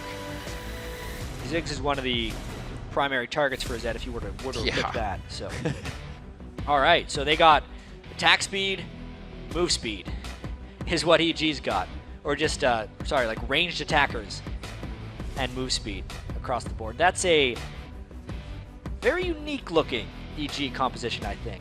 Speed on speed, and then Cloud9 is just absolutely what you would expect out of them, trying to play as neutral as possible here. A little bit heavy on the AD, but that's not a problem at all because there's no tanks on EG to actually stack armor and punish them for it. It's going to be a nice matchup to see. The Renekton versus Jace in the top lane will be a pretty great Yeah, that'll matchup be to fun. watch. Champs being locked in now. We're going to check the voting at lolesports.com. All of you participating clicked 84% in favor of Cloud9 for this matchup, 16% obviously for EG. We'll have to see if they can flip that around and give themselves a win this game, though. EG is one of those teams, as you know, Dyrus was saying about Dignitas, they can really pull out a wild card thing and turn the tables. Yeah, this EG team is going to need to pull out multiple wild cards. They need 5 of them at this point. You know, Pull Belt or Inox have Especially been with looked the at subs. as wild cards in the past.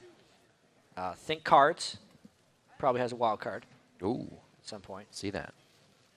Right there. He's up against Meteos right now, which will be rather difficult for him. Yep. Meteos has lost his blonde hair, but he's remained effective, despite. He's hidden his Saiyan mode. Yeah. And now he's just a normal person walking amongst us. He's conserving energy. So we think. Yeah. So with these guys heading into the match, you got to figure for Think Card, yeah, he was up against Dexter yesterday, right? But we even saw in the tweets, who are you most afraid to face? Somebody threw out Meteos in there because what did he say on Reddit? When your team is winning, go fight the other jungler. It's because he likes to fight you more than to fight any of the other lanes, and that's why you should be afraid of him. Cloud9 versus Evil Geniuses onto the Rift. Let's get this game going. Last one here of week 9. We are so far into this split, almost done with it. And EG looking to scrape themselves back up to the top of the ladder here. They got to get wins. They got to start now, and it's going to be a tough week with their matchups. Right off the bat, Health Crystal start for Elimination, something he's done before on Thresh. Rushing a Sightstone fairly early on in the game. They're going to need that for Jungle Pantheon ganks, pre-6. And then the Spell Thieves coming up from Morgana. That's one of the big things that encourages her popularity. So easy for her to get the golden damage out of it just by putting out a Tormented Soil. Actually saw Elimination using that on Zyra last game. Helped him grab up a good bit of gold. Yeah, Zyra's one of the better ones with it as well. Yeah. Plants will proc the passive for you. Makes the activation very easy. Looking painless. I want to see some support Brand, actually. Eventually. Oh. We've never seen Brand in the LCS. Do ya? Yeah.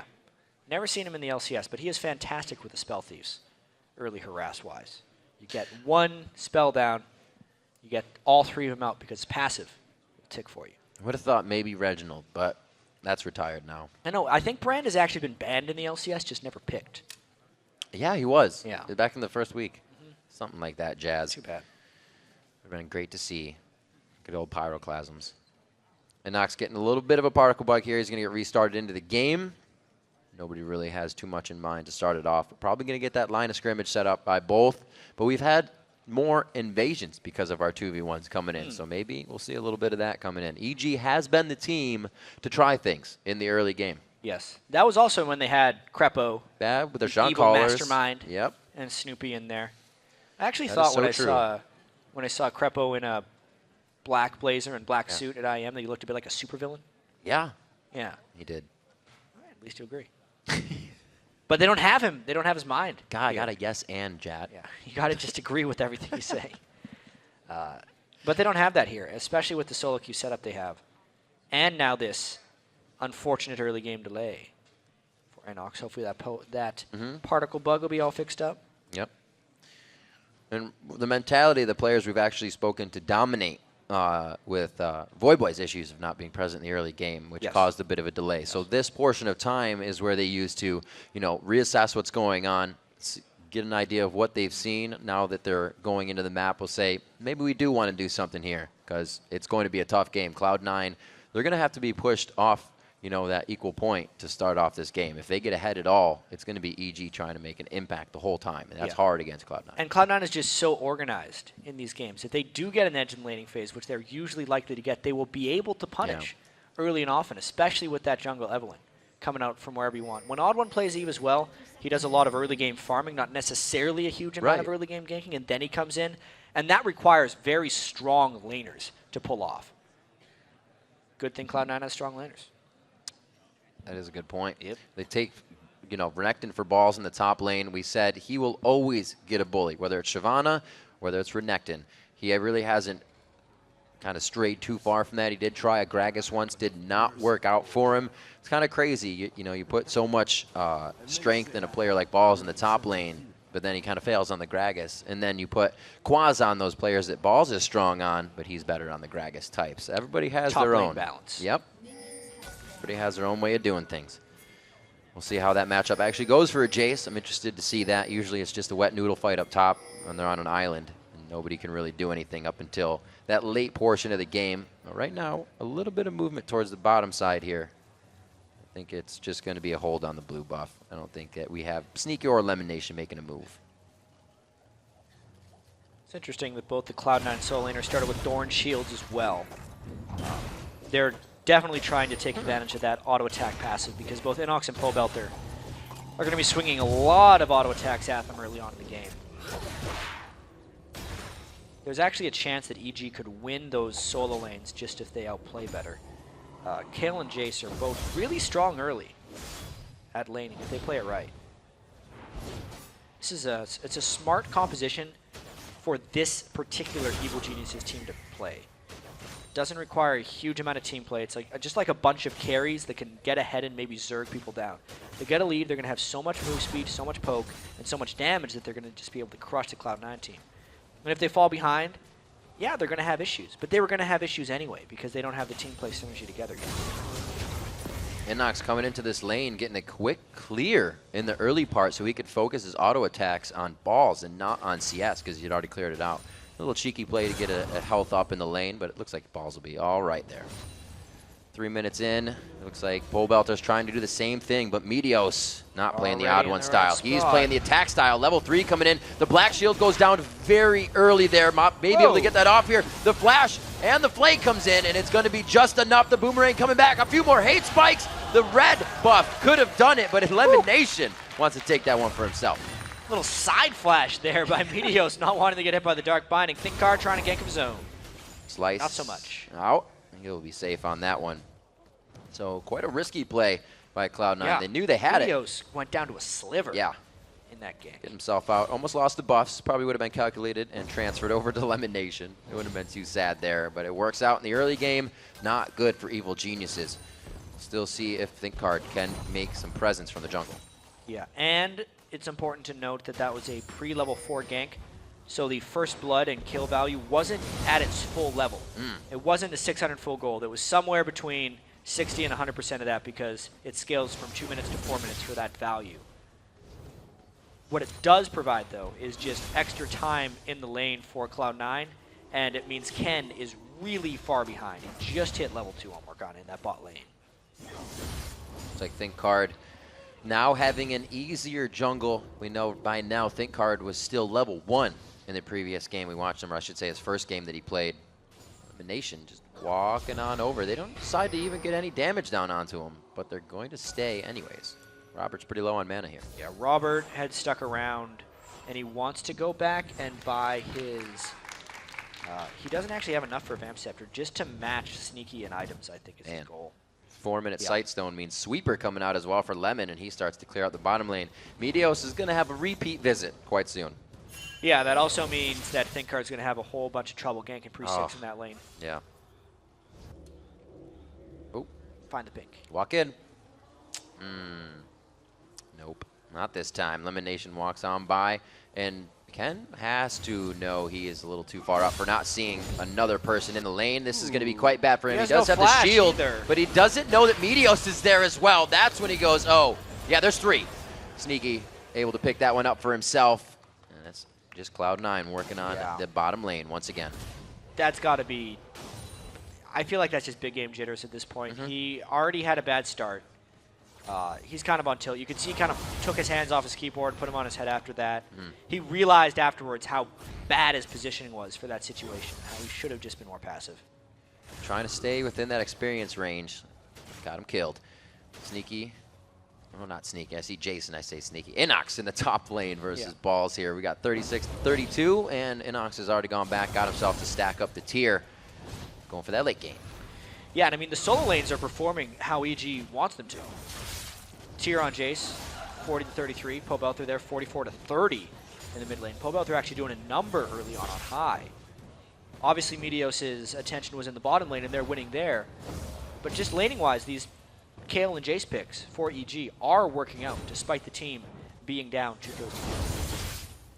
Good bit of damage over onto Pobelter. He'll be able to heal that up quite nicely. I don't know when High is going to try to go full on that engagement. Either push Pobelter out or try to get the kill. Scare him off using that intervention in the right time.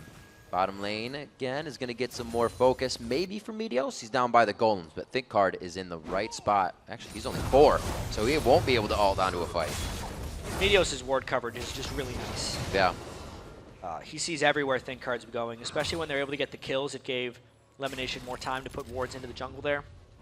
And it just completely shuts down ThinkCard's ability to help bot lane. He sees one. Huzzah!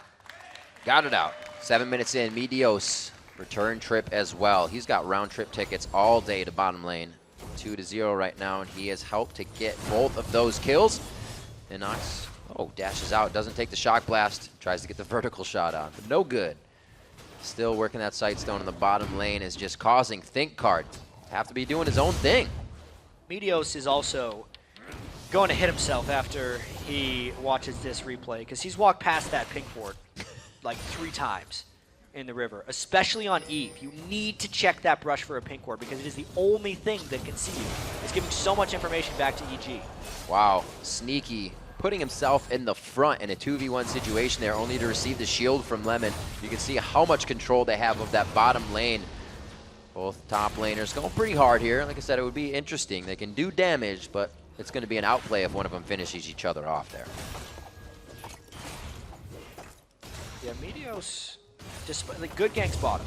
Right. Now that he's level 6, I actually wouldn't be too surprised if he tries to make his way up top and try to kill the squishy Jace up there. No doubt, Balls has said that he has Inox low already, and he's told him that he built that tier. So this dive could be coming soon. Kind of plateaus you on that damage. Doesn't really give you any health, but it'll count in the late game if you can keep yourself alive and effective. We have Meteos just on the outside here. ThinkCard could walk into some big trouble, but it looks like he heads down. Now it's Inox that's going to be in trouble. They have to fear a little bit the Pantheon ult to come in, but they don't know that ThinkCard is on the other side of the map. They're just going to go anyway. Oh, I don't know if Balls wanted to dice out of that as fast as he did. They're still able to get in for the rest of the damage, but he's forced to flash to get back in here. Pobelter using out that intervention, keeps himself safe from Deathmark. It's exactly what we talked about in the pregame. Balls hits level 7, they kill the top laner. Yep. Teams do not have an answer for that so far. It happens so much for Cloud9. You gotta run, but nobody wants to run. You either have to run, you have to be ground. there with a counter gank, or you need your mid laner to roam up there. It's a fairly reliable gank for them to go and do, yet it continues to work. And they're kind of trying to do the same thing on the other What is with side. pick wards today? There we go, he sees it. I don't know if he's gonna want to see it though. Puts himself close, gets a good slow down there. Pantheon drop coming in, and that's gonna be a double drop, but Pobelter's gonna be dead. ThinkCard may not have wanted this just yet, and he is gonna get locked up for the duration of that hook. Now the play, double kill coming in for High, and that one was delivered to him. Now Meteos provides chase onto Ken. He is not going to get help from Robert Exley in the bottom lane. They are disjointed as well, and Robert's going to be alone now. He may go down if they decide to go there after Dragon. Yeah, Lemonation had a couple nice hooks there to secure more kills, and that pink ward turned itself into a bait right there. Robert Exley, he wants to desperately do something, but he is doing pretty well, actually, to hold them off by himself. Once Lucian arrives, I think he'll be pushed off the Dragon. There's the 1-2 shot. Sneaky will chase it in. You can see Sneaky not even taking that much for himself. The BF sword on top of the double Dorans in both buys of the AD carry. A Dragon at 10-15. going to be good gold. 4,000 now ahead for Cloud9. Remember, Kale and Zed had traded ultimates prior to this, so Pobelter did not have a way of protecting himself. And then ThinkCard came in too little too late because Pobelter wasn't able to return any damage. The Pantheon coming in was really just jumping in to die. Back to check out this top lane. See now NACS on Jace. Keeping even with the lane bully that is Renekton in the early game. 80-80 in the CS. 1 death to the assist, but that was only in the 2v1 tilt of the jungle. Now it's the 2v1 tilt with the mid lane in favor of EG. Balls is going to slice into the fight. Maybe dice out. Was just using the last one actually, and he goes down to Pobelter on a good roam. Yes, smart time to go up to the top lane. NACS needed that. He just purchased a whole bunch of swords. So he wanted to try and get an advantage in the lane. Swords. Wow. Right there. Yeah, when you pick it up, he's probably going Brutalizer anyway. The other longsword could be a Vamp Scepter for an eventual Bloodthirster. It's not wasted, but it's just a huge amount of early power. Oh, so close. 2 more of those shots of the culling would have been it. Oh, he gets the Q on the max range. Sneaky coming up very big there. That was awesome. What a shot right there by Sneaky. Right through the minion wave. Robert X. Lee didn't even use barrier, didn't expect that one to land. Even more power for Cloud9's team. What a great piercing light shot coming out from Sneaky. They're going to be getting shots on this turret. When things keep happening like that, that also ticks against your mentality. Everything working in favor of Cloud9 right now, and that's going to stop the initiations of EG. Yeah, Cloud9 typically doesn't let up when they have a lead either. So a lot more punishment maybe coming in from EG. Trying to get rid of all these pink wards so Meteos has free reign over the map. This is just a tough situation for these 3 EG subs to come into. It's one thing to randomly have to play in the LCS. It's another to then have to play against Cloud9. And CLG. And CLG in the same weekend. It was a tough schedule to begin with. Well, all the ones that are going to be putting out damage on Cloud9 right now have gotten themselves 2 kills right down the middle of Meteos, High, and Sneaky. Looks like Meteos is going to again take a trip down to the bottom lane. It's that time of the Rift again.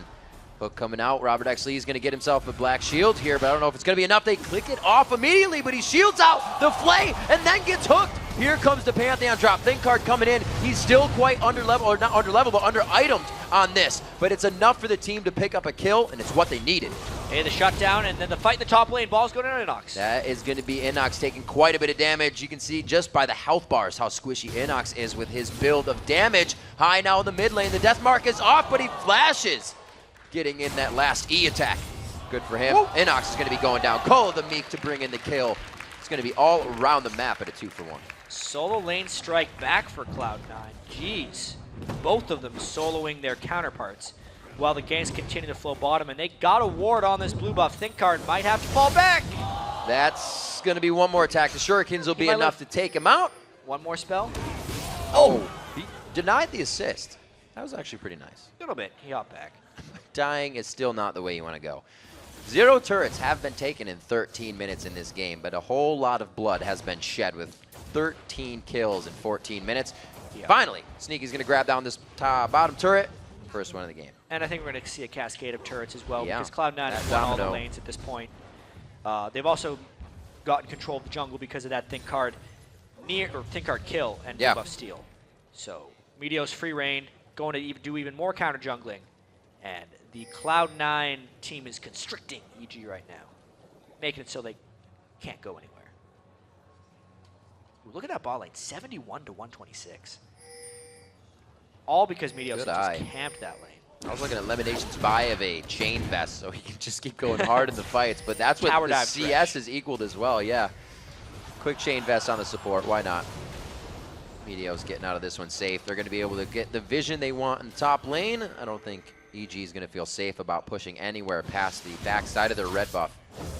As High takes a bit of harassment from Pobelter, and he gives back the same medicine. Cloud9's now starting to group. They're going to be really starting to dictate the game. We'll see if EG can respond correctly. Nice little catch on a High, get some good harass response down. Still a lot of damage potential from this EG team. If Cloud9 takes unanswered poke, they would still die. It's just a matter of when Cloud9 fights that they're retaliating rather than just running away, and they will come out on top. EG has a very explosive fight A lot of speed to be had between Acceleration Gate and On the Hunt. 50 seconds for a Dragon. Isn't exactly where they would use a ton of speed since you're all gathered around the den. But it may be able to help them if they can get a good drop from ThinkCard in. Right now he has grabbed up both of those buffs. So that's going to be nothing for Pobelter. Pushed into mid lane. They've gotten all 3 of the outer turrets now as Cloud9 starts to seize the day on this map. Almost landing a binding for Ken, but it's not been Ken's day. Getting ganked again and again by Eve. Definitely a little bit on tilt, it seems, for this EG team. But at this point, they're just against a experienced, powerful Cloud9 team. Here comes a Pantheon gank, though, trying to make something happen. That's the drop. They actually get the stun down onto Lemon, which leaves Sneaky able to do free damage that entire time. ThinkCard gets out. Sneaky almost grabs himself double buffs. Now they use everything to not everything, but they just use the rest to disengage. Side lane's pushed up. They have a low Pantheon with no ultimate. Let's see if Cloud9 decides to collapse or continue their 3-1-1 split push. Shock Blast causing a little trouble for Balls here, but I don't know if NACS is really going to be able to get there in time with the team in the mid lane as well. He's just going to kind of sit here, soak up the minions, but they need him in mid, because that's where Balls is going to be going if they want it. Yeah, Eve is incredibly effective to play this split push game with. Yep. Because even though she doesn't have a real global, no one knows where she is. And it makes both of these side laners ever more threatening once they get rid of those pink wards. Once they get rid of those pink wards, and there's that rotation right from the top lane in. Balls is going to get a ward in, so they know Jace isn't trying to come around the backside, get any shock blasts in. NACS really needed at this point to have that last whisper, to have more damage, or at least some of that armor pen to make these shock blasts count. It was a nice thought. I think the Jace early on in the lane phase worked just fine. Yeah. But they got comboed. Meteos and Balls hit level 7, and they decided to kill him. Because that's what they do. And then that gave Balls enough of an edge in the lane that he could just 1v1 him. Such good synergy by Cloud9. Their game plan working well. It was just their generic game plan, too. Cloud9 didn't prepare anything special for this EG team. They're just playing their game. One of the best teams in North America. Level advantage on every lane for Cloud9, even in the jungle as well, along with the CS going in their favor. We'll see what they can do to guard down the turrets as Cloud9 has just gotten themselves out of the base. The Mikhail's Crucible for Lemon Nation has been bought up as usual. We'll see what they can do with the rest of these items. Cloud9 likes to push it with whatever they have. They don't wait for the next core item to come in. They know they can work it at any point in time, especially with High on set getting the split push down. He calls over Pobelter. This looks like it could be a good 1-for-1 here. I don't think High is going to have... Oh, he doesn't have time to go back in on the death mark. He tried to go for the death mark and went poof. Well, he didn't buy any boots, and Pobelter ran him down. That's the Kale pick against Zed. It's a solid last pick by Pobelter. Like I said, the picks from EG were actually pretty sound in this game. If you check this out, it's just straight up Kale damage right now. Even though High put his Blade of the Ruined King down. Ninja Vanish. Stayed in flash range. Finish him off. Got him down. Just an Asher's Tooth in the Magic one as well. Yeah. Usually the Lich Bane will be coming out by now, but it's been such a fast and in-your-face game. EG doesn't have any turret gold in their favor. It's all been what they've been able to fend for themselves. A very back and forth. Pobelter trying to dodge. He dips, and it's going to be one less shot. He is invulnerable, and he is safe. Oh, no! He tries to get the piercing light. Oh, no. Meteos. Aww. Aww. I was wondering where they're going to go with that one. It was so impressive by Pobelter. He escaped everyone, except for Meteos. Well, Cloud9 is everywhere right now. They pretty much own both sides of the map. Those turrets are about to be signed over to Cloud9. Right now, Balls is doing what he can to have a say about this fight, and he had just took on 4 members of EG, only having to pop Dominus. Yeah, he's a bit of a monster right now. Only 1-1-1, but the ultimate, the Sunfire Cape, and the Giant's Belt enough to just tank whatever he wants while Cloud9 finished off the turret. Interesting difficulties of sieging here, though. 4 turrets down. They're already 20 minutes in. Cloud9's going to want to win this one pretty soon. High back to the mid lane. That's right. Maybe walking up towards the top after he clears this one to get the split push back on. And it looks like EG is going to have to now react. That's NACS buying in the base. Maybe trying to get another sword for himself, but he's actually just waiting on it to come out. He got a ward. That's what he got. Needs more vision because Cloud9 right now, only with 2 sweepers, has done a great job at shutting that vision down. Yeah. Well, so much of it is on Eve. It's mainly pink wards that EG's been trying to place. Yeah. Those get taken down ever since Cloud9 has so much roaming and they've been doing so much back and forth. And then EG just keeps dying here. Look how Pobelter. He's got his ult. Whoa! Didn't use it. Trying to do what they can to get out and get that last bit of farm, that last bit of anything right now. They're being strangled. And the chokehold is really depleting the gold. 35,000 to 26,000 right now. And that turret's going to go down. Lucian sneaky from the side, trying to get some passive shots onto the turret, but EG's doing what they can to stave off the damage. Yeah. All the move speed in the world for EG if they had an acceleration gate plus a Sivir ultimate. Won't do them anything when they're down 10,000 gold like this. Know that they got a little bit of scaling to do. That Sheen is onto Pobelter now. He can start doing big damage, but when you start the fight at 50% health, it is not going to be a good outcome. Think card being grabbed up there. Cloud9 with a little back and forth on who they were focusing. They don't get the turret or a kill there, but they're still in an all right position. They can continue to do this. There's a big wave in the bottom lane. High's going to go take that down with Zed. So assuming this goes through, EG is going to move into a tie for last in the NALCS. And Cloud9 will still be one game. I think it was a canceled Pantheon. Yep, stopped it. Yeah. Cloud9 will remain one game back at TSM. So these teams really just tooling up. You're really starting to notice the upper echelon of North America and then the teams at the bottom.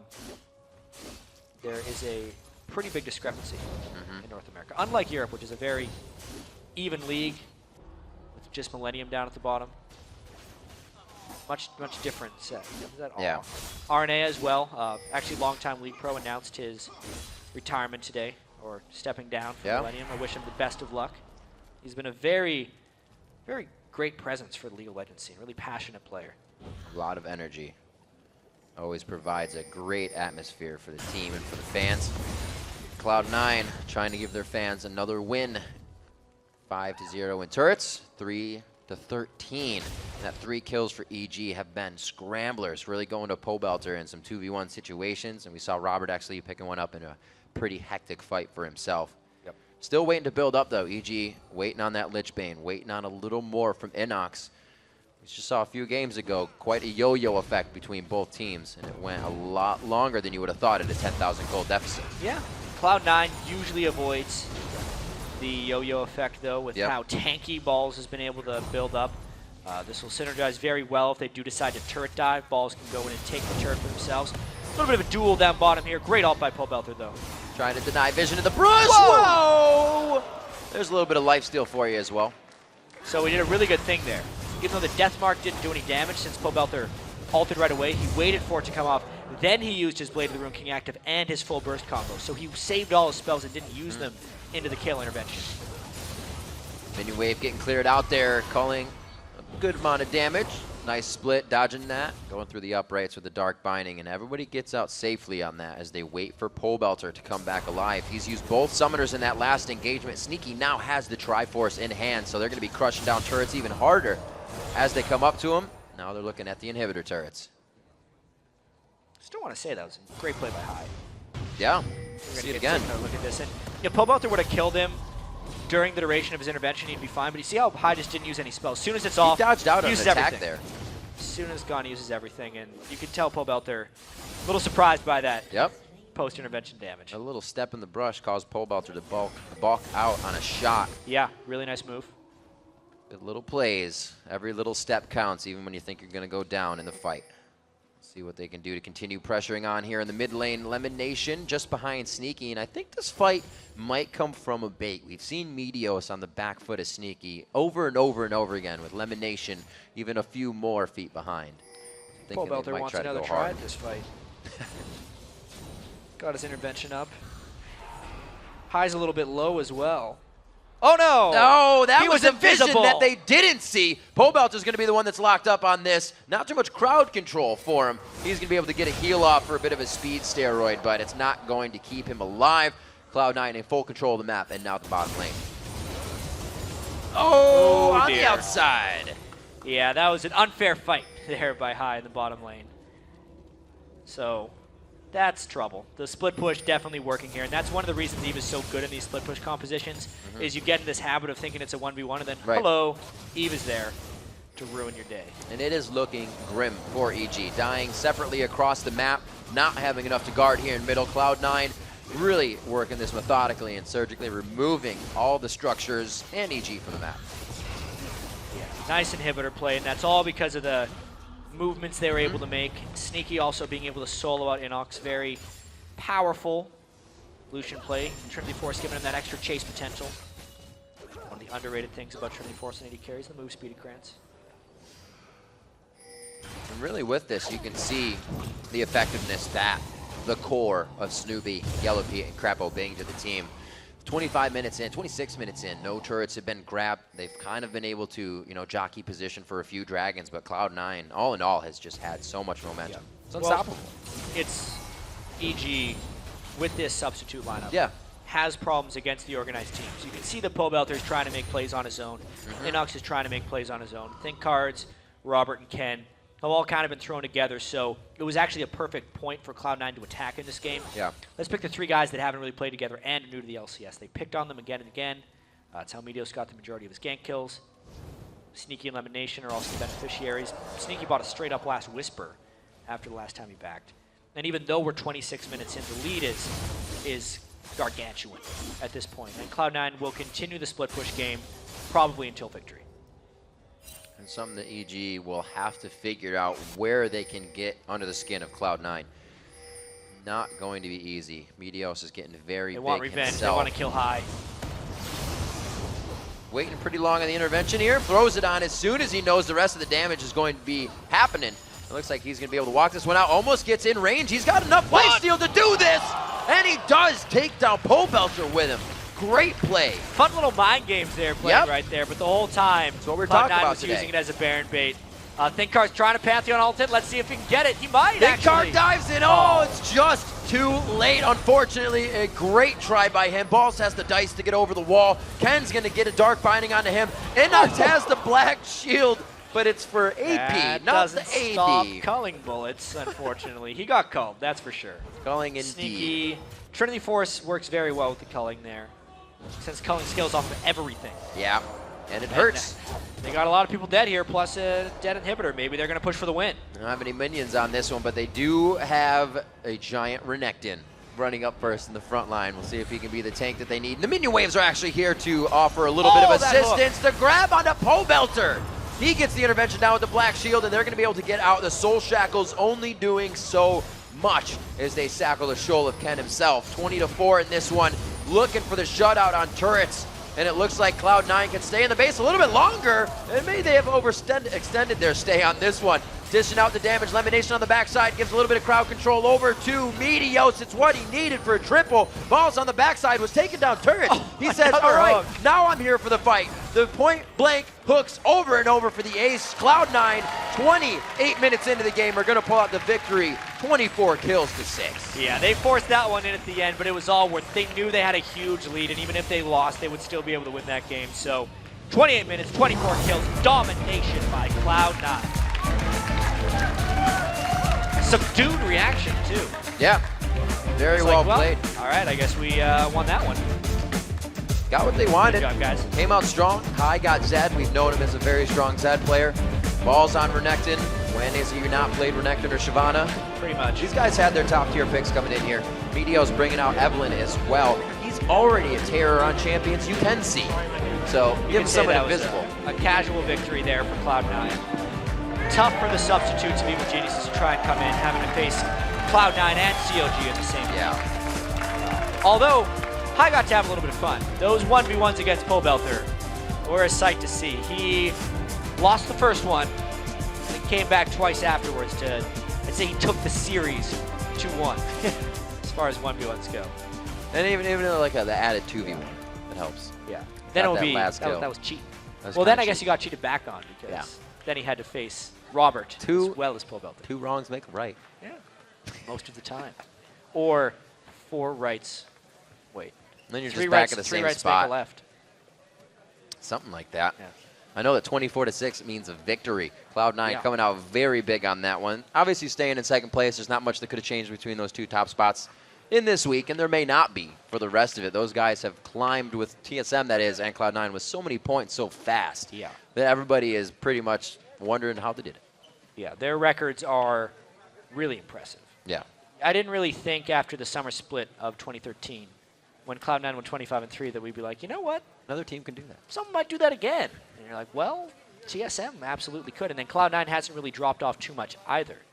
They are only 4 losses. And people have been looking at this as like maybe a disappointing time for Cloud9. But it hasn't really been that way. They've lost a few games because they said they were trying to retool their playstyle. Right? They wanted to have more presence early game so they wouldn't get steamrolled over by some of those more experienced teams. And they're still on their way to doing that. Well, we'll see what they have to say for themselves. From post-side perspective, let's send it down to Kobe, who is Rift side. All right, thank you, Riv. I am here with Sneaky after your guys' win. Congratulations. And a lot of people say, you know, Cloud9, they're not the best individual players. They find all of their success because they're team-oriented and they have the best strategy. But you just hit #1 in Challenger on ranked solo queue. Does it bother you at all that people see your team like this? It doesn't really bother me that much because we are a really good team with teamwork. But our individual play, I would not say is lacking. The Challenger thing, it's a very big accomplishment for me. That's my first time ever being rank 1, so I'm really happy about that. And yeah, we're just a really good team that plays with teamwork, and we also have good solo play. All right, well, congrats on #1. And also, this game, you actually had Meteos camping bottom a lot, so you looked really good this game. Was that a strategy coming into it because you wanted to take advantage of Robert and Ken, the new guys, or was it simply a few serendipitous ganks from Meteos? It was more of the latter because we didn't really plan out. We kind of planned out more ganking mid and top, and then he just happened to come bottom and saw a really good opportunity to get kills, and they ended up just being able to snowball us really hard. Okay, so looking forward, you guys have a few more games left this split. You're not really in danger of falling too far down, getting relegated or anything. How do you approach the next games leading up to playoffs and leading up to the fight over All-Stars? I think we just have to play our best, and we should be able to come out on top. If we beat TSM again, we get the #1 slot, as long as we keep up the rest of our games and don't drop any. All right, well, thank you, Sneaky, for the time after the game, and we are going to send it back up to the guys at the desk. Thank you very much, Kobe. We are just moments away from the North American Challenger Series semifinals, so let's take a quick peek at how the teams stack up. And first, it is Team Solo Mid with 19 wins and 3 losses. Yeah, right on their tail, though, is Cloud9 in second place at 18-4. Third place as well, CLG at 14-8. And once again, tied at fourth, like the week started, Curse and Dignitas. In sixth, it's Coast with 7 wins and 15 losses. And tied for 7th place, it's Evil Geniuses and XDG. And after 8 more great games, there were some players who stood out from the herd. Here now is ROP5. First up, it's Balls in the top. He's consistently been able to bully opponents out of his lane with his Renekton. Seems like every week we see him up there. Meteos as well, the king of the jungle for his team this week. Even that last game, also the map control he provides, helping Cloud9 to that perfect 2-0 week. And next up, it is none other than Bjergsen, who made an impressive return to the NALCS after being out of professional play for 3 weeks. He racked up 20 kills and helped his team go the perfect 2-0 as well this week. And AD carry right here is Doublelift. It's a tough choice between him and Wild Turtle, but he helped carry CLG there. Second item GA, trying to display some more Vayne mechanics or different Vayne builds as well as some strong Sivers. So Doublelift gets the nod this week. And in support, it is Aframu, whose laser-guided thresh hooks have helped give CLG an early advantage in their games and an overall dangerous bot lane. But in the end, there's only room for one on top of the podium. This week's MVP is Team Solo Mid's Xpecial. Especially with that Leona ult that just won them the game. It stunned 2 members of Dignitas and slowed 2 more. And after that 5-0 in that game, they just took it off. You get so much credit to other people oftentimes in TSM, where it's Bjergsen, where it's Turtle, where it's Dyrus. But hey, Xpecial has stepped up too. He's really upped his game this year, shot calling wise, just making more plays on aggressive supports. He is oftentimes the initiator, and like he said in the interview, people trust him now, so it's been really good for TSM. People trust him indeed, getting the MVP there, the All-Star previously, which is coming up quite soon, so he's making a good name for himself. Doesn't ever hurt to be on the MVP list. The LCS will return next week, starting on Thursday, when the European League hosts Millennium versus the Copenhagen Wolves, followed by SK Gaming taking on Gambit in a battle for first place. And the NALCS returns on Saturday, kicking off with Dignitas versus Evil Geniuses, and a third-place battle between CLG and TSM. And following our LCS coverage, the North American Challenger Series returns with their second finals of the spring split. Be sure to check out LOL Esports for this complete schedule. But for now, we're going to pass the torch to Freakin's Irene for the North American Challenger Series. Gentlemen, take it away. Thank you very much, Riv. Hey, everyone. Welcome to the 2014 North American Challenger Series semifinals now. Brought to you thanks in part to our friends at Coca-Cola. I'm David Freak Turley. Here with me is Aiden Cyrene Moon once again. How's it going? It's going pretty well. I'm excited to see who goes up against LMQ. Yeah. And if they can take him down. It's going to be a fun finals when it gets to that. Tonight we're closing out the North American Challenger semifinals. It's Curse Academy versus Cloud9 Tempest. That's right. It's a best-of-3 battle for a spot in the Spring 2 finals. And the 3-0 Curse Academy is coming in hot after a dominating performance over Complexity Red. And Cloud9 Tempest, they haven't dropped a game either in their route here. Yeah, so as always, placing higher in the Challenger Series means more points and a better seed into the Challenger playoffs. Yeah, the dominant LMQ already had first place and a bye locked up going into the semifinals. Their 2-0 sweep over VVV Gaming yesterday just added fuel to the fire, and they headed into the finals with a minimum of 19 points. And the winner of today's match will meet LMQ in the finals and earn enough Challenger points for a playoff bye as well. Yeah, exactly. Second place in the postseason guaranteed if they win here. So, of course, you can always check out the latest on the Challenger Series simply by going to lolesports.com. You'll find stats, scores, schedules, and more under the Leagues and Tournaments tab near the top of the page. So it's time to check in today's match. And like we said, there's a first-round playoff bye at stake. Curse Academy versus Cloud9 Tempest. Now, last week, we saw just how strong Curse Academy really is. Yeah, and Curse Academy looked great in the quarterfinals. They swept Complexity Red behind in some intense team fights. And Jungler Pat put up impressive numbers over Complexity Red. And however, Curse Academy will be starting a new support, K1 Pro. And we'll see if he's had enough time to mesh with their AD carry Don't Mash Me. And Don't Mash Me has been around in the LCS as a member of Team Coast and has performed well with a few different supports. And we'll see if can K1 Pro, his name has Pro in it, but can he help his teammate Don't Mash Me get back to the pros? That's the question. He's here. named for it. He's destined for the LCS. K1. It's got to stand for Kill One. That's it, because he's a support. Yeah, only one game. kill. Rest go over to Don't Mash Me. There you go. Definitely a match made in heaven. And another player vying for a return to the LCS is Rux.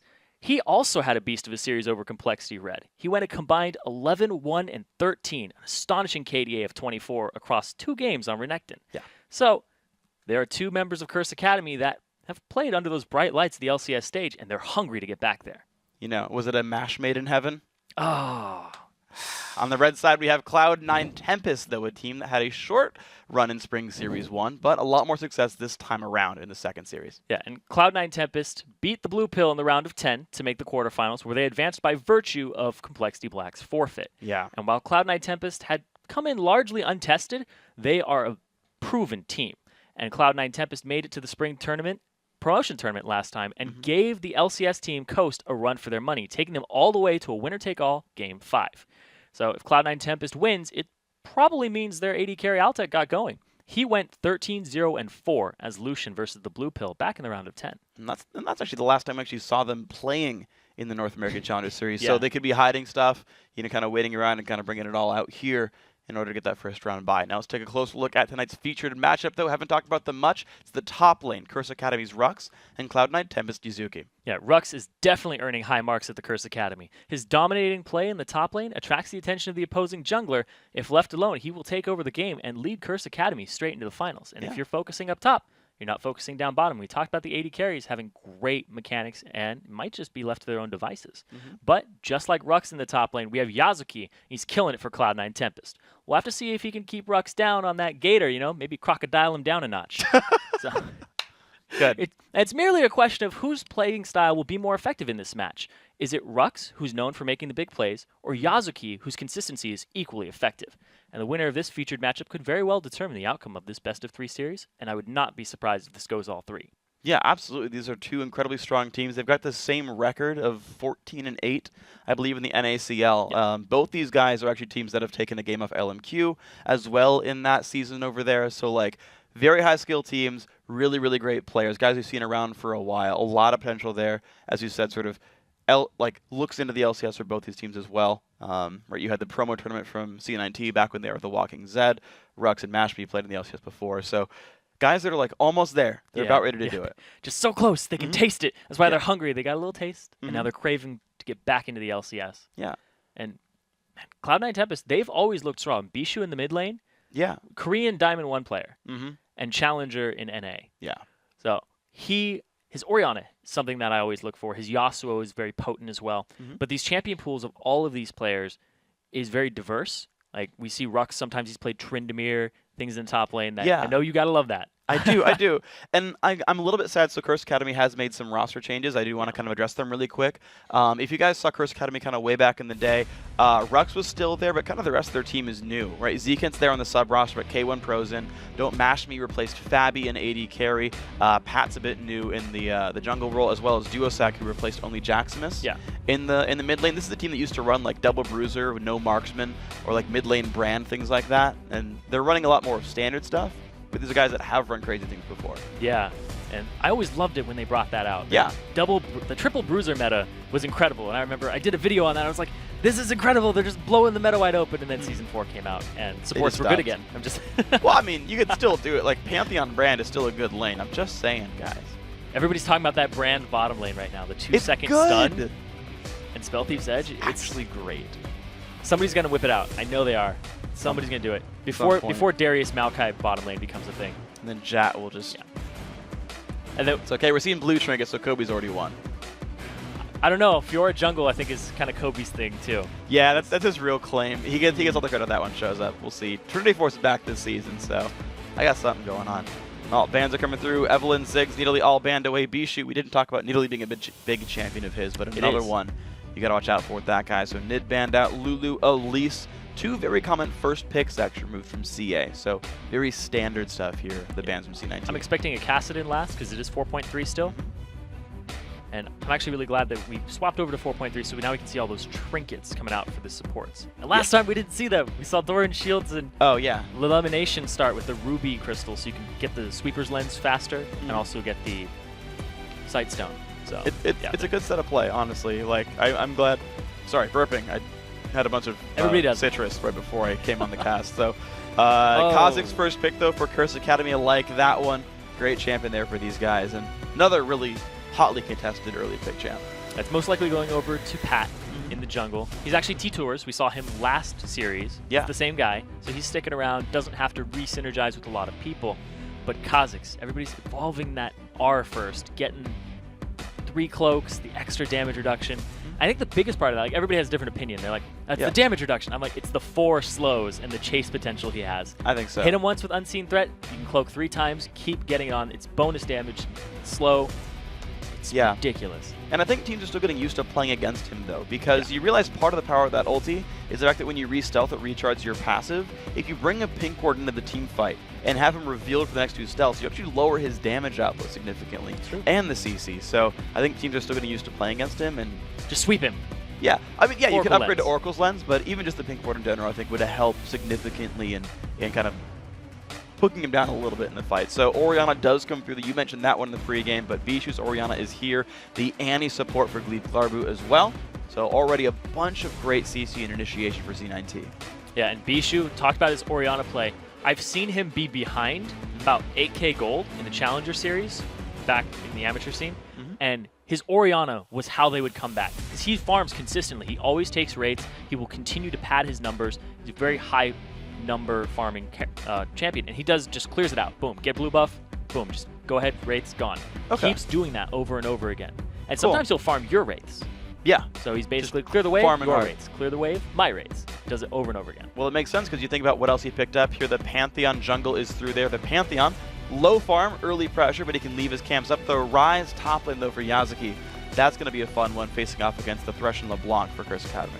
Yeah, and that is actually a champion he's picked up in solo queue. Does very well against Renekton, which will dissuade Rux from once again going with his dominating champion that he had a 24 KDA on. Yeah. Because Renekton is all about that early game pressure, but Rise levels 1 through 3 just bullies him so hard and then continues to just auto attack harass, and the nerfs to Doran Shield and the buffs to Tyr make Rise a premier, like, top 3 top laner right now. Yeah, and it looks like Curse Academy had that prepared. They let the top laner get picked up. And, you know, we saw this actually from Curse's Quas. And he said, yeah, I'm going to pick up Aatrox to beat this matchup because I can sustain against him and I have all-in potential when the jungler comes. So once again, we're going to see Aatrox as a counter pick to Rise, if you believe Quas, you believe Rux here. And heck, I mean, who better to learn that than Curse Academy? Like, the literal actual junior team to Curse. So, you know, apparently these guys are teaching some things to their junior members, and It's going to be a fun matchup. Now Cloud9 Tempest forced to make their last choice. AD carry going to be Vayne for Altec. So Vayne, I like this because Vayne gets an easy lane against Sivir. Yeah, they last picked it too, so they are very aware of what it's going to go up against, and you talked about the ranges there, the 550 versus the 500, and Sivir can't do much against Vayne. Your Spell Shield will only work against Condemn, and that's a very small window, and you need to Spell Shield the Annie's stun, or else you will eat the Condemn too. Yeah. So it's a lot of wombo combo in that bottom lane. And typically, you want to lane swap a Vayne. I don't know if they'll do it this time.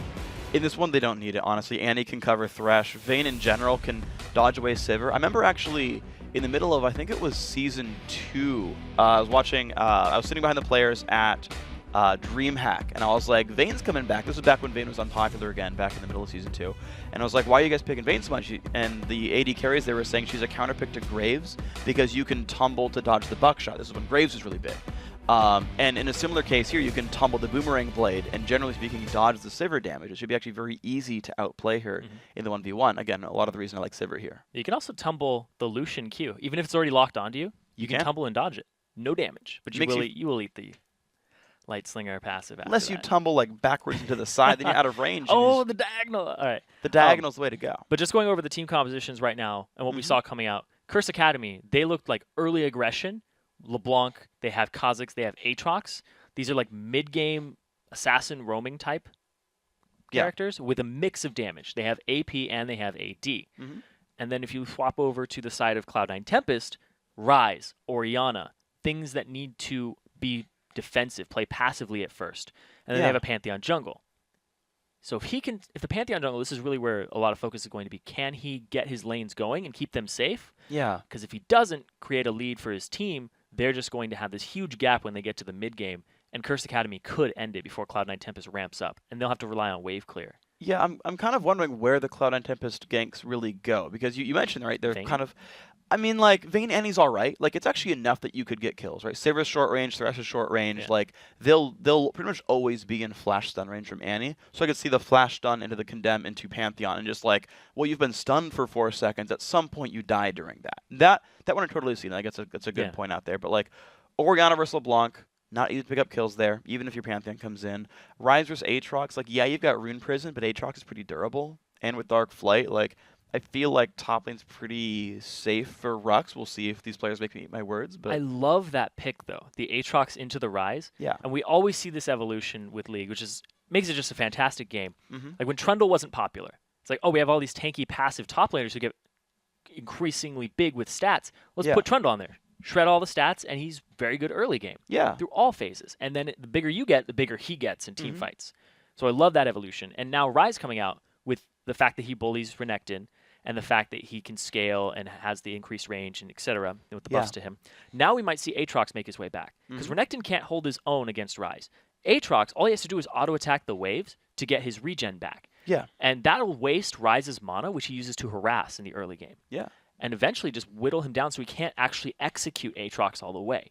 I think if you actually stood there and threw all your Qs out and Aatrox just auto-attacked the entire time, you would lose all your mana before you killed him. Or even pop his passive. It'd be close. I think you would have to get him down to half, then ignite and then full combo him, so he doesn't like regen midway by spamming with his W passive out. I'm talking early levels, like levels 1 through 5. 1 through 5, yeah. There's no kill potential there.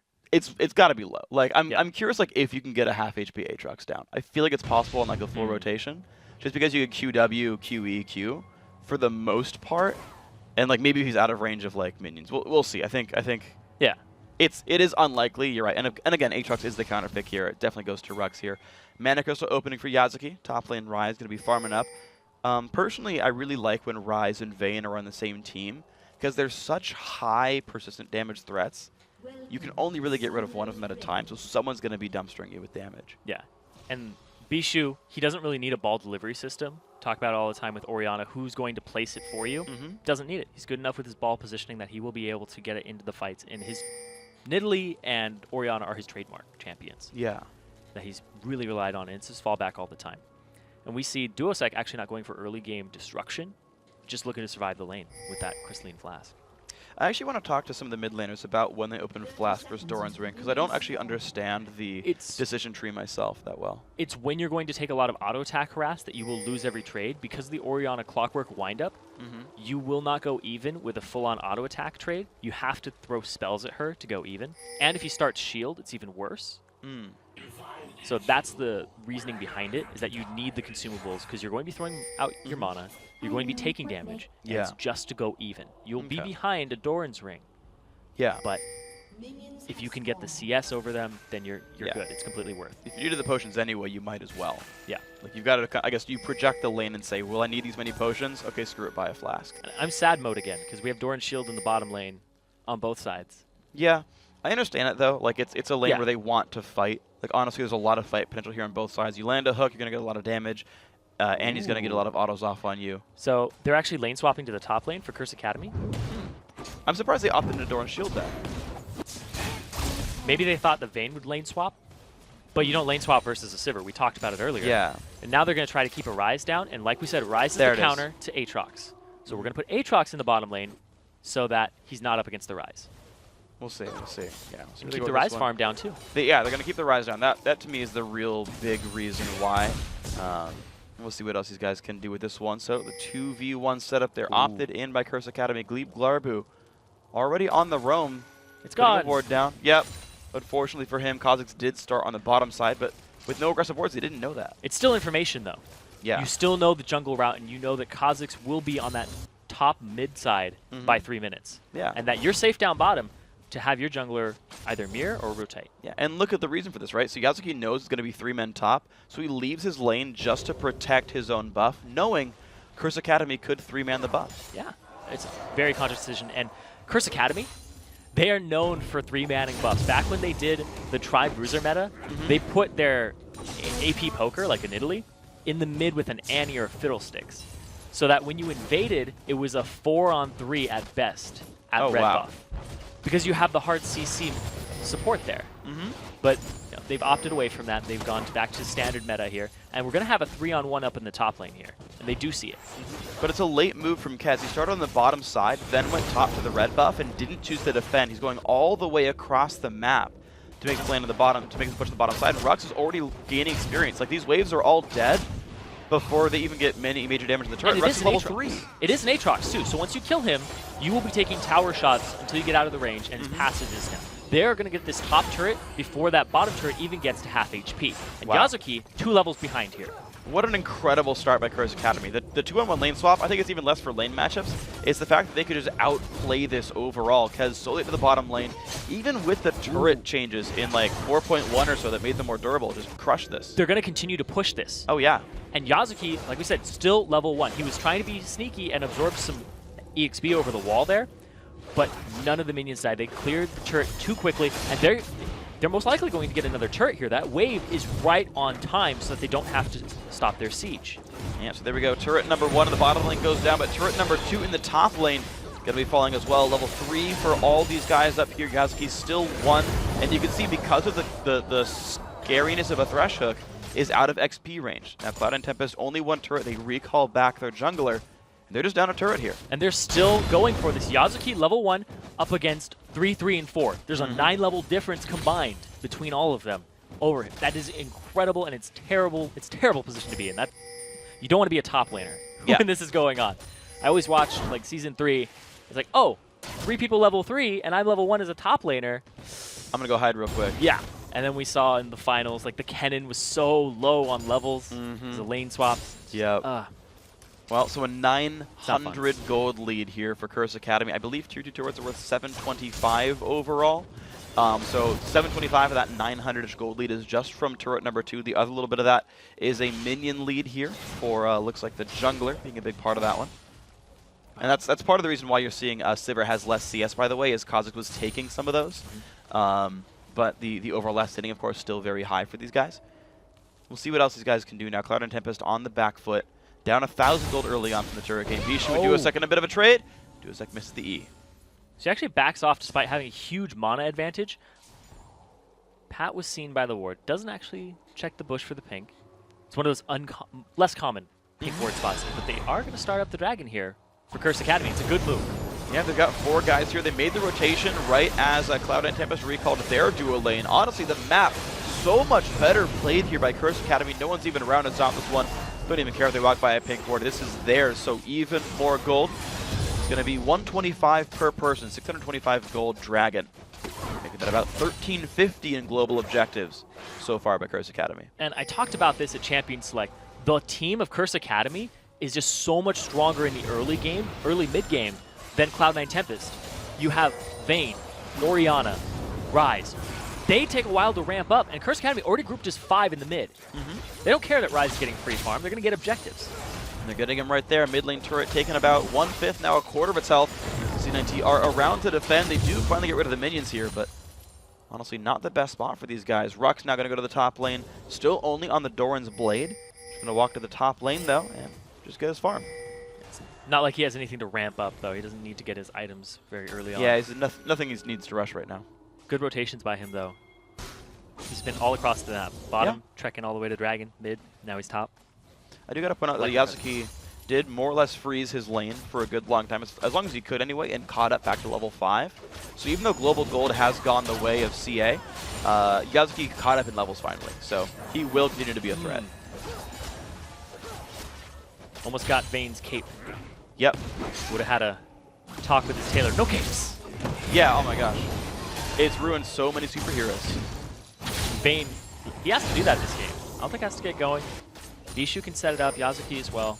They have to stall for the late game. But yeah, I mean, it's Vayne Ryze, of course they're going to. Well, I was looking at Yazuki, he's down bottom. Oh man. He doesn't know he's like in stun range with a Ryze and in Pantheon right there. Kez not sits though. They know Pat's there though. All right, the Lantern comes down, but here comes the engage. It's going to be a 4-on-4. The Glarby flashes away. Pat taking a bunch of damage, and in comes Pantheon. What else can they pick up? They're exhausted. Altec the stun. Going to land. K1 not in a good spot. Chasing down the flash, and there's the kill. First blood to Yazuki. Big for him. And that's exactly what they needed. I like that he came down from the top. He shoved it out, and Rux was freezing that lane. If you look at his CS, Yazuki's only gotten 3 in the past 2 or 3 minutes because he roamed bottom, sat there, was very patient. There's still a 1k gold difference between these teams, but it was the correct move to make to get his lanes going. If the jungler's not going to gank, just have your top laner come too. Make it a 3-on-4. And the numbers game is really the whole math of this match. They're like, Rux is up top, no way he can be down bottom. Let's 4v3 bottom. Yeah. And then Curse Academy's done it too. Like, let's 5-man mid with Rux top. 5-on-4. No problem. Yeah. I mean, they're playing around the fact that their turrets are dead so well, actually. Vishu taking a bunch of pain right there, but, you know, to kind of bounce off of you, Yazuki know he wasn't going to lose any minions top lane because there's no turret for them to die to. Duosec just did a lot of damage to Orianna, which stopped the reinforcement of him on the red. So Curse Academy is going to take this second red away and stop a little bit of Pantheon's stickiness. Stick-to-itiveness. I was going to say stick-to-itiveness, but is that not? I abandoned it. Why did you abandon it? Now it's alone. It sounds fun. Right? I mean, the whole point of the word is that it has like sticky teammates. Yeah, it's sticky, and you erased it. Yeah. You're just mean. Oh, he's using the ultimate. He has to evolve. He's gonna get the slow to jump into Yazuki. Low health bar. Nice slow comes in, and the burst makes it happen. Rux, just the passive, no big deal. It's Aatrox, like always. Yep. I'm surprised that passive hasn't been popped earlier in some type of dive. Remember when Aatrox was extremely popular during Season 3 Worlds? Oh yeah. Because you couldn't dive him 3v1 and not get somebody low. Yeah. You'd have to be so good at dancing turret aggro. And Same thing with Zac. Yeah, true. Zac top lane was very popular for a while because of that. Because dives weren't as effective. Yeah. And I remember actually, trying to think about this, that even though the little bloblets count as minions, you do still pull turret aggro by attacking them, when normally attacking minions does not pull turret aggro, so it does count as a champion as well. This turret's already seen a little bit of a beating from previously. Just make a revisit to it. All 3 outer turrets are down, but now Curse Academy need to get deeper wards and push the advantage. We see it all the time when a team takes out all 3 of the outers and they don't do anything. Kind of sit on their hands and say, all right, we're just going to try to scale, and you can't do that against this Cloud9 Tempest team. Nah, you've got to keep the pressure going on. 2,000 gold lead does keep Curse Academy in a good spot. Minute and a half to go until Dragon comes back up. And I feel like CA is the team that would want to make sure they get this. C9T, honestly, they'd be happy to keep waiting around for a while. So Rux, it looks like he's going for first item Mob Malmortius. Has the Hex Drinker, has the pickaxe. Yeah. We talked about it yesterday. That's such a great item. And as you get lower, does more damage. Yeah. It's very cost effective.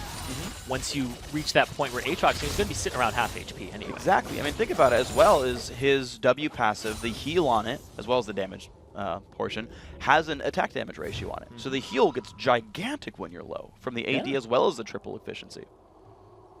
I like that. It was a very unpopular item before. People would sit on Brutalizer, Hexdrinker forever, early, mid-game items for damage. And then the month of March happened. Here we go. And people decided to pick it up. The Ides of March, the Mob Malmortius. Yep, there you go. Trying to think if there's like every March 15th a new big item, like it becomes popular. I don't think it's actually the case, but it'd be wonderful to think of examples. Tweet at LOL Esports. What happened last year? Which item is about to make its breakout appearance in the Challenger Series or LCS? Hashtag LCS big items. Ohm-Wrecker. Or no, Banner of Command. Banner of Command is underrated. It is the highest AP 20 CDR item in the game. Yep. If like, for what it's worth, right? It's like, true. If you want 20 CDR and a bunch of ability power, it's better than Morellonomicon. Gives you a sweet passive. You're like Heimerdinger or Zyra. If they didn't need so much mana, it'd be the best item for them. That's the thing too, is it gives 15% increased AD or AP to all minions around. So if you're Zyra, you're increasing your plant damage. If you're Heimer, you're increasing your turret damage. Yeah. And actually, Heimer turrets don't cost much mana. Nope. So if you play like low rockets, Banner of Command Heimer. I've been killed by a support Zyra with Banner of Command. It's great, isn't it? It was ridiculous. It's awesome. It's like, they're plants! You're a support! You're doing so much. Yeah. Hey, man. It's not fair. Were you playing Zombie Brand? Because plants hard counter those. Ooh, I like that shout out. Yeah. It's good, right? Here we go, guys. Back into the game. We are 12 minutes, 45 seconds in. Dragon just died so quickly. Yeah. Went over to Curse Academy. Yep. No surprise there. They have that mid-game control of these objectives. The turrets are down. So much roaming power. But they do need that. Actually, I messed up. The bottom turret's still up. Ooh. They got the tier 2 in the top lane. Yep. That's what it was. Yeah, super early on. And they still only have lost one turret. The only turret Curse Academy have lost was because of the early lane swap that they like super won in the first place. They can kind of freeze that lane too. There's a big minion Which wave they there. are. I mean, look at this. Mashby's killing double golems to make sure his minion wave dies fast enough before he goes back into it. You'll notice he's... I was about to say he's not using Ricochet, but he is. Because this minion wave is too big. Look away, he's not using it. No, he's actually just sweeping the whole minion wave. I'm actually surprised. He doesn't want to keep freezing. No, he's not though. He wouldn't Ricochet if he wanted to keep those. So he's equalizing it. He wants to make a move. He wants to go somewhere else then with this. Either to push the turret down or to invade a buff. Otherwise, he could freeze forever. Push the turret, get Vayne back down there, and then collapse on her. Yeah. They have the ward coverage. They have the pinks. There's they have Kha'Zix. Altek's coming back down. He doesn't have his ward available.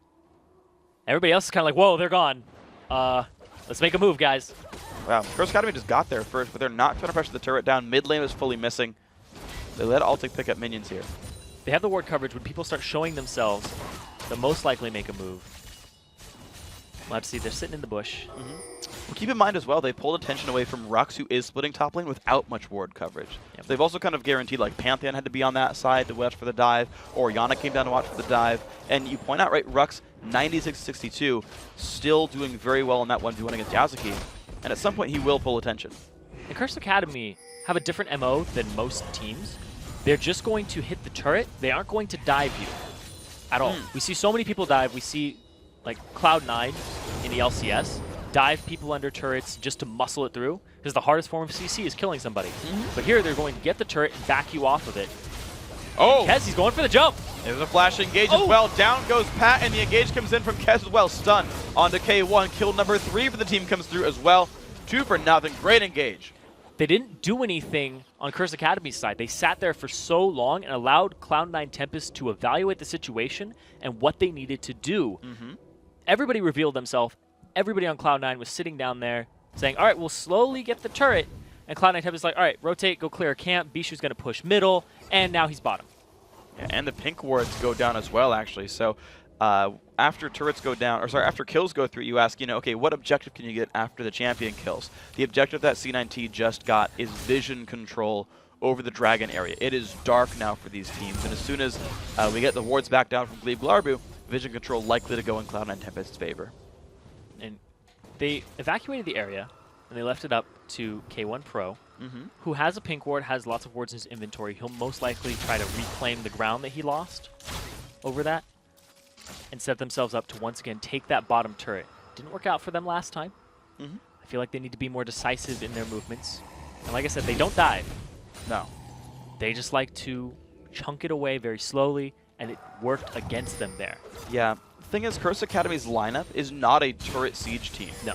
Like, if you look at a team Where's like Ninjas in Pajamas in the European Challenger Series, when they, even with LeBlanc actually, when they get in front of a turret, someone goes and like makes a play and then backs out. Like you'll see Nuke Duck go in, like deal a bunch of damage and hop back and be like, we're gonna chunk you off the turret so that we get it. They don't sit there and like throw auto attacks like waiting for things to happen. It's a bit more active siege.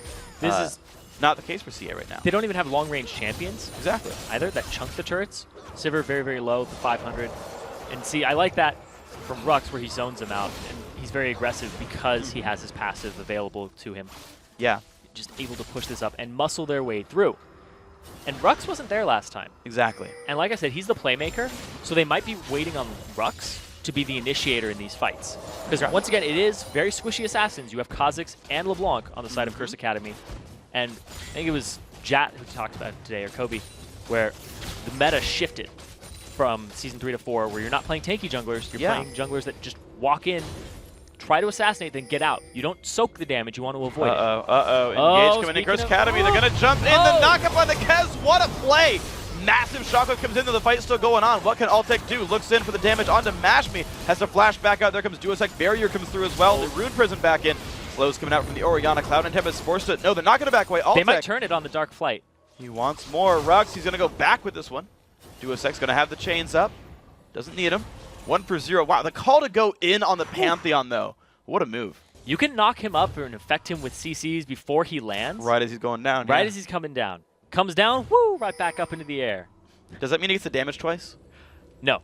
Okay. That's more like the Grand Trampoline. Yeah. That's the ability. Yesterday I saw Pantheon come down and he had Dark Binding on him as soon as he showed up. I was like, uh-oh. He's just sad. Jumps onto a Thresh. For 3 seconds. My favorite is jumping onto a Caitlyn trap. It's so easy. You get enough time. It's just Cait trap him. You can't get stunned. And then just like leave with a 90 caliber net. It's the way to do it. So, crazy battles still going through. 2 to 3 in kills. Honestly, it's an action-packed game. Just the champions aren't necessarily going down, but honestly, a lot of moves going back and forth by these guys. Dragon is back up. The health bar is too low for Curse Academy to get it last time, but they're going to posture for it here. 5v5, no Panthal, no Shockwave for 10 seconds. Yeah, and it's mostly turrets going down in objectives. Curse Academy once again on top of the Dragon. Bishu, Yazuki, nowhere in the area.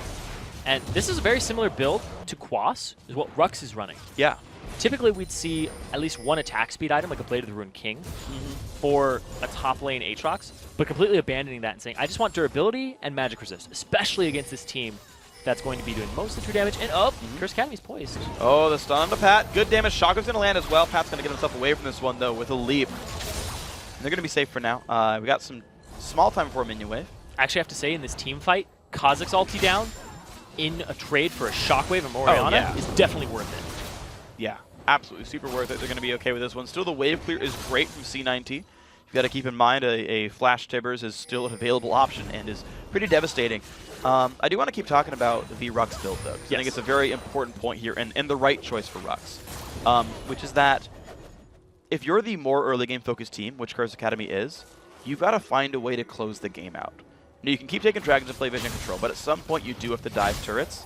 And having a frontlander that is able to dive. Oh, here comes the jump. Rux isn't there. Really good stun there. Here you go. Annie following up as well. Kha'Zix goes down. K1 as well. Cloud and Tempest just keep finding battles in the mid game. It's these picks from Kez jumping in at the right time, except for the last time we saw him. Not that. Yeah, okay.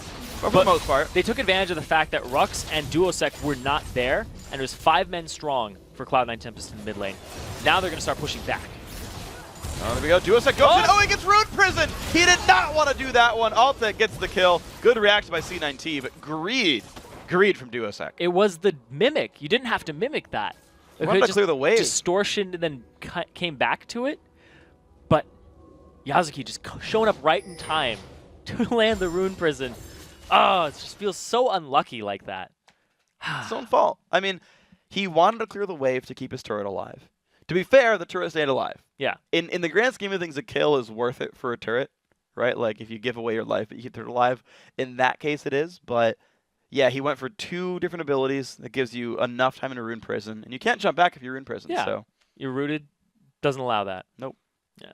But Cloud9 Tempest, they're still behind in gold. Curse Academy's up a bit, but that was to be expected with this team composition that Cloud9 Tempest have. Yeah. If they can stay within about 3,000, maybe even 5,000 gold, this team composition, if you land a Shockwave, if you land a Rise Ultimate and all his abilities on those grouped up people, and then Vayne can start cleaning up, Cloud9 Tempest have a very good Wombo combo. Yeah, and it's interesting to kind of think about how C9T holds themselves in the game, because their only real wave clear is Orianna. It's the only like really good defensive tool they have to defend a turret.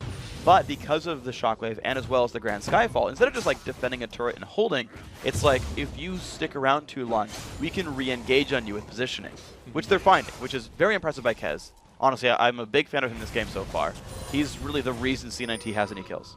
Yeah, and Altec actually has 100% kill participation, 303, alongside Glebe Glarbu. They've gotten some kills by themselves. But down bottom, we've had a lot of visits from Bishu. He's just not been involved in one of them. So most of the kills here are coming from Cloud9 Tempest grouping up in response to Curse Academy grouping and then dissolving. They aren't dissolving at the right time or together. They're getting an objective and then like, all right, 2 of you stay here, 3 of us go somewhere else, and then Cloud9 Tempest shows up late, but it's really at the right time because they're getting those 2 stragglers. Yeah, Curse Academy, really, they're not disengaging well. Like, even though they have the box and Sivir ulti, they're still getting locked down by the Pantheon engages, which is impressive, again, by Kez. But Curse Academy, like, pretty much has the tools they need. It's just not quite working to get them out. And as you mentioned, Altec's skill participation, 3-kill Vayne, very scary. Something to definitely watch out for as we get into the late game. And they're trying to converge onto Yazuki here. He doesn't have the flash, and they're going after Kez here. Some damage comes through. The chain's not going to land. Not going to be enough for these guys. They back on out. C9T still around, but looks like it's just going to be control over the red buff right now. Pink ward's down. Defensive pink ward by C9T there. Altec standing by it. Hook not going to land there as well. They don't get the ward. Aww. That one they get. The crowd goes wild. And again. Oh! More wards dying. Oh! They got it. Okay. It's a whole lot of ward kills all at once. Jeez. Yeah, it's the vision game. The objective is the vision. You said it before back at Dragon. Now the Dragon's down, it's all about can we get this pressure into the Baron side. Yeah. It's tough. It's very tough. It's a touch early for a Baron attempt. But they could still engage on them. Yeah. Right now, Yazuki is not there. I don't quite know about it, though. The wards aren't deep enough by Curse Academy. Cloud9 Tempest, because they're keeping pink ward control, they're not allowing deep wards in the jungle.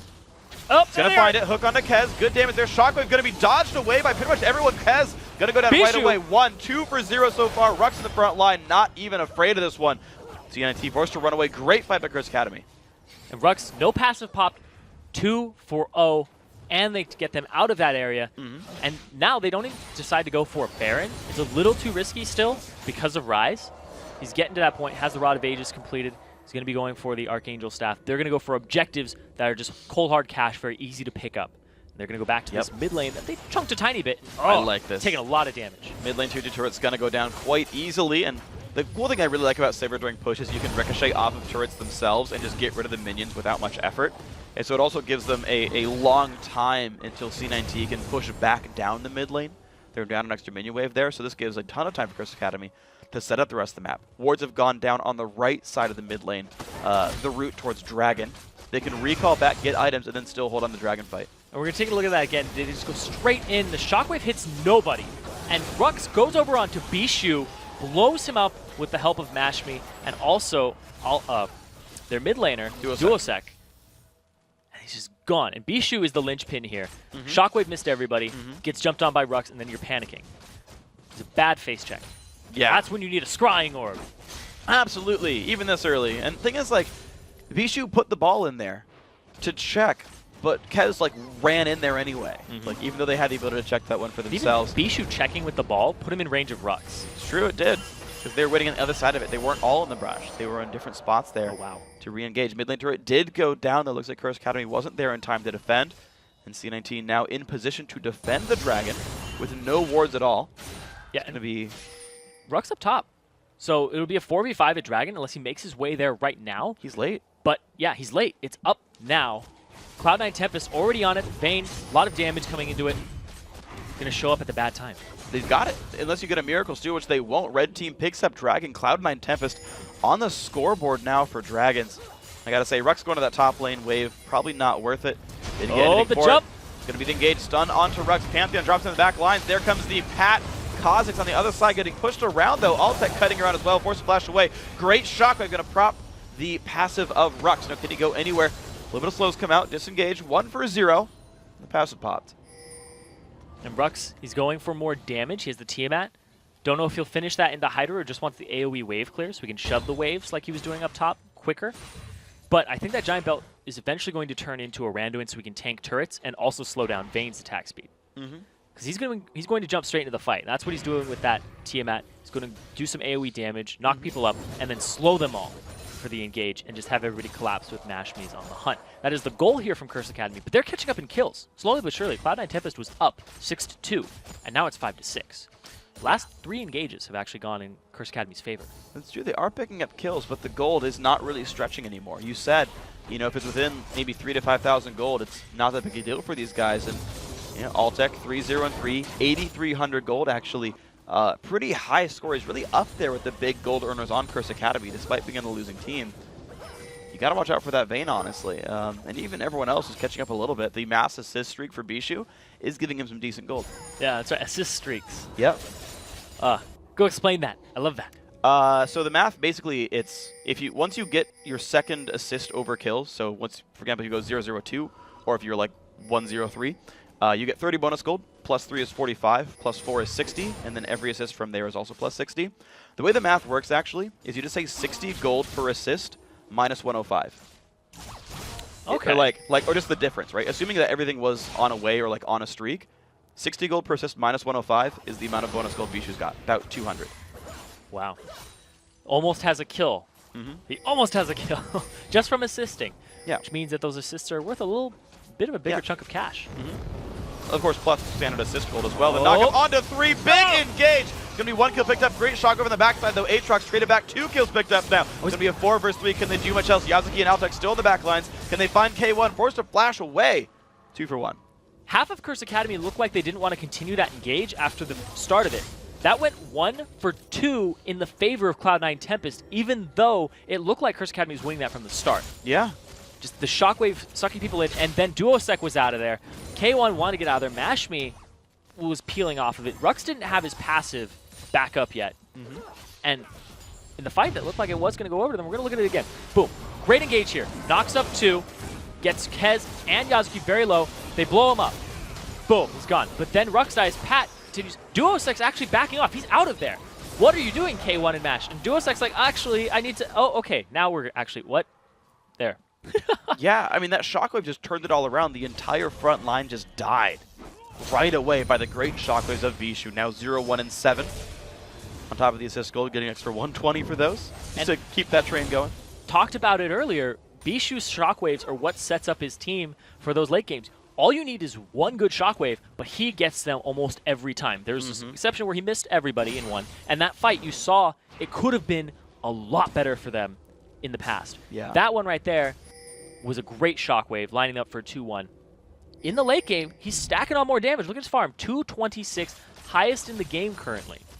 He's had a little bit more to do with team fights than he normally does in the early game with all of his assists, and hasn't concentrated on his farm as hard, but that's good for Cloud9 Tempest at this point because they got off to a bad start.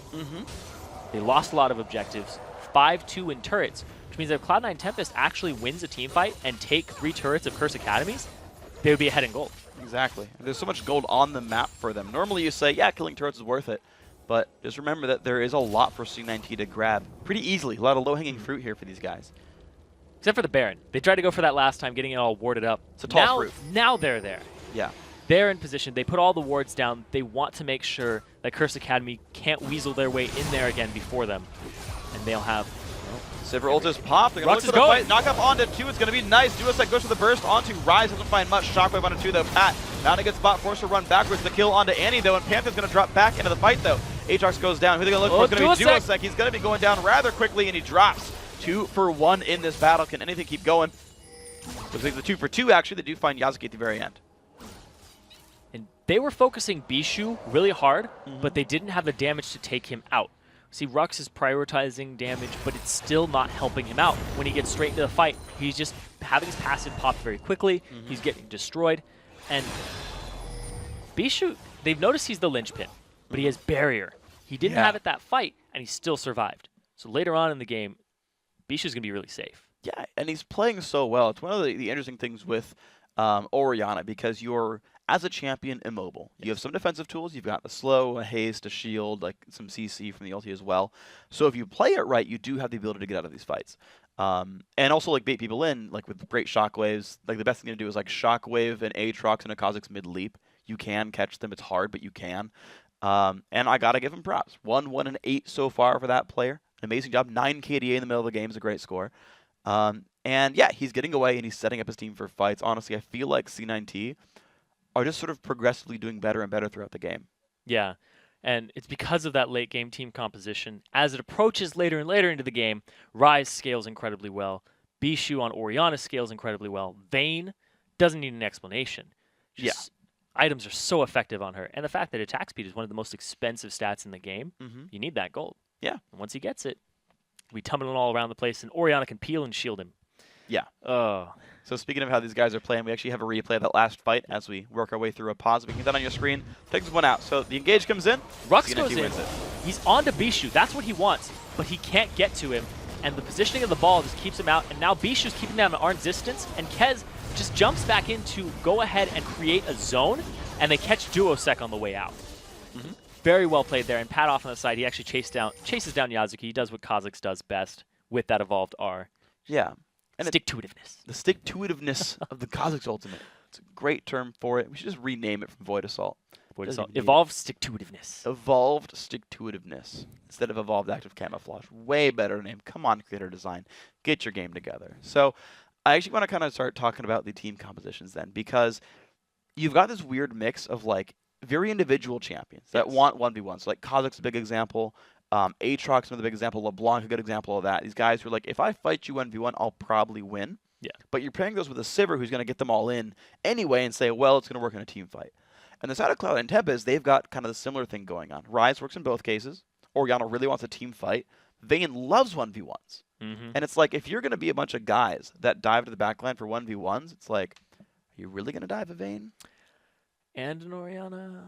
You can peel. It's rough, right? It's very rough. It's very rough. And I think that the lane swap overall was good for Curse Academy. Oh, yeah. But their draft for the late game doesn't seem to be working out for them as much as Cloud9 Tempest. They had that late game in their sights, and we see late game compositions get trumped by early games sometimes. Yeah. But you just have to solidify yourself and get a foothold in the game and then push up and keep getting turrets and keep getting the pressure. Yeah. And every time Cloud9 Tempest, they were up in kills. They got picks over and over again, and then Curse Academy could not push any further. True. They're like, all right, we got rid of, your 80 carry. What are you going to do now? Oh, we killed Duosec. You can't push anymore. Your wave clear is gone. It's true. Duosec went a little too far forward. We rooted him. He's gone. You guys had to back up. Yeah. Because their team fight is clearly better for Cloud9 Tempest right now. Yeah, some exceptional play overall by these guys. And the one other thing I want to point out when we talk about scaling is Kha'Zix versus Pantheon. That matchup as well. Because I know Cloud9, full stop, in the North American LCS, loves Kha'Zix because he's a carry jungler. He scales really well with items, can do freaking tons of damage in a team fight. Like, it's the term for Kha'Zix, right? It really is, jokes aside. Pantheon, it's weird because, like, he air quotes falls off, except for the fact that he has ridiculously good engages that no other champion can access, which keeps him relevant no matter what. Yeah, that's true. And he gets the bonus damage when people are very low. And if he does end up building a Black Cleaver for himself, he helps all of his teammates out. Well, all the ones that are going to be doing physical damage, which is why he didn't build one this game. Solved it. Boom. Didn't even build a Brutalizer. Nope. He's focusing on the late game here. Lizard in a tank. He's got damage. So he's getting tanky. Yep. His team's got damage. He doesn't need any. Whereas Pat, on the other hand, he's scared of the magics. Dude, I gotta say, Curse Academy, like, and I was agreeing with you. I thought Randuin's was the choice here for Rux, but he went for a Ravenous Hydra. His only tank item. I mean, like, okay, Maw counts to be fair. He's going to get Randuin's eventually. Yeah, but it took him, like, he just bought a Giant's Belt and was like, okay, I got Maw of Mortius Giant's Belt, BRB buying a Hydra. Yeah. Completely stopped the tank build, and I don't know, like, Rux started getting really crushed in team fights. right now, a team fight is about to erupt, and we see Sivir pushing up the mid lane, putting a timer on this engagement, saying, Cloud9 Tempest, you have to come to us, and they are going to do it. Smite goes in for Kez, Pat's going to get Shockwave, and K1 does as well, means 2 kills now.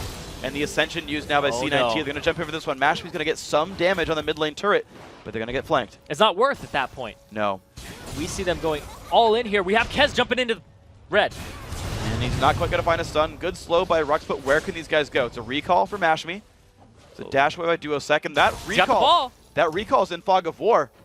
Rux is fine. Duosec's going to get stunned. And dashes, runs, down he goes. All right, Cloud9 Tempest find 3 kills plus a dragon right there. And now they're in a position to do Baron because they chased Duosec all the way to it. Oh, yeah. I mean, 32-minute Baron with a 6-0-7 Vayne. That's going to be a quick kill right there. Mashmi, don't even try, brother. Cannot stop this one. He's going to have to back off of this one. 3-0-4 on Sivir. Got to say, he's team fighting pretty well, but his team just can't find what it needs. And for the first time in the game, despite being down 5k gold at one point, Cloud9 Tempest now have a gold lead with this late game team fight composition for themselves. Vayne hasn't died. Orianna's died once. It's all just been Kez in the jungle giving up kills, but that doesn't hurt them at all because he's not one of their late game carries. He's just trying to soak up damage as much as he can and allow his team to just barrel into Curse Academy. That's exactly what happened, and I did not like the decision-making there for Curse Academy, where they left K1 and Pat at the Dragon, and Mashmi got minimal damage on that inhibitor turret, which will regen up. Yeah, and the thing is, that play would have worked if K1 played farther back, because the play was leap in, smite Dragon, lantern out. He didn't get the smite, but okay, it's 50-50. But then K1 was so close by that he got caught with the shockwave. He has no reason to be that close. At the same time, you really could have just had Bishu pull off a Dragon and zone them out with the potential. True. So if they had actually played a little further back, Pat, he still got caught, too. Yeah. Pat actually didn't make it into the Dragon Pit. Not really. He wanted to. He wanted to. The tension's there. But they had a pink ward, so he couldn't even Void Assault to get in the area. And now Curse Academy, they had to be looking on desperate times here. They're up against a Baron late-game team of Cloud9 Tempest. And now they're down in gold. They are. They're down 1,000, but, you know, honestly, you've got a lot of individual playmakers. You've got a heavy damage Aatrox. You've got a Kha'Zix in there, and you've got LeBlanc. These guys can't pick people apart. The problem is you've got a 6-0-7 Banshees Veil Altec, who's probably not going to go down anytime soon. Glebe Glarb, we haven't talked about him at all this game, but honestly putting up a great performance. Talisman of Ascension. He's got the Distortion boost there as well. 1, 1, and 12. 13 of 13 kills are on his shoulders as well. This entire bot lane for C9T is doing great. Yeah, and that's a fantastic, like we talked about. Oh, yep. He's stunned. Yep. And notice that Orianna keeps putting her shield on the front runner. Whoever's going in first has a shield before they check a brush, which is preventing Duosec from bursting them out. It's a fantastic play. Yeah, and even that the face check like 10 minutes ago around the Baron pit, in that brush that CA was baiting, when Kez face checked it, he had a shield on it when he went in. Still died, but like the shield is always there from Bishu before they face check anything. So Mashmi, highest farm in the game. He's trying to put his team on his back here. Highest level in the game too. Yeah, he's been in the late game. Heavy split pushing. I mean, he's got great damage output now. Yeah, he's maximized all damage abilities now. Now that his ulti's rank 3. But you know, how's he gonna do against a Vayne that's almost approaching full build here? He's close. Yeah, I mean, Mashmi basically has to hit the front line and hope they die first. Kez is not super tanky yet, only the Randuins. So it is possible for Mashmi to take people down, but it's not yet. I love that ball that Bishu placed just to the left of the turret to zone off Curse Academy. All you have to do is get the ball in that position. Bishu is really known for his ball positioning on Orianna. Get it in a certain spot and just stay on the outskirt before it actually tethers back to you to cause the zone control and the possibility that you can shockwave a team to start the fight. Absolutely. And sometimes you'll forget that it's there. If your team moves up a bit, you'll be like, oh, wait, we're all standing on a ball. And then it's too late. Yeah, it is too late. Unless you can, like, reflex flash the shockwave, but it's a scary thing for these guys. He'll actually take a step closer and get it further up. There it is. And now he's just going to leave it there. Yeah. Well, put some damage on Rux. He's going to leave it in this area and try to just zone them out. It's a great play. Leaves it in range. There you go. Turret still under fire. The rotation there for Rux. He's looking for the way in, but again, Baron buff about the timeout. This could be the opening if they look for it. Baron buff just now gone. So 39-minute Baron timer. So K1 threw out his hook to try and make Bishu tether the ball, and as soon as he did, he put it back in front of him. So every time Bishu loses a position and the ball tethers to him, he will throw it somewhere else that he thinks an engage might happen. Oh boy. Oh boy. There's the lantern comes out. There's the engage in. The stun's going to land on a one person, but that's it. Tibbers comes down as well. Rux off on the side. Hook's not going to land right there. Shockwave not going to hit either. Distortioned away there by Duosec. Trading blows back and forth. Giant minion wave top, by the way. Suiciding into the turret by the inhibitor. That's not going to turn into much. The jump in. Pat smites away Tibbers. Down it goes. Whoa, what? Dang. They really wanted that ward out of there. You know, there's a joke I was hoping was going to happen here. So Pat's old name was Titu, which is French for basically bear cub. And he just killed the little stuffed bear of Annie. So, you know. There's a joke Bears. somewhere? Yeah, there's a joke somewhere. Bears. Bears. Mike Ditka. The Bears. The Bears. All right. So Dragon's up right now. Curse Academy, they could go for it, but instead they're opting to keep the pressure on so they can't clear these side waves. But they are going to send Kez for Cloud9 Tempest because he can leap in, and he'll be fine. Just poking them all down. Yeah. Going to see what else they can clear this one. Mid lane. Going to be swept away. The Baron, sorry, the Dragon is going to go down. Minute and a half till Baron. So Curse Academy, I mean, they basically weathered the Baron storm. Think about this. It was 5-2 in turrets. The bird. No. No, I hate you.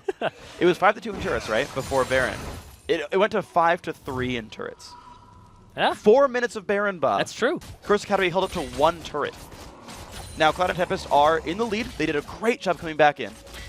And I was going to say, like, their mid-game decision-making was so good, but Curse Academy held the line, got a Dragon back afterwards, and now both the teams will be ready to contest for Baron. And the Vision game starts now with 1 minute to go till it spawns. Yeah, and you can see the impact on a team fight that Bishu's Shockwave creates. If it misses, Cloud9 Tempest are like, oh, we got to get out. We're going to lose this. Yeah. If it hits, that's the go sign. So as soon as he missed the Distortion Duosec and Mash Me spell shielded it, they just were like, okay, that's a vacuum. We're out of here. We're gone. And Curse Academy was trying to stop them. They pick up a Dragon for it. Goal pretty much even across the board now. And we're talking about the early game, mid game decision making.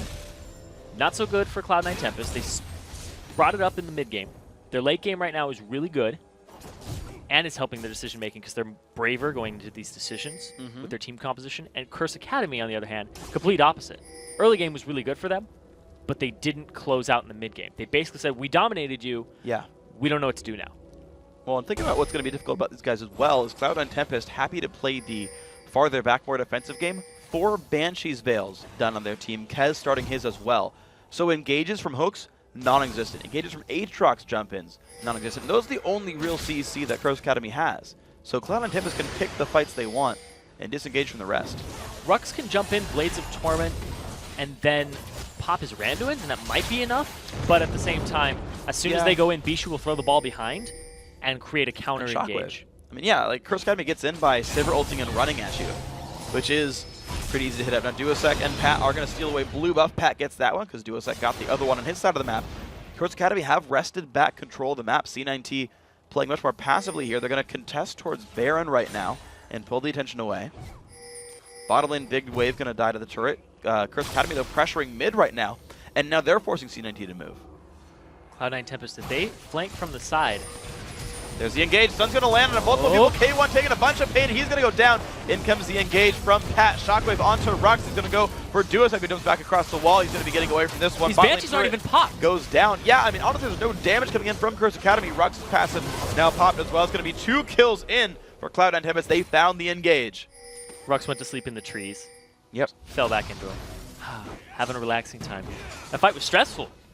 2-0 in the favor of Cloud9 Tempest. They're going to get another objective off of this, whether it's an inhibitor turret and an inhibitor, because there's barely any wave clear on Curse Academy's side. And Kez, he's just going to take this up. And here they go. Turret under fire. Turret number 5 for Cloud9 Tempest if they get this one. Tabor is leading the charge as well for these guys. There's the turret. 30 seconds until Rux is alive. Even when K1 comes up, it's 5 versus 4. This inhib will fall. And now we'll see C9T Baron on a 5v4. I say they set up for it and bait them into another fight. because Bishu's about to have his Shockwave back up. And if they just stick around, they don't even have to start the Baron. That'll actually ruin their Banshee's Veils. They know there's no wards. The Oracle's Trinket lasted long enough to check all of the brushes on the way into Baron Pit. Yeah. They know they're fully safe right now. It was like Flash Rune Prison. Nice opening there. Kill picked up. Another 5v4. And now, they'll do it. Yeah. No LeBlanc? Yeah. Yeah. The Orianna ball, you can see it zoning him out. Pat off on the side. Trying to. Rux on his way in. Engage found onto Pat. Shaka goes in as well. Kill picked up by Altec again. 7-0-10 on him. Back to go for Baron. 7-0-10 on Altec. He also didn't die on his Lucian. He went 13-0-4. He's looking at an infinite, basically undefined KDA for the entire tournament if he doesn't die. 20-0-14 so far. Ugh. Yeah. Pretty good. Yeah, I'd say he probably has the highest KDA in all of Challenger. It's a strong player. EU and NA. Yeah. I think he's in good shape for this one. Mash Me, gonna sweep away the bottom lane wave. He's at 4 offensive items. Same. Actually, the funny thing is Mash Me has more offensive items than Altec does because of the high minion score and not buying a Banshees. But the problem is the team is setting up Altec way better right now. Glebe Glarbu is finding better engages than Nokia. Bishu has just great shockwaves overall, and none of these guys are going to get caught with their Banshee's Veils. Yeah, that's true. The Banshee's Veils on them very early buy, just such a devastating item. And it's not even the fact that it blocks a CC spell. It'll block damage dealt to you. Yeah. And if somebody uses an ultimate, boom. Huge part of your HP is still intact. You're ready to go, and you can stop and engage. This is just a great item, very versatile.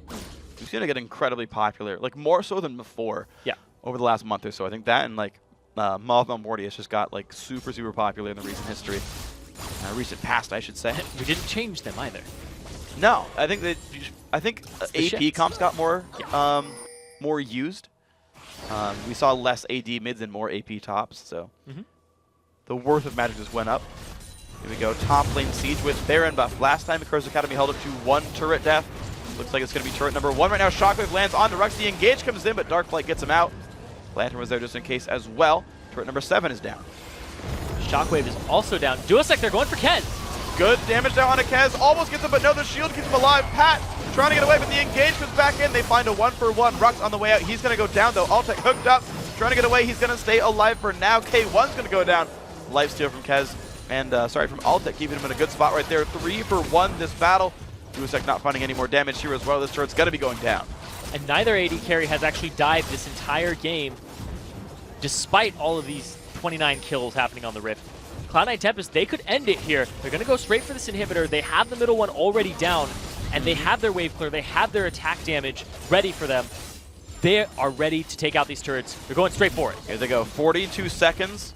Or sorry, 25 seconds of 4 versus 2. Got my numbers backwards. 1 minute is going to break the bonus armor on this turret. Glebe Glarbu holding the aggro for now. They find Duosec. Down he goes. LeBlanc got nowhere to run. Glebe Glarbu holding the turret on, and there they go for the Nexus. It's going to be a 45-minute game, but Cloud9 Tempest come back from behind and take game 1. Just an incredible display there by all of them. And I want to point out that Vayne, 100% kill participation, 7-0-14, involved in all 21 kills. And now Altec is sitting at 20-0-18. Yeah. In the entire Challenger Series. Wow.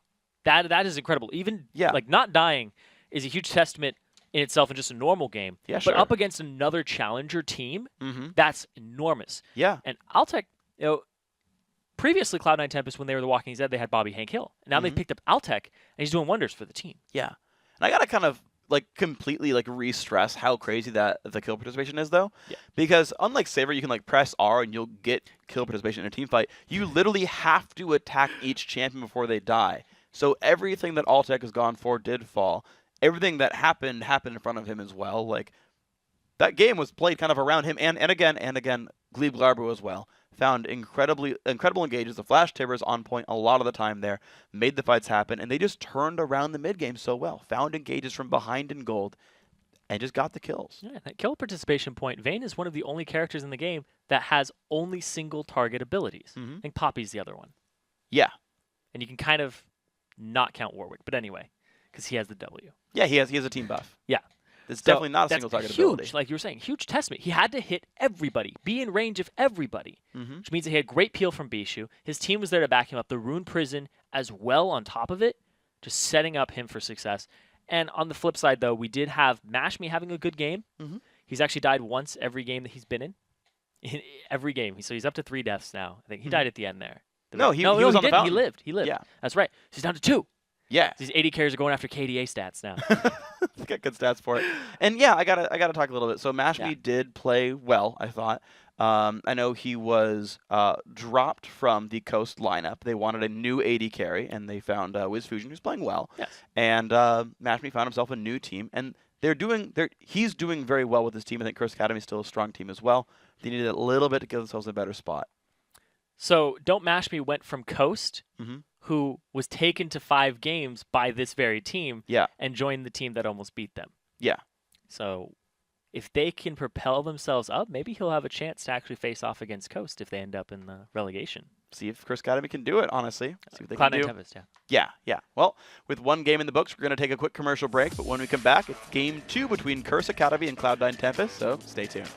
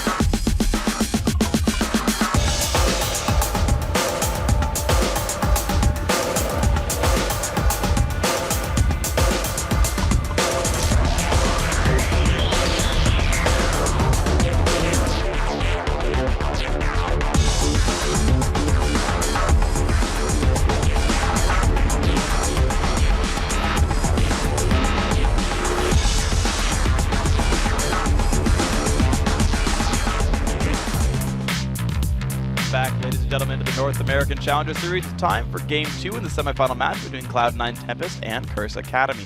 After a stunning Game 1 victory for C9T, will Curse Academy have enough to take it back to Game 2 and maybe even Game 3 here, or will Cloud9 Tempest seal the deal and advance to victory?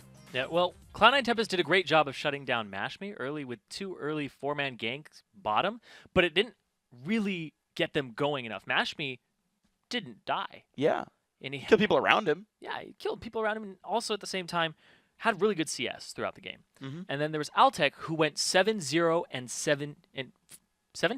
Think so. 7-0 and 17 on Vayne, never dying. And Bishu had a great game, setting up great fights and effective use of his shockwave really just added to that support style mid and allowed Altec to make those late game plays on Vayne. Yeah. Yeah. And then we had Yazuki, who recovered better from the 2v1 lane swap than I had anticipated. That rise up top was really good. There was a point where he was still level 1, lost 2 turrets. Yazuki on the other side, or not Yazuki, sorry, but Rux was sitting there at like level 3 or 4. Yazuki still got the better of it. Yeah. Just an incredible all around for him. Absolutely. And, you know, Curse Academy, they were off to a great start. And to win Game 2, Curse Academy what they need to do is to have more success in the early game. Yeah. They got off to a great start. 5K gold advantage. Yeah. But Cloud9 Tempest team composition and their mid-game decision-making just sealed the deal. So the first 10 minutes of the game, it went really well for them, but they need to do a better job of carrying and closing out. Yeah, there's one thing that stood out to me actually as a really big mistake from Curse Academy is Rux went top lane to hold a minion wave and let C9T grab a dragon in a 5v4. It's like, okay, yeah, I know Cloud9 has kind of set up the minion wave to push in time, like that was all well orchestrated, but a minion wave is not worth a dragon going to the other side, to the other team. He was not going to rotate in time, and C9T saw that and rushed it down. Yeah, that's the superior decision-making we were talking about, where they knew what they wanted. And Duosec has to step it up, too. Because going against Bishu, he ended the game with a really good score, a lot of assists, getting the assist spree going for himself. But Duosec just really unheard from this game on the LeBlanc. Nothing big. It'd be cool to see him on something like Ziggs or Orianna, where like if he isn't gonna be able to make plays because Bishu holds him down, then just play a farm heavy like late game champion and just like, you know what, MashMe's getting big farm. You can play a team fight base game, that's fine. But yeah, LeBlanc definitely didn't work for him. Yeah, that's true. And now that we've swapped sides, they could get their last pick in the mid lane if they want to. And nobody's going into, because it could be one of those things where if you pick your mid lane early, then Bishu is like, oh, you want to farm? I'm going to go Zed. Yeah, let me counterpick you, make it happen. Here we go, Cloud9 Tempest on the blue side, Curse Academy in red. Finally, the teams match their team colors here. I feel like it's always a little bit helpful if you can match your team colors here. And we're in blue. See what the first ban goes for. Is there anything that Curse Academy picked up that they're afraid of? It's really the question, because, I mean, their bans worked last time. They won the game. Yeah, I don't really know. They just have to ban out more of the same. Maybe the Renekton, maybe dissuade the Renekton pick again. Did a great job of it previously. So, we'll have to see. Well, it's interesting to look at how the ban sort of trends move, because like I feel like there's like first pick worthy champions. Like if like Lulu or something or like LeBlanc's available, it seems to be a common first pick. But then a champion like Pantheon doesn't get first picked, and like you risk it going to the red team. And so that's like, well, Cloud9 Tempest is going to ban that. Even though Kez had a great Pantheon game, says, well, we're not going to first pick Pantheon. We don't want to risk giving it to you, so we'll ban that. We'll ban LeBlanc as well. We're not ready to rush that. Yeah.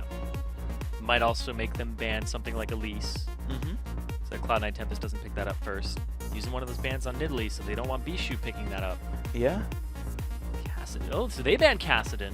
Interesting. Bishu wants to play something long-ranged again. Maybe he goes back for the Orianna sets of Altec again and keeps that style going. We'll see. Got now another ban for Curse Academy to go for. They could remove the Rise from Yazuki, because Aatrox didn't work in that case. Yeah. They could remove the Vayne from Altec. They could be afraid of first pick Sivir. That's a big one to think about. They're definitely taking their time with this. Might be a Rise, might be an Elise. Yeah, Elise is a good choice as well. Kaz is a great Elise player. It is Elise. Yeah. So is it Vayne? Is it Sivir? Is it a support pick? No, it's Jungle Evelynn. I'm surprised. I forget if that was... I think it was banned actually the first time around. It was. Evelynn was a ban for Curse Academy. They decided, well, we'll ban Elise, but just gives away Eve. I feel like the Elise ban a bit wasted then. That's true. That's extremely true. But I mean, they would first pick Elise if it was left open. Yeah, but then the question is like the incremental value of like Elise versus Evelynn worth the fact you could ban something else out?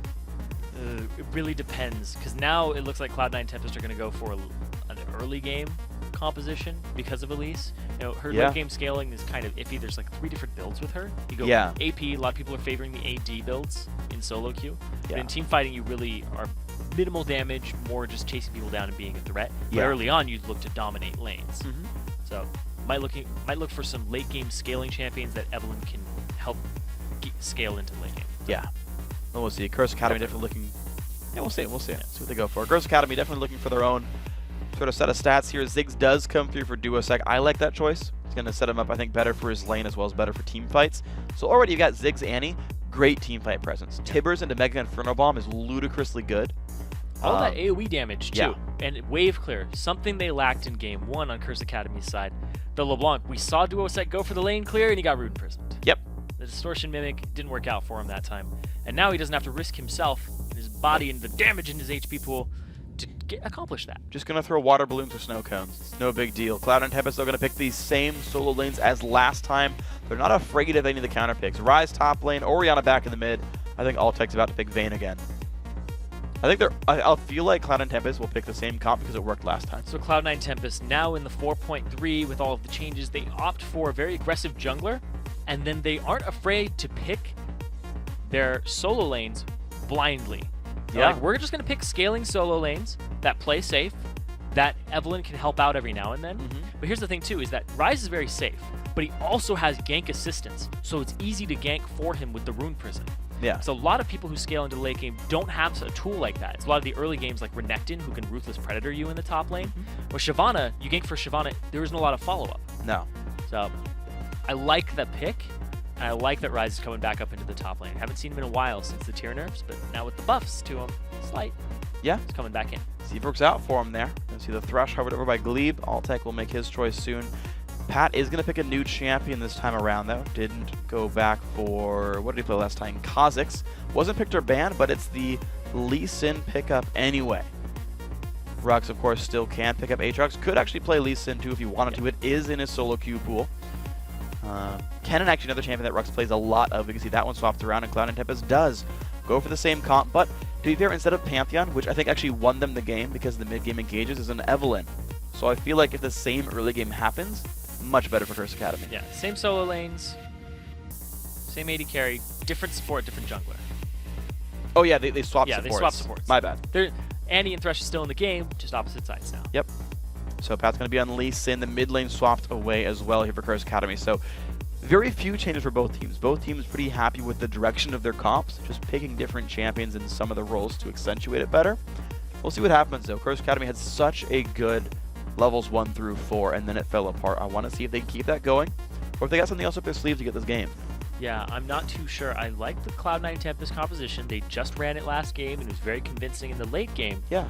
Curse Academy, they say they're going to try more of the same, but with little variations. Put a little twist on it. Now they have more wave clear, so they can stand the late game if it gets to that point, and Duosec can farm and match Bishu. Are they going to lane swap again? Are they going to do it? Because it's Aatrox versus Ryze. Once again, it's Sivir versus Vayne. Yeah. I mean, go either way. The thing is, I feel like Curse Academy have the better 2v2 and the better 1v1. I think those are both perfectly acceptable, and you could just place inner lanes and go for it. Now, the lane swap did work for them on a strategic level. That was really impressive to me that they made that one work, and they got a lead from it. But as far as early game matchups go, they're fine to play standard. So I don't know, like it's kind of like no matter what they do, it should be better for them based on history and based on like expected matchups. So I still feel like that's a good thing for Curse Academy. I just want to see him do more. Now, the other thing I do want to point out though is Lee Sin against Vayne. It kind of depends on how you play it, but I like Lee Sin into Vayne because you have the reveal for the stealth, and if you kick her into your team, she's going to die. But the difficulty is that Vayne can outplay the Lee Sin pretty easily with like a condemn, like in the middle of a safeguard, and break that whole sort of play. So I think if the sort of push to Vayne happens, it's going to be on how well Altec plays it. Curse Academy, they're going 5-man strong right here. All of them with Doran's items, except for the junglers. So looking for the early damage. Thinking Invade's coming out here. Let's see what they can find. They've pinged up 2 of the likely rush spots. Mashby hiding in the side. Of course, K1 did charge his stun on Annie right now. Find Evelyn, shut her down. That's the mission here. Thing is, it's so hard to do that because Eve will see you before you see her, and she can get away from you. But if they're sitting in a camp. Yeah. But like if like Eve were like right there where that lily pad is. Would see him first. Would see him come in, not know that they see her, like they wouldn't see her, and he'd be safe. Like Yazuki can spot them, but then he's in flash stun range. Like right now they know he's there. He's gonna back it off. It will give. I'm surprised that Curse Academy didn't stay to get ward coverage, because I think they'd be the stronger team because of Annie's stun and everything. Kez is gonna go for the blue. Now, the thing is, now Cloud and Tempest, without using the ball, and Bichu hasn't learned a skill yet, they can't know if there's ward coverage. They don't know, like, if people are sitting in that brush still, what's going on. And so the jungler, like Kez, he puts the ward down for safety.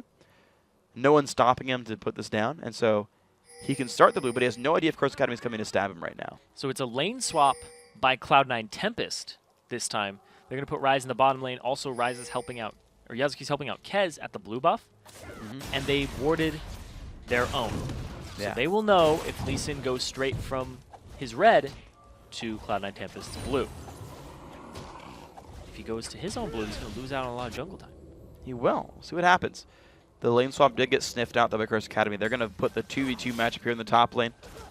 And I want to see how this one pans out. Annie, just a very strong champion overall. See if she can make things go down for these guys. Bishu, happy to chill.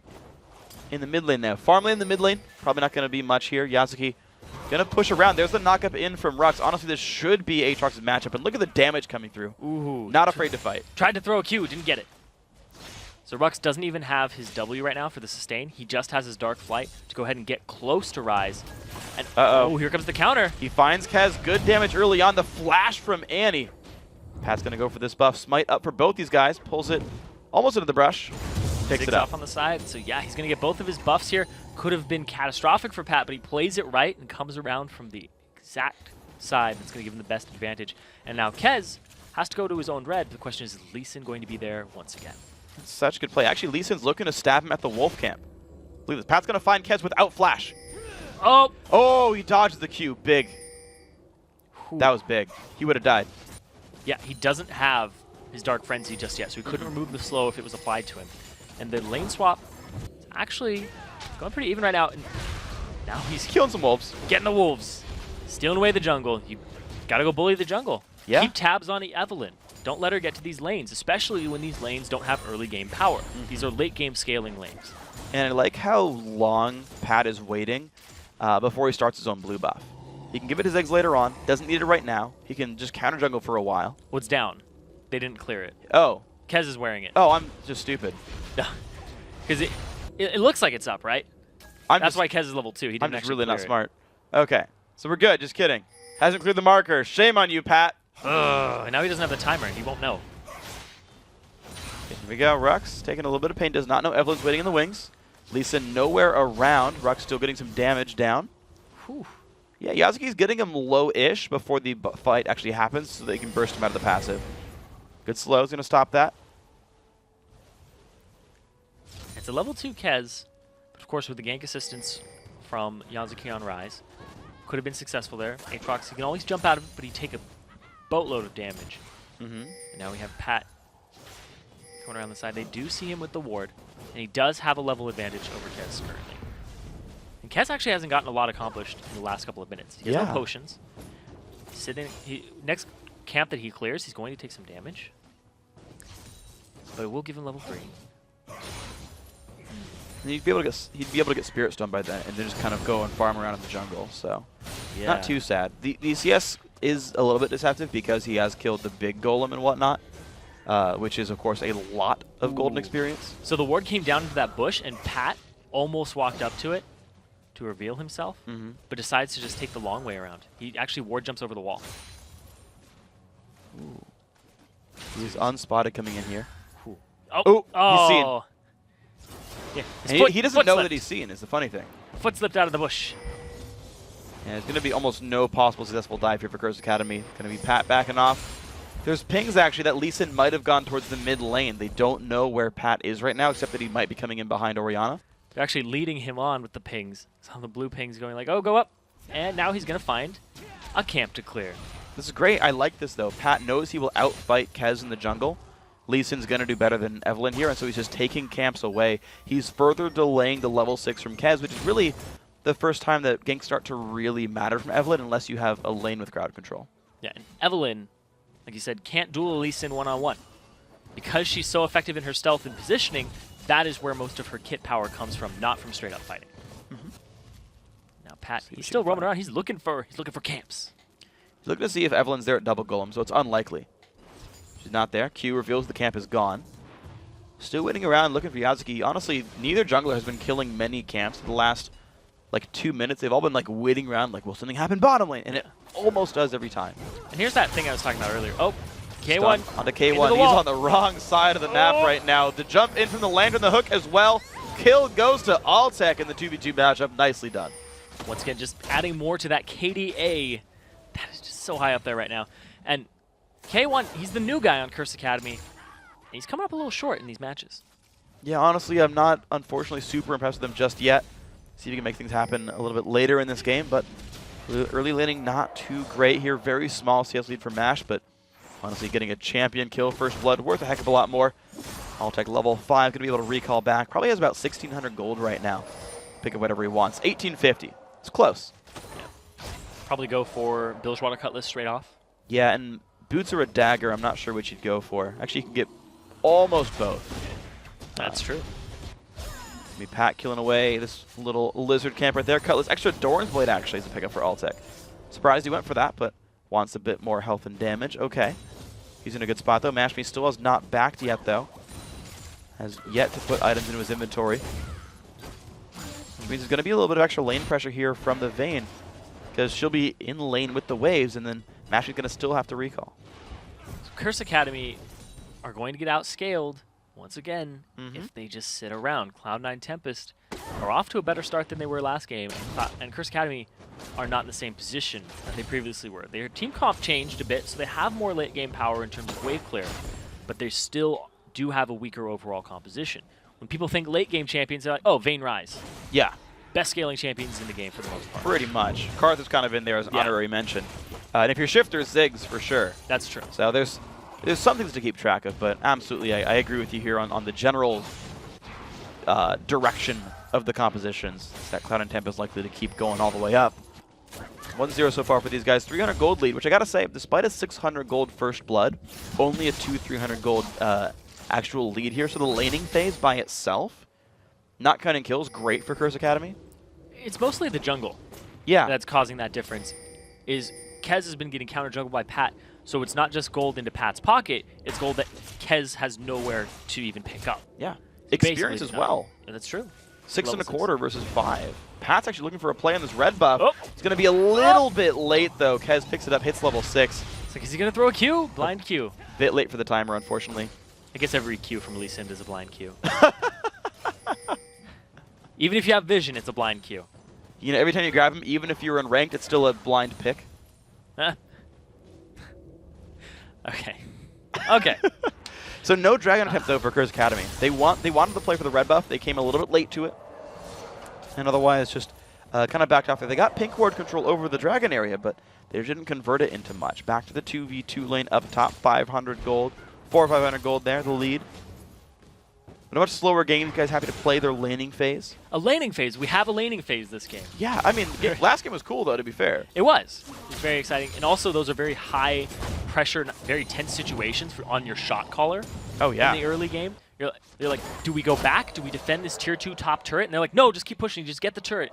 Because you have to do cost-benefit analysis. Do we defend it? It's going to take about half of its HP, and we won't lose it, but we won't even get a bottom turret in exchange for it. And then if you say, no, just go for it, you'll get the turret, but you'll lose the turret in response. Exactly. So it's like, do we allow overall just more gold on the map in general so everybody's a little buffer? Or do we keep it with that tiny lead we have? There we go. Burst damage onto Yazuki. 1 hit to go for the... Oh, it's flashed! Yeah, there it is. He was 2 hits away, but he got the empowered W. Massive damage coming out there. Maxing those blades second. Huge from Rux. Blood price to scales so well. And the fact that you have your max in your blood well gives you more attack speed, and the massacre on top of it. In fact, when you close the distance on Rise, especially this early on, when he's still trying to scale up, you can get those kills, and Rux is going to come out big here. We talked about the featured matchup of those two against each other. Yeah. Now they're actually in the lane against each other. Before they weren't. It was 2v1s, and now we see Kez up top going through the bushes, even though he's Evelyn and invisible, they still want to try and get a hook and convert that into a kill here with the ultimate from Kez, the Agnes Embrace. Slow him down. Let's see what we got. Oh, here comes Pity Pat. Oh, it does not land the flay. Does not land the hook either. Sivir ult was popped, though. Will they get the re-engage from Pat? Flash Timber's not going to hit anything. Glebe Glarbu does flash out of that one. Nothing traded. Okay. So the flay was just a little short because of the ultimate from MASH. Was able to get K1 out of the range of it. Barely. Just got the little girl's skirt there. Just clipped it right up. And the Tibbers, at the same time, very short. I was really actually stunned by that. It didn't land on me, but I was stunned by that. Oh, Tibbers going to check the bush for Kez. Doesn't see him, though. It's not a champion. Doesn't see him. It's not champion. Not going to help. So they don't know that Kez has shown up. There's the ulti on the 2. Pat shows up well for the damage. Will they find much? He wants Glebe Altec. taking damage. The kick from Altec lands the Q as well. Condemn back. Flash away from Kez, but Kez now getting chased. His W is down for 2 more seconds. Mash could land a high damage Q. No flash. Oh, he goes for Altec! The plays from Mash Me, and Kez goes down as well. Beautiful from Curse Academy. Altec's KDA. Not ruined, because it's his first death of the entire series, so it still technically stays the same. But here we're going to see, go straight in. They don't know Pat's there. He lands his Q onto Altec and kicks him.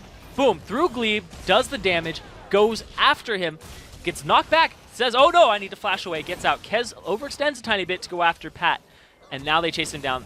Oh, flashes the Mega Inferno Bomb. That was the key there, because he didn't have flash to get out of the Boomerang Blade by that time, and he had his Tumble Bolt ready, so the cooldown wasn't even ticking on it, because it doesn't start until you release it. Yep. So Mash Me, though, I got to point out how cool that play was. So he saw Vayne because of the Mega Inferno Bomb, and then said he's in Tribrush right now, because he flashed immediately without any further vision.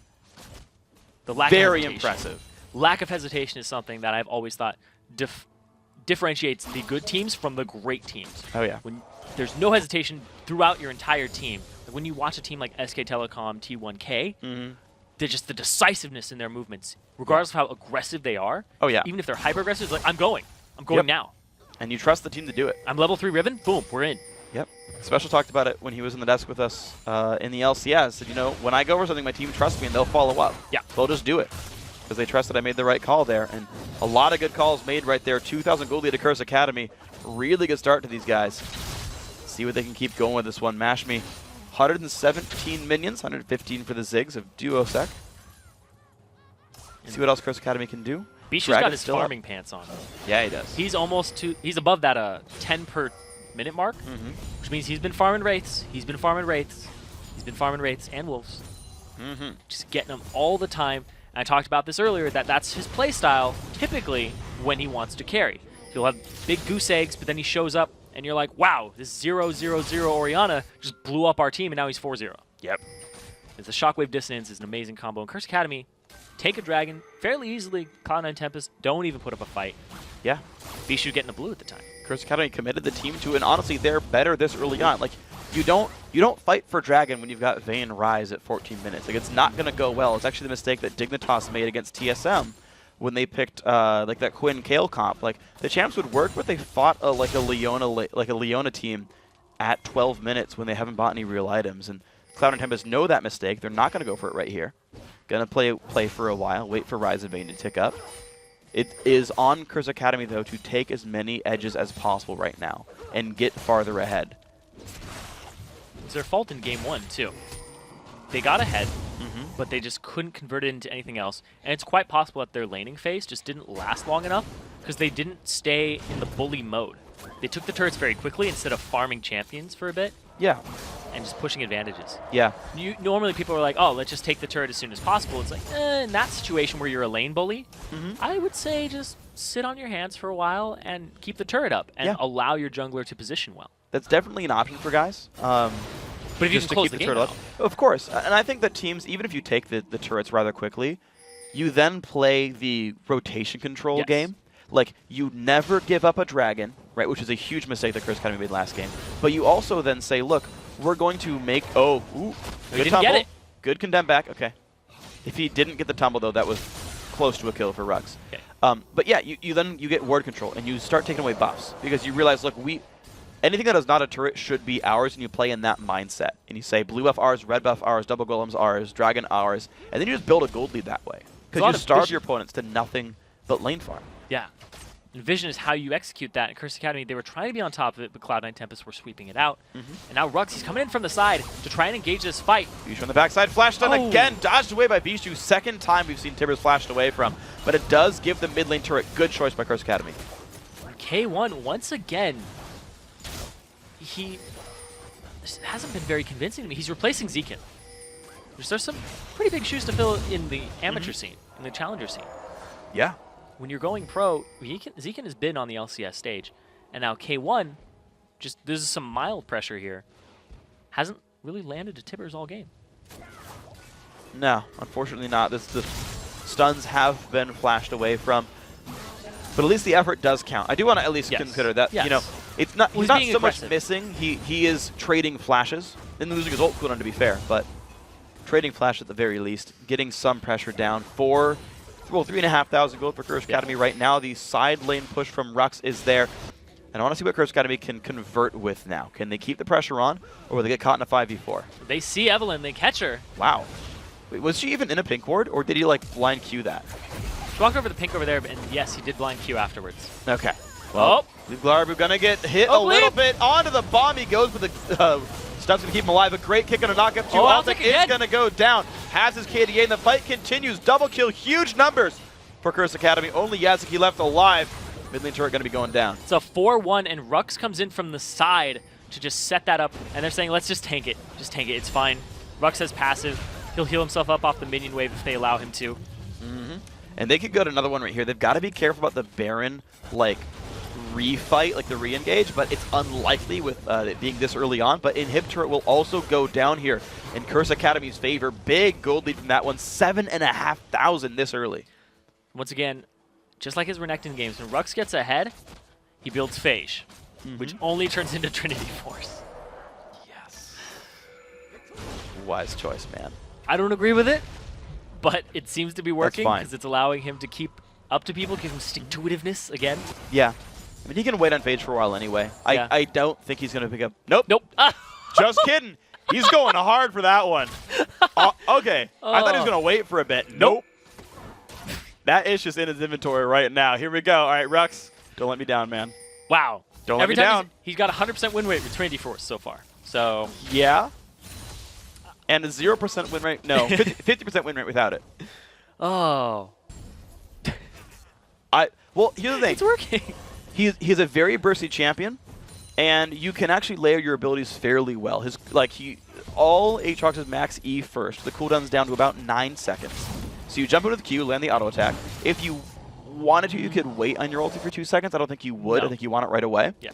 But you can then use Blades of Torment a little bit later to get the extra burst out. But I think the whole point of Aatrox is you Q, E, R somebody immediately, so you can stack them all at the same time. Once you get the knock-up, you his use caster your burst R is immediately. pretty high. Yeah, QR is right away. E you can wait because you've got the knock-up anyway. You want to keep them close to you, though. You Yeah. want to have that slow on. But, I mean, it's going to give him movement speed. It's going to give him everything else. It is stat efficient if you want all the stats there, and even if you spend the 400 for mana, like, there's still a lot of other things there. Rux has been watching Darien too much. I don't know. Let's see if there's an Ohm Wrecker. It's not the real Darien swagger. All tech. Chilling with Blade of the Ruin King. Let's see how much he actually hits for with that.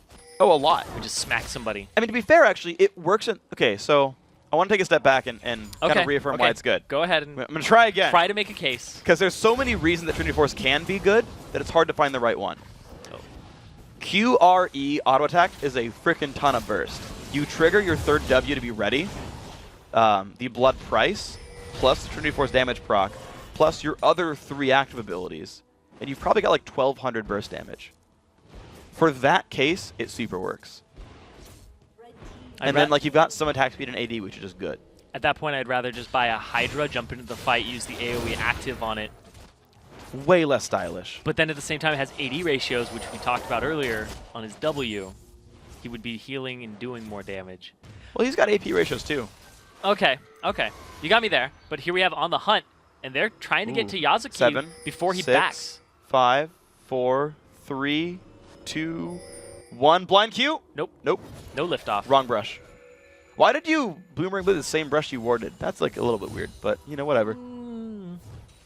So it's on the hunt to attempt to get the Rise. Yeah. It would have been good if he had actually gotten it, but now it's a wasted ultimate. And while we were talking about why Trinity Force would be so great, but it's not, Red was stolen away by Pat. They used zone control there. They knew it was a 4v5 at the Dragon. Curse Academy picks up another for themselves, making a 7k gold lead with this team that does have more late game power just because of the mid laner with the wave clear. Yeah. And I like seeing Duosec on this more than I liked his LeBlanc. Yeah, doing pretty well for himself. 1-0-4, 170 CS, still getting out minion farmed by Bishu. Monster's part of that score. But Curse Academy team as a whole looking a little bit better. 8-1 on the scoreline, 5-0 in turrets. Good start for these guys. Bishu holding on to his blue buff, farming away. Death Cap coming up soon. Highest farm in the game, still above that 10 per minute mark. He's looking to be a big impact in the fights. If he can get a shockwave on 4 people, which is definitely within his grasp and definitely within his power, then it can turn the fight completely around. They aren't super tanky on the side of Curse Academy. But they're just going to go for the mid lane. Yeah, they want that inhibitor back. Okay, well, Blood Price is prepared here for Rux. If he finds the burst, it'll be pretty high. Damage coming through for Mash. The recall for Rise has happened. Honestly, Curse Academy, they could just stick for this and get the damage down. Trinity Force proc's there. Rux is ready. Ready to hit. He has the passive. Curse Academy getting really afraid, but they're waiting for the next minion wave. They're confident in knowing that they will land the damage, and there they go. Inhibitor goes down 22-22 into the game. They're going to back off. Big minion wave bottom. They could cut off the rotate and get this turret down, but they're going to wait around in the jungle. They had so many pink wards on their left and right when they were sieging that inhibitor because they didn't want Kez to be there. Well, Kez is there, but it might just be enough to push down. The minions are going to die rather quickly, so poke on a Glebe. CA took their time. Again, that was a slower rotate than they needed.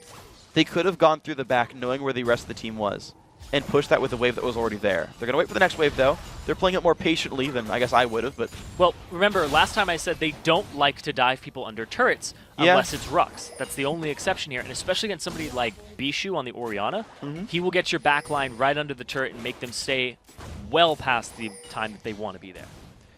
Well, here we go. So they're just going to try to get some long-range damage on it, but they don't have long-range champions. But they force Yazuki to come back to the mid lane to hold on. Super minions, even the mid lane actually, does pressure and hit turrets, or sorry, Nexus turrets really well actually. So that does pull the Rise away, and at this point it's 5v4. And look at this, the bomb coming out, and it's Aatrox showing up as well. They force the rest of C9T back, getting tier 2 turret. There's a good loop around there by Rux to go ahead and route them, and then the Mega Inferno Bomb only hit Bishu, but there's enough damage to make him back off instead of try to re-engage a fight. Yazuki once again was not there. They're trying to clear out this mid lane. No Dragon or Baron in anybody's sights just yet. But it's worth pointing out the top lane outer turret did go down to Yazuki's split a while back before he was pulled back to defend his base. 205 minions on Rise though. 0-1-0. Has a blue elixir if he needs it. Not Athene's. Archangel's done pretty soon. So the items are almost coming to completion right now for C9T. Phantom Dancer almost done. Deathcap almost done. Archangel's almost done. There's a power spike coming soon for these guys. The question is, by the time they get that power spike, how much magic resist is going to be built up on Curse Academy? True.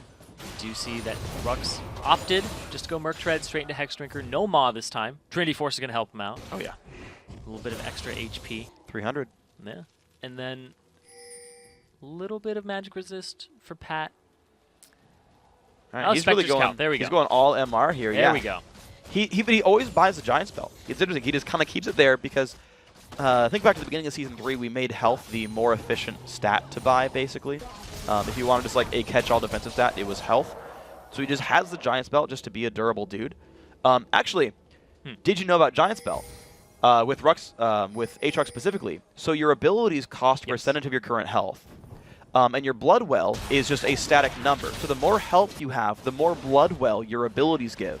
Meaning that your abilities give more attack speed with a Giant Spell. Yeah, because it takes the HP that you spent and puts it in there. Exactly. So it was actually a nice little soft synergy there that Rux has. So when he blades, he'll get full. Yeah, he gets more blood well than he would have without that item. So cool stuff there.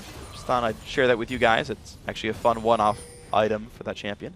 Half HP for Rux. He's going to go with his team towards the Baron Pit. Curse Academy well in control of this area. Pink wards in the Baron Pit, very important.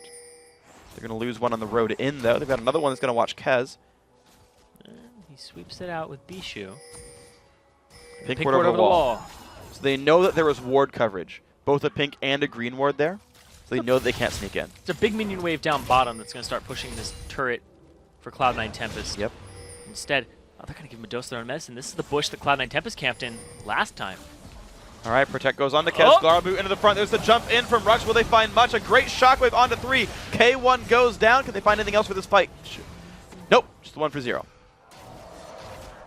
And that was on Curse Academy side too. They lost a member. They that lost was a great K1. engage. Glebe ran into the brush expecting the engage and flashed out of it right away. He baited the engage right there. Exceptionally smart play by him.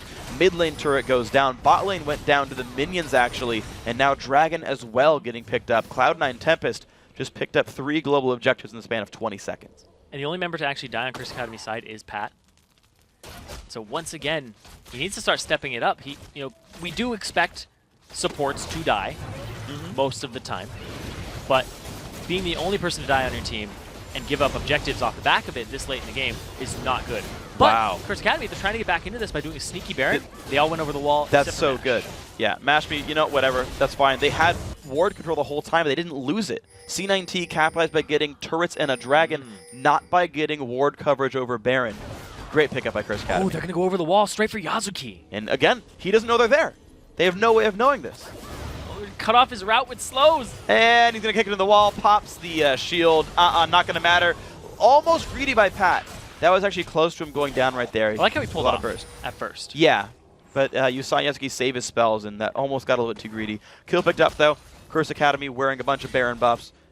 Really good turn back from them. So now it's going to be, 38k to 45, so still holding on to a 7,000 gold lead, but now with Baron buff, the big lead to Curse Academy right now on the map. Yeah, 7 turrets up. They have the middle inhibitor up again, so that's going to be the next place that Curse Academy pushes with probably a mixture of shoving a side minion wave and then rotating to it after they get the inhib down. So I wouldn't be surprised to see Rux just push this bottom and then go ahead and have the 4 members remaining push the mid lane up until they're ready to get the inhib. So here we go. Mashme being given the farm. You're seeing actually, it's actually very interesting, the way the farm is split up. So of course Duosec is not taxing his jungle very much. So Rux, Duosec, and Mash all have pretty much equal minion kills. And actually almost equal kill participation. They're all kind of doing the same things for the team, showing up equally to team fights as well as to their own lanes. Whereas for Cloud9 Tempest, you're seeing a very different setup there. Altec's been kind of getting garbage lanes the whole time. He's only getting some cleanup farm. He's getting only 180 minions. Bishu's been just taxing the jungle the whole time, and Yazuki's been split pushing. So Altec's actually going to take a lot longer to come online. He's only got 2 completed items to Mash's 3, which is actually really, at this point, not enough damage for Altec. Yeah, and also the fact that magic resist has been prioritized by Curse Academy over some type of attack speed slow or just HP and armor in general means that the 2 members of Cloud9 Tempest that have high farm are going to be a little shut down. Exactly. I mean, you still can't, aside from actually having a Banshee's Veil shut down a Shockwave, but there's only 1 done so far here for Rux, but he's ready to take the front lines. Probably about 140 MR on him right here. Plenty happy to be that guy. The Trinity Force. It's coming up big for him again. It is. 4-0-1, man. He hasn't died with it yet. And we're going to look now for the mid lane. The inhibitor, of course, has respawned, but look how fast that dies. Bishu has no armor. Just took a big chunk from Mashme. Painful stuff. Aegis also done for Pat. I know we tend to see Randuin's rushed a lot by the junglers here, but he went Lizard Elder into a pretty early Aegis of the Legion, so extra 20 MR to his teammates there, further shutting down Bishu and Yazuki. This is looking very good. It's a lot on Altec's shoulders right now. Yeah, it really is. And last game he delivered, but now the rest of his team are a little heavier. Yeah, they are, unfortunately. Curse Academy prolonged the laning phase. They're up in kills, up in objectives, gold, and now they have the items to back up these team fights. And remember, this sort of early game happened last time. Curse Academy hitting a 5,000 or so gold lead by about this point, maybe a little bit earlier. And Cloud9 Tempest found their way back in because Kez found miracle engages with Pantheon. Time and again, found really, really good fights that his team could follow up on. The switch to Evelyn, and this was C9T who banned the Pantheon, lost that way into the game. Their only engages are the straightforward normal ones. And like, yeah, Eve can flank, but the Eve engage is nothing like a Panth engage. And they first picked their jungler, too. Yeah, they rushed that Evelyn. And now you're kind of wondering, is the Pantheon probably would have fit a little better into the late game. Yeah, right. Engage, If you're going to first pick something. Who's going to engage? Now they're going to try to do a submarine type thing, throw the ball onto Kez, and have him walk straight into the team. But I don't think it's going to happen. I think all the engage is going to come on from Curse Academy's side. Yeah. And Cloud9 Tempest is going to have to back up and try to counter-engage, keep them at an arm's distance. But I don't know how possible that is. Well, the one thing that does go to C9T's favor is that Curse Academy are mediocre at killing turrets. Sivir's the worst turret killer among AD carries, I guess second to Urgot, because she's just so short-ranged. But Duosec on Ziggs is amazing at it. So they've got some good graces and some bad spots here. We'll see if they can get the turret down because Shockwave is so good at stopping these turret sieges. Like there it is. Gonna be the jump in. Duosec low on health. Mash me in a bad spot as well. Rune Prison gonna get him taken down. Kill picked up by Elphick, but the re-engage comes in for Rux. Can they find the damage? Yazaki is gonna go down 1 for 1 so far. What else will happen? Rux loses the passive. Minefield is down. Flashed away from the hook that was going to land. Kez, 1 shot from dead. The 1 for 1 trade. CA backs up. Goes back forward. They lost their turret pusher, so it's going to be on Duosec's shoulders here. He does have the wave clear, but the damage is lacking. Remember, there's a giant mini wave pushing down the mid lane as well, so they're trying to pressure. Bishu, if he gets his ball onto anybody and uses his dissonance, they would die. And Curse Academy realized that and back off. Yeah. They almost got to capitalize off the inhibitor that was dead, but not quite anything more. 1 for 1 trade. AD carry traded for the top laner there, Yazaki 0-3 and 1. Here we go, let's watch the fight again. Going to see the shockwave as we were talking about it. Speak of the devil, boom. Hits 2, 3 actually in there, and they try to get in. And here comes the Mega Inferno Bomb in the lockup, up into the knockup from Rux, but it didn't knock anybody up. If it had landed and knocked them up, it would have been a much better trade there for Curse Academy in that fight. Rux could have actually waited the extra quarter second to walk a bit forward, but you also did see the Tibbers Inferno Bomb. C9T still picked the one up anyway, but yeah, such good burst damage available there. Altec, a little bit low. Isn't available, but here comes Jumps Pat. to the ward. Q's going to land. Good damage kick. No, see, there's the condemn. There's the condemn that lets you kind of outplay that a little bit. Shockwave just got used, though. Oh my gosh. On one person. Not ideal to jump for. The land was going to get him safe, though. Ulti's getting traded around a little bit there. Everybody back to safe. Meanwhile, in Rux land, he's go ahead and pushing the mid lane in, just causing some map pressure and trying to get himself bigger. Looks like he might be going for GA. Yeah. I think he'd go GA Randuin's at this point. That's probably the ideal build for him at this point. Yeah. Go ahead and give himself more lives. Yeah, I mean, Ma would still be good for him. He'll eventually finish it. Yeah. I guess, yeah, that's kind of last item. I would definitely want a Randuin's pretty soon, though. I'm actually surprised that he went for Chain Vest. I would actually prefer Randuin's over GA, but, you know, Rux has his crazy builds and they work for him, so I can't really complain. I'm just, all I can say is I'm surprised. Not that I'm, like, saying it's bad. That's true. That his crazy builds do tend to work for him. We saw Trinity Force on Renekton, and he was just stomping with it, because every time he'd clear a minion wave out in the middle of a fight, it would give him the bonus movement speed. Just run at people. It was ridiculous. Baron's live once again. They're trying to get vision of this area and set up for another unfavorable situation for Cloud9 Tempest where they had to face check. And Curse Academy has good ward coverage for this. The Ziggs Bomb not going to... I think I'm surprised by that because he could use it for the impending team fight for the actual Baron. But Curse Academy might just play the Siege game for a while and try to get mid inhibitor back down before they keep going. 5.8 thousand gold lead. Less than before. I mean, to be fair, this gold lead is actually shrinking right now. Yeah, that's true. Which you've got to be concerned about when you're Curse Academy. There is still a Rise and a Vayne on the enemy team. Rise and the Vayne haven't done much this game. But Glebe, haven't talked about him much. Again, his hooks and more of his lanterns have actually been on point this game, getting people out. And now Cloud9 Tempest are actually in the driver's seat of this area. Now they're going to sweep away the pink wards, plural, in this area. Those are both really good pink ward spots. I actually much prefer pink wards in the Baron Pit to using the sweeper because you can continually keep killing the wards as they keep coming down. But the inside tracker for Curse Academy, they're going down the mid lane, forcing the recalls from C9T. C9T got some ward coverage down over the Baron Pit, but this could be a very, very fast and hit kill. No home guards on any of the members. Got to watch out for the hook. One more hit. Rux gets it. 5-0-1 on him. Honestly, big scoreline. This is good. Okay, so Inhib goes back down. It's going to continue to create pressure here. Curse Academy, if they have enough Sightstone charges, can get control back over the Baron Pit, but they're out of pink wards. It's true. So they can't deny the vision. They're going to have to wait for the sweepers. They have 2 up. Had to hit him in the right spots. 1! Ooh, barely caught that one, too. K1 barely got rid of that ward. Oh, is he actually going to... He's a little delayed to get back to his team. Nobody's going to take advantage of that. That's good for him. Got to make sure. You just got to sweep and make sure that there's nothing there. I mean, it's 4 sweepers versus 3. They've got a lot of ward sweeping available. K1's been missing his Tibbers, and I was going to say earlier that the best flash Tibbers are the ones that people don't expect. Yeah. If you see an Annie who's playing like K1 is right now, you're like, oh, he wants to flash Tibbers us. So you have to come from blind spots. You have to sweep out an area, and basically play it like a Fiddlesticks ultimate. Yeah. Just get in there and make sure that they don't have any time to react. And if they do, it's tiny, tiny window. Or you kind of wait around and you kind of wait for the fight to actually start. Let Ziggs poke. Let Sivir throw out her boomerangs and whatnot, right? And then make your opponents realize, okay, we have to dodge other skill shots, get their mind off it, and just ult in the middle of a team fight. Yeah. And Cloud9 Tempest, they are up 1 in this series. In Curse Academy, they're trying to even it up, and they're in a good position. Great Ziggs ult, though.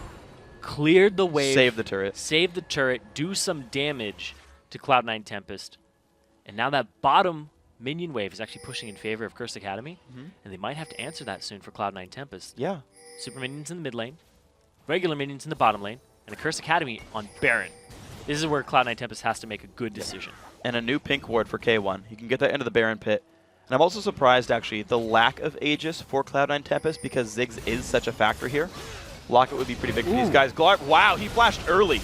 He was afraid of that one. Got himself the heck out of there. Baron taking damage. It's going to be the trade, though. Cloud9 Tempest is going to go for the inhibitor as a trade for Baron. But no, they can't even get that far. They back off after turret number 2. Wow, so they traded turret for the Baron, and now down bottom, that turret's taking some damage. Well, look at this. Curse Academy goes straight for it. They think they can backdoor the, I think it's the inhibitor respawn, actually. I'm trying to think of the timer on it, but they're just like running down to the jungle looking to catch something. Might be Kez on the backside. This is secret agent stuff. I mean, this must have been Pat's call, 007. Ooh. They're not finding anyone. This is Okay, they're finding Altec. Altec's got nowhere to go. This is going to be risky. Popsy only has stealth. Mash me. Spell shields the condemn. Kill comes in a duosec. They've got a minion wave to push 5v4 with the Baron buff. They're going to take this turret unless there's a perfect counter engage here from Bishu. Chances of that are very, very low. He's trying to get the Banshee's Veil off. Can he set up the correct engage for his team? Mash me predicted the flash in prison. Didn't find it, though. Put the spell shield on. Half HP turret right now. See if they can keep going. 35 seconds until Altec comes back up. Duosec still trying to spam. Lands a bomb on a Bishu. Blue elixir ticking on that guy. Baron buff helping. Gonna push forward again. Turret's about 3 seconds from dead, and down it goes onto the inhibitor. 20 seconds still until Altec comes up, and a gigantic double-spawned minion wave is coming down the mid lane right now. Mid inhibitor about to be respawning soon, I believe, and Curse Academy about to wait for super-duper minions in the mid lane. They might backdoor top on the way. We'll see. And Rux is actually over the wall. They find the engagement. Bishu goes down. The Tibbers finally lands. The flash Tibbers for K1. It's going to be a 5 versus 4 with Baron buff again and super minions. Can they make this happen to close the game out? It's got the stun. They're going to get stunned to Kez. Not going to do too much from that. Minefield down as well. Health bar still getting lower. The engage comes in. Both turrets are dead. Can they close out the Nexus now? Still 40 seconds of 5v4. Hitting down on the Nexus. Cat running around, picks up the kill. Nexus is going to be falling down. Kez taking pain as well. Who's sure to be the game. And Curse Academy ties it up 1-1. And Curse Academy, they pull it out there. They played the composition correctly this time, where they got the early game lead, and they kept it, and they had objective control from the start. And I love Duosec on the Ziggs. LeBlanc is his most played in solo queue, but his performance on that was not team-oriented. Yeah. This time, the Ziggs, the wave clear, the Mega Inferno Bomb to keep Cloud9 Tempest off of objectives was crucial. It was a wave clear they were lacking in Game 1. Yeah, and it just worked so well. I like Curse Academy shot calling. It's interesting. I've been watching this a little bit during their games, and after I railed on Rux for saying, oh, you took a minion wave and it gave away Dragon, I started watching that more closely. They were giving away minion waves on turrets. They even lost actual turrets to minion waves in order to position better for objectives. And they started getting a lot more focus on what's important right now and making sure they controlled those. Curse Academy, I think, grew a little bit in that game. Yeah, and I really, really liked the fact that he won with Trinity Force again. I'm going to say I really like it, but I don't. You really like it. I really like it. Because it's a 100% win rate for Renekton, Aatrox, champions that don't even use like a third of the stats on it. It's like, Mono, we don't need that. AP, technically helps. It technically helps very minusculely. Yeah. I mean, it's there for the burst. It's there to convert an early mid-game lead into removing a target, right? Don't make an argument for this. Don't make an argument. But it's what they're trying to do. I'm not saying it's necessarily the most efficient, but it is the best choice for that role of the champion. If you're like, look, we got to kill Altec, It's the best choice for that.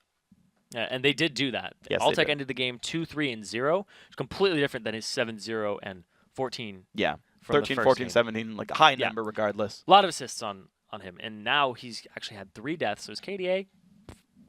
Yeah. So if nothing else was accomplished now from Curse Academy, and they don't win the 3rd game, they still got rid of his KDA. They cut it by a 1/3, so did a good job there. And also to point out is 3-0-7 for the mid lane Ziggs, 3-1-6 for the AD carry Sivir right there for Curse Academy.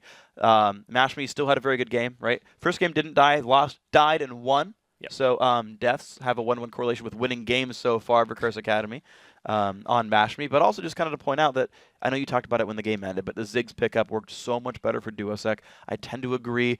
I'm thinking of other champions that fill a Ziggs type role and can play long range wave clearers. Gragas. Yeah, Gragas is in there. Lulu's there. Even Orianna, if he can play it, like will be one of those safe. I will lane. I'll put down AOE and participate in fights. I want to see that continue for him. Because that's the role that is working for these guys. Yeah. Other adaptations I see, the Sivir ban I think is going to come through or get it contested. I think Mashme is starting to put a little bit too much pressure there. What do you give up for that, though? Do you not... Oh, I guess they could stop banning the Pantheon and pick it up for themselves? Well, that was really strange. It is weird, but also remember that side switches as well. Last Yeah. time around, both Lulu and Kassadin were banned away by Cloud9 Tempest when they were on red. They actually kept the Kassadin ban on blue side as well, but the Lulu ban switched sides. So like, there's sometimes less available because they've got to worry about Lulu, maybe worry about Elise and things like that. But I think Sivir is a very real thing to be afraid of. And honestly, to be completely fair, Pat, he won the jungle matchup, Lee Sin versus Evelynn. Yeah. He out-jungled heavily, great counter-jungling.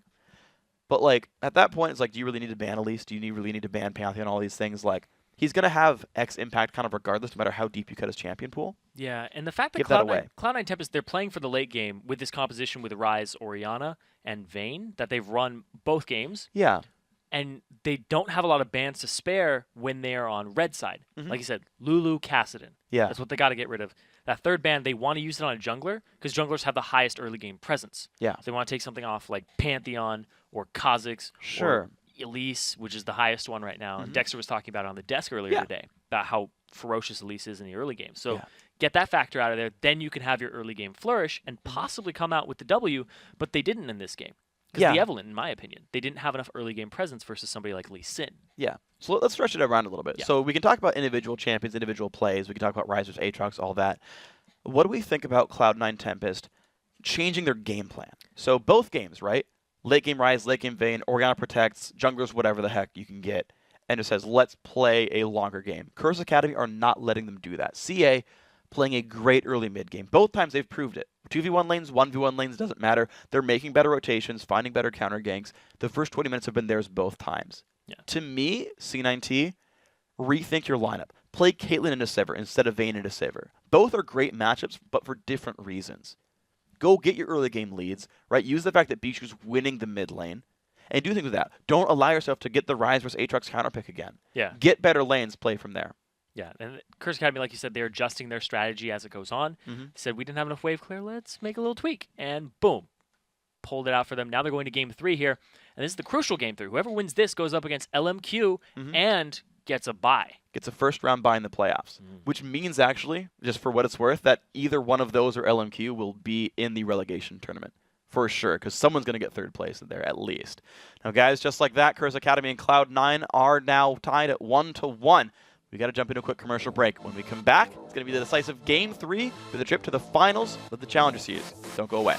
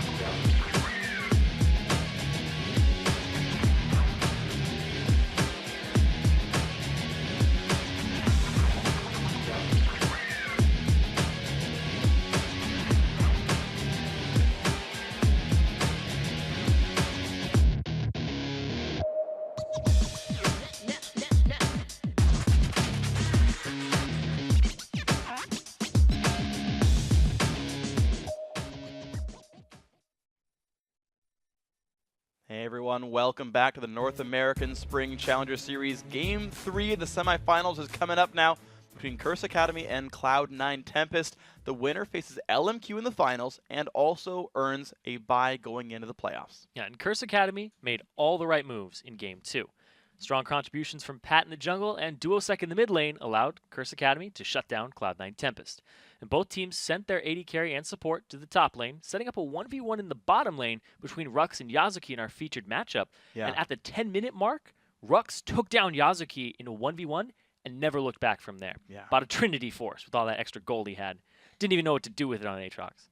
So kill people, actually. Yeah, that's what he converted it into, just more kills for his team. And if Cloud9 Tempest, they want to win Game 3, they have to contain Curse Academy early, because the early game's gone over to them every time. Absolutely. And Cloud9 Tempest have tried to come back, but I like the adaptation that Curse Academy had. Yeah. So Altec will need to recover from a poor performance in Game 2, and overall the team had less success, stemming from the diminished jungle presence of Kez on that Evelyn. And he's going to need a higher impact early game champion this time around, like the Pantheon or the Elise. Yeah, exactly. Get him something. Get him something Evelyn good. against Lee Sin. And you got to credit Pat for that, though. Yes. You do have to credit Pat for that. I mean, he came in there. They traded buffs early on, but then he stabbed the Evelyn when Eve tried to pick up her own blue buff, like buff number 3, born the flash, smite away the blue, then came back to the jungle. If he had landed that at last Q right there, at like level 3, would have maybe even gotten the kill onto Eve. I mean, red buff Lee Sin with the E is going to kill you. Gets a level 2. Yeah. Evelyn, who didn't have his Dark Frenzy yet. So I mean, everyone's going to learn QE on Eve at the beginning of the game, so that's a big possibility. Pat has been making such great plays, and it's something that I've kind of wanted to start learning about now and start to track, is these junglers are all very good. Like, even think to, like, EG versus Cloud9. It's like, ThinkGuard is actually a good player. Yeah. Like, about as high rated in solo queue as someone like Pat, is physically able to make the same kind of plays. And we saw, like, for example, in the matches for, like, the EG subs, those plays didn't happen. Now, I don't think it's intimidation. I think it's the fact that the teams set their junglers up for these plays. I want to start finding out, like, what enables that, right? What enables Lee Sin to invade on Eve and just crush her face? A lot of it has to do with wave manipulation, too. Like, you had the 2v2 in the top lane, and like we said, Sivir, Annie early game power versus Vayne Thresh. If they all showed up for that fight at blue, who's going to win that? True. You have a lot of pressure from the hard CC from Annie, so if they did show up, and Ziggs also, he knew it was happening, so he's like, I'm going to clear the wave with my bouncing bomb, and then I'm going to rotate around just to put the threat there. Yeah. Because if you were in team communication, you're like, Ziggs is coming, I have to clear this wave, and if Bishu would have peeled off, he would have lost some CS, even if there wasn't a fight. Yeah. So it's kind of that catch-22 that you put him in, because you're making the moves. Yeah. And that's a big thing, is your team has to make the first move. You can't be reactive. Not usually. It's harder to be reactive. At this point in the game, teams have gotten better and better and better, and the old the old CLG Europe way of just waiting with Anivia till late game doesn't work so much anymore. It's the teams that make the moves and take the advantages that are working right now in League of Legends. Pantheon, Rise, banned away by Curse Academy. Of course, yeah, with the first ban Aatrox, you've got to ban what it was counterpicking. Sivir is banned by Cloud9 Tempest. Now, last time around, they banned Lulu and Kassadin. They only get one here, or they got to let both go through.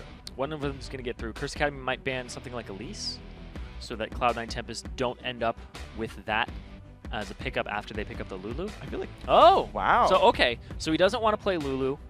He knows they're going to ban Kassadin, so they might first pick Elise here. Or Cloud9 Tempest could roll the dice and say it's a nerfed Kassadin, we will play against it.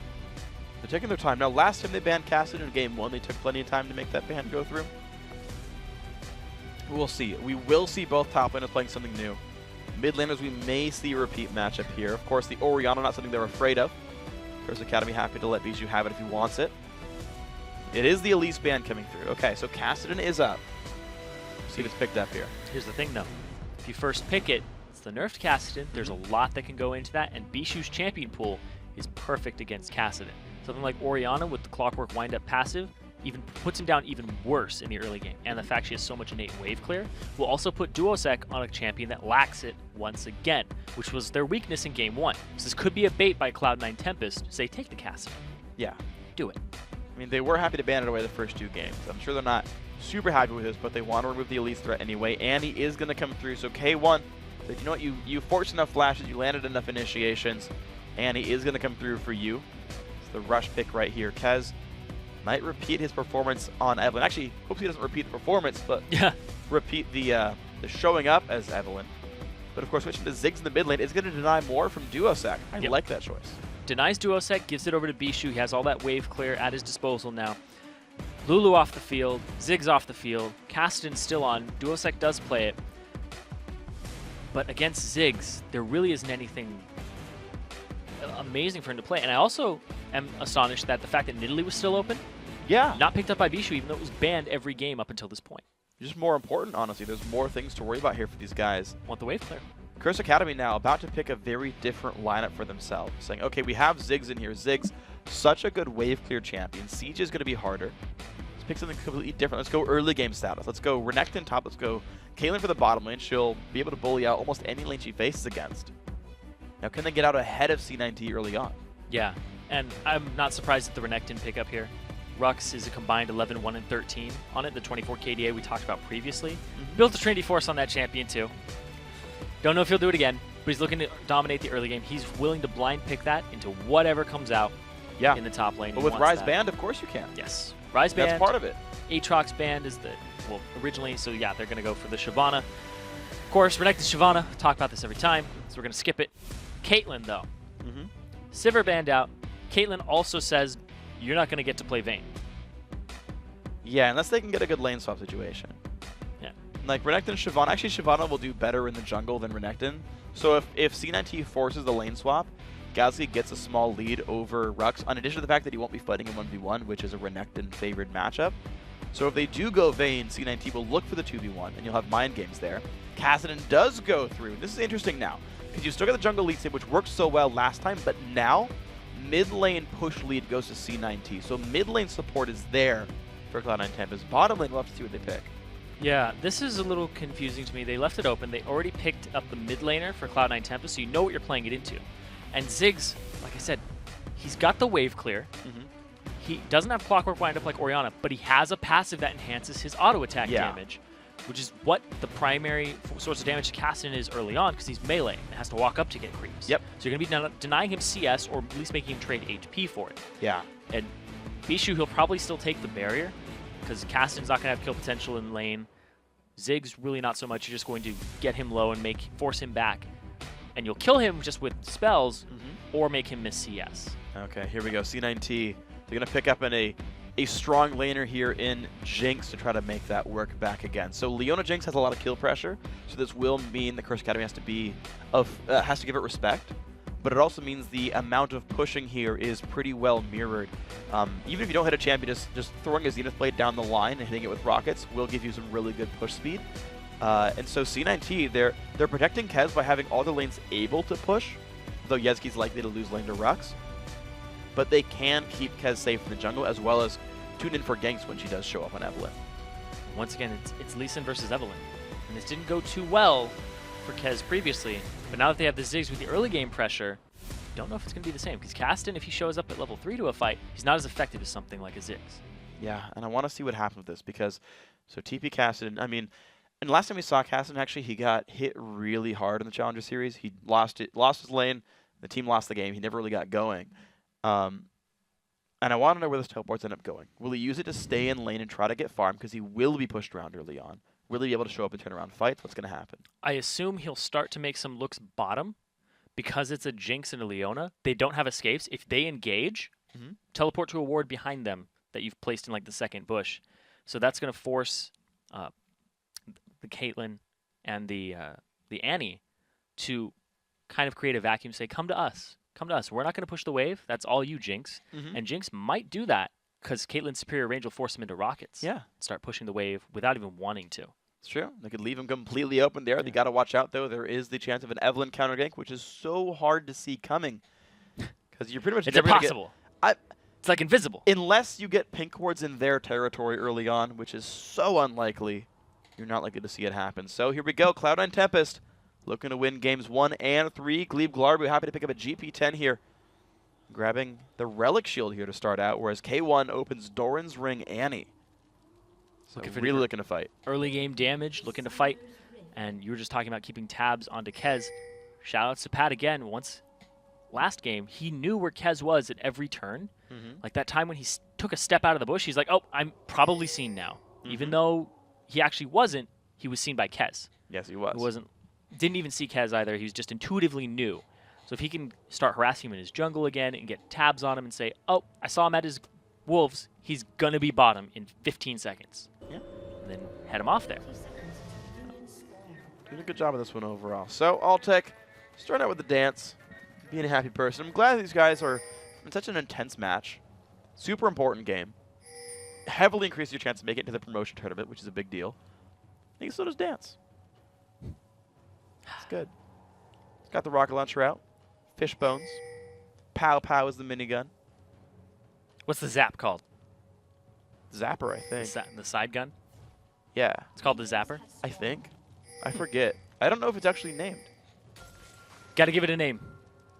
I mean, I think there's an official one, so I don't want to okay. I don't want to get in the way of that. It's like, quick, what's Annie's bear's name? Oh God, it's Methuselah. Nope. That would be Tibbers. Right? It's like you can't go back on that. I said the first thing that popped in my head. I don't know why it was Methuselah. That's a really weird thing to jump to at the beginning.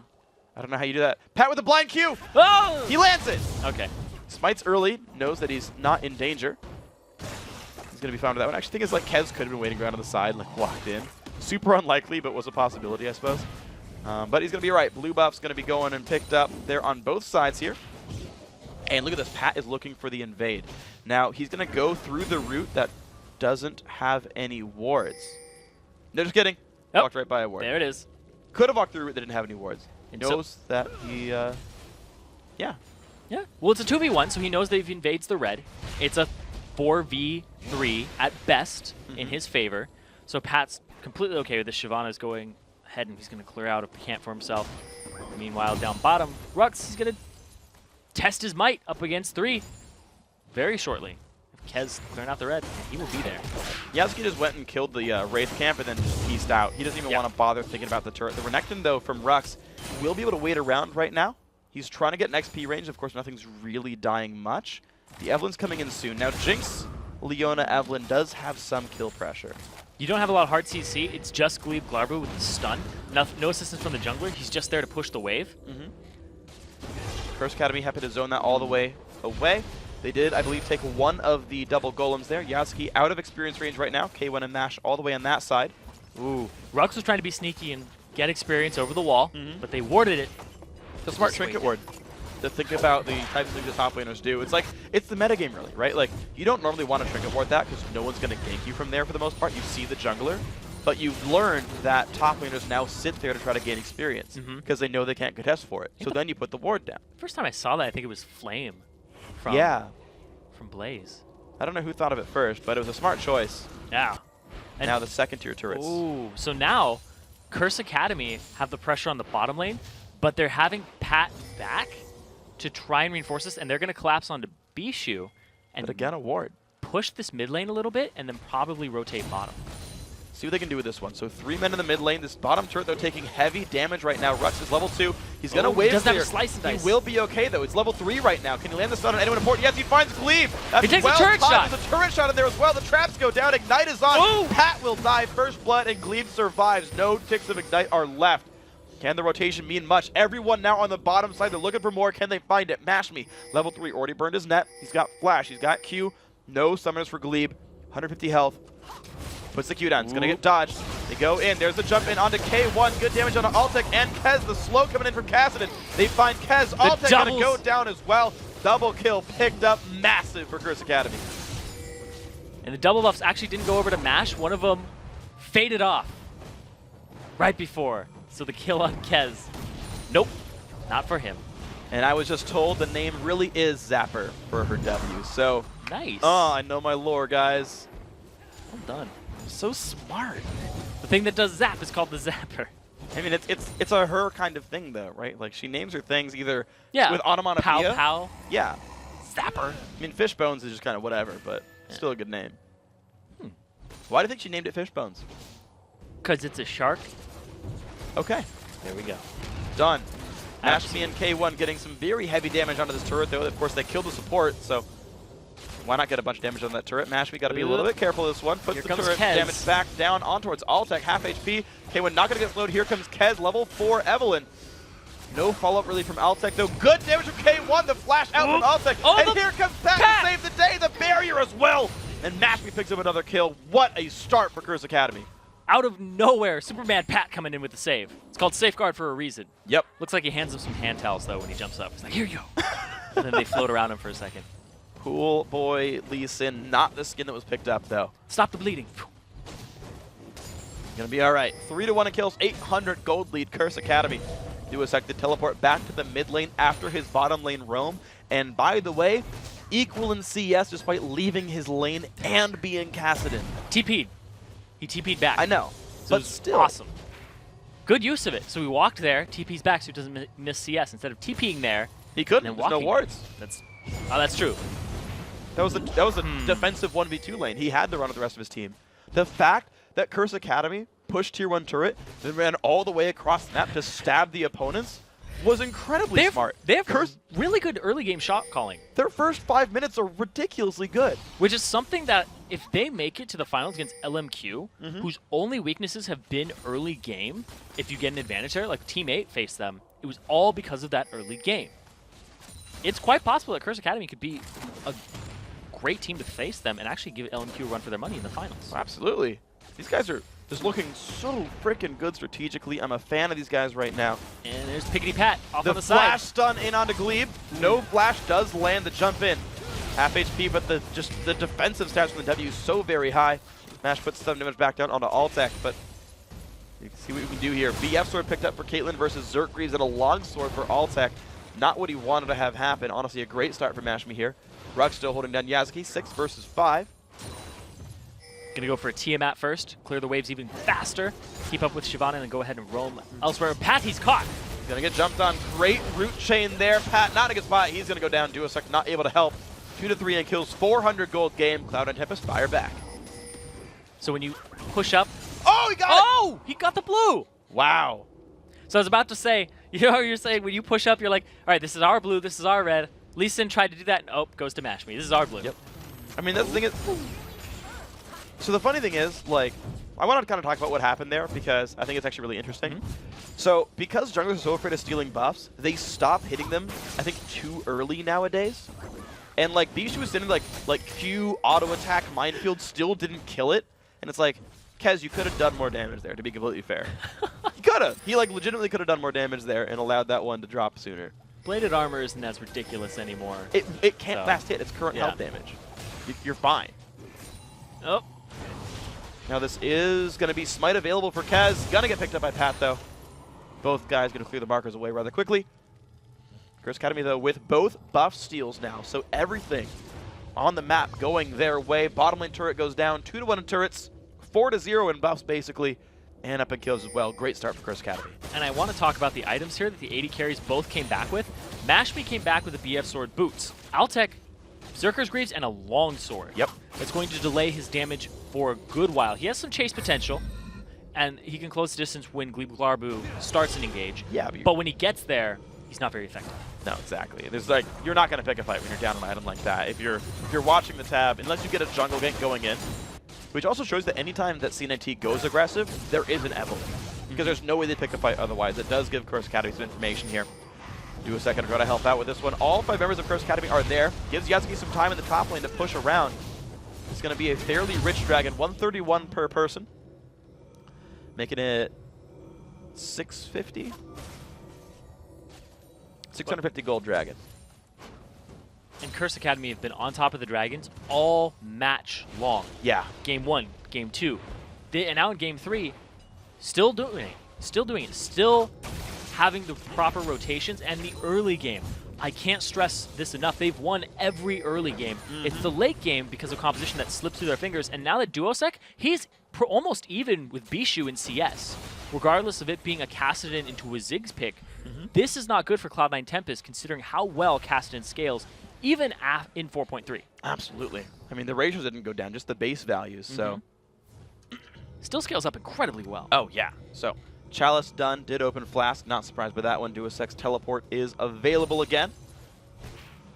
1,200 gold right now. Curse Academy, they're not under nearly as much pressure to win early as they were before. Because they have the Kassadin in the back pocket. You don't have to worry about a Vayne or a Ryze. They are still, in some ways, outscaled. Jinx versus Caitlyn's is advantageous late game. Shyvana versus Renekton advantageous late game. But they're less pressured for it, so a bit of a slower paced game is okay for CA. Yeah. And now down bottom, Duosec. I like the wards here from Curse Academy. They had one in the Wraith Pit. They had one in that bush, so they're going to know where Kez is right now. Have tabs on him. Say, all right, now we can make a very educated move. Say, where do we want to go? Do we want to go mid?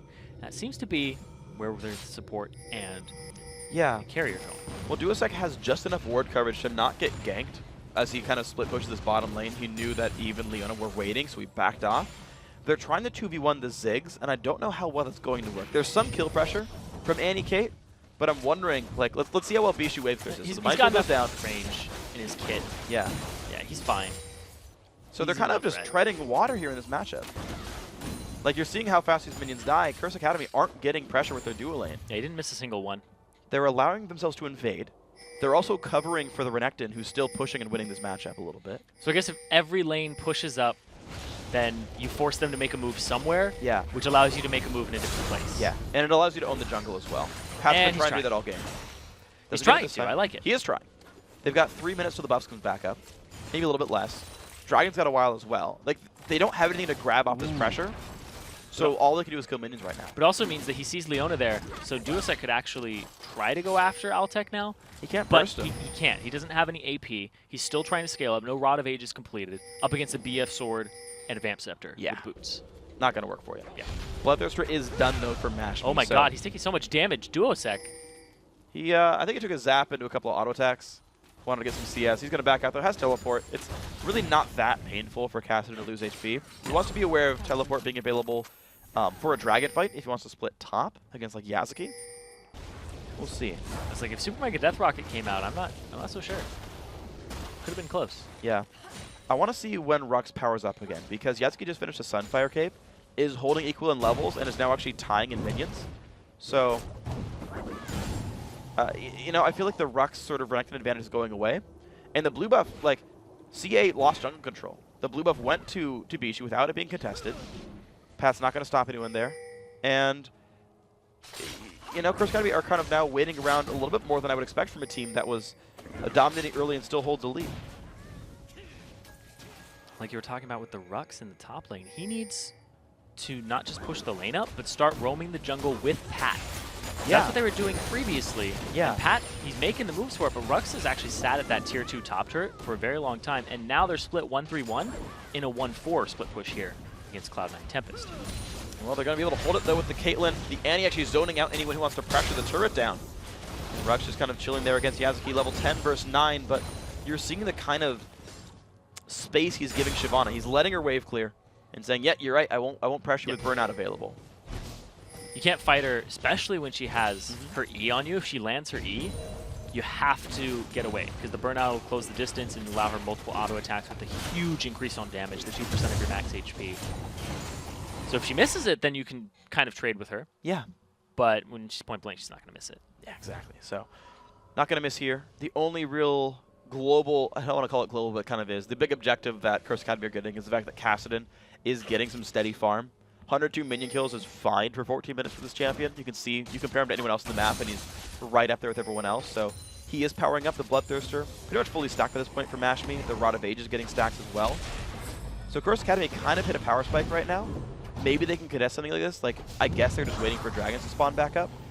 You've got 50 seconds till it's back.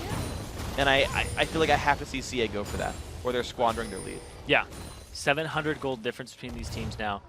It's almost down to nothing. It's almost completely moot, despite the one turret in favor of CA. It's a turret kill and a dragon. Yeah. That shouldn't be 700 gold. Nope. It should not. But it is.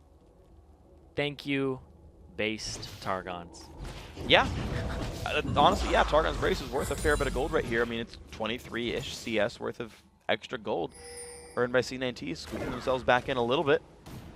Sightstone done for Glebe. 14 seconds till Dragon. And look at that. There is the top lane cast and split push. So now how well does Curse Academy delay Dragon? But now they have to react. They're playing reactive now.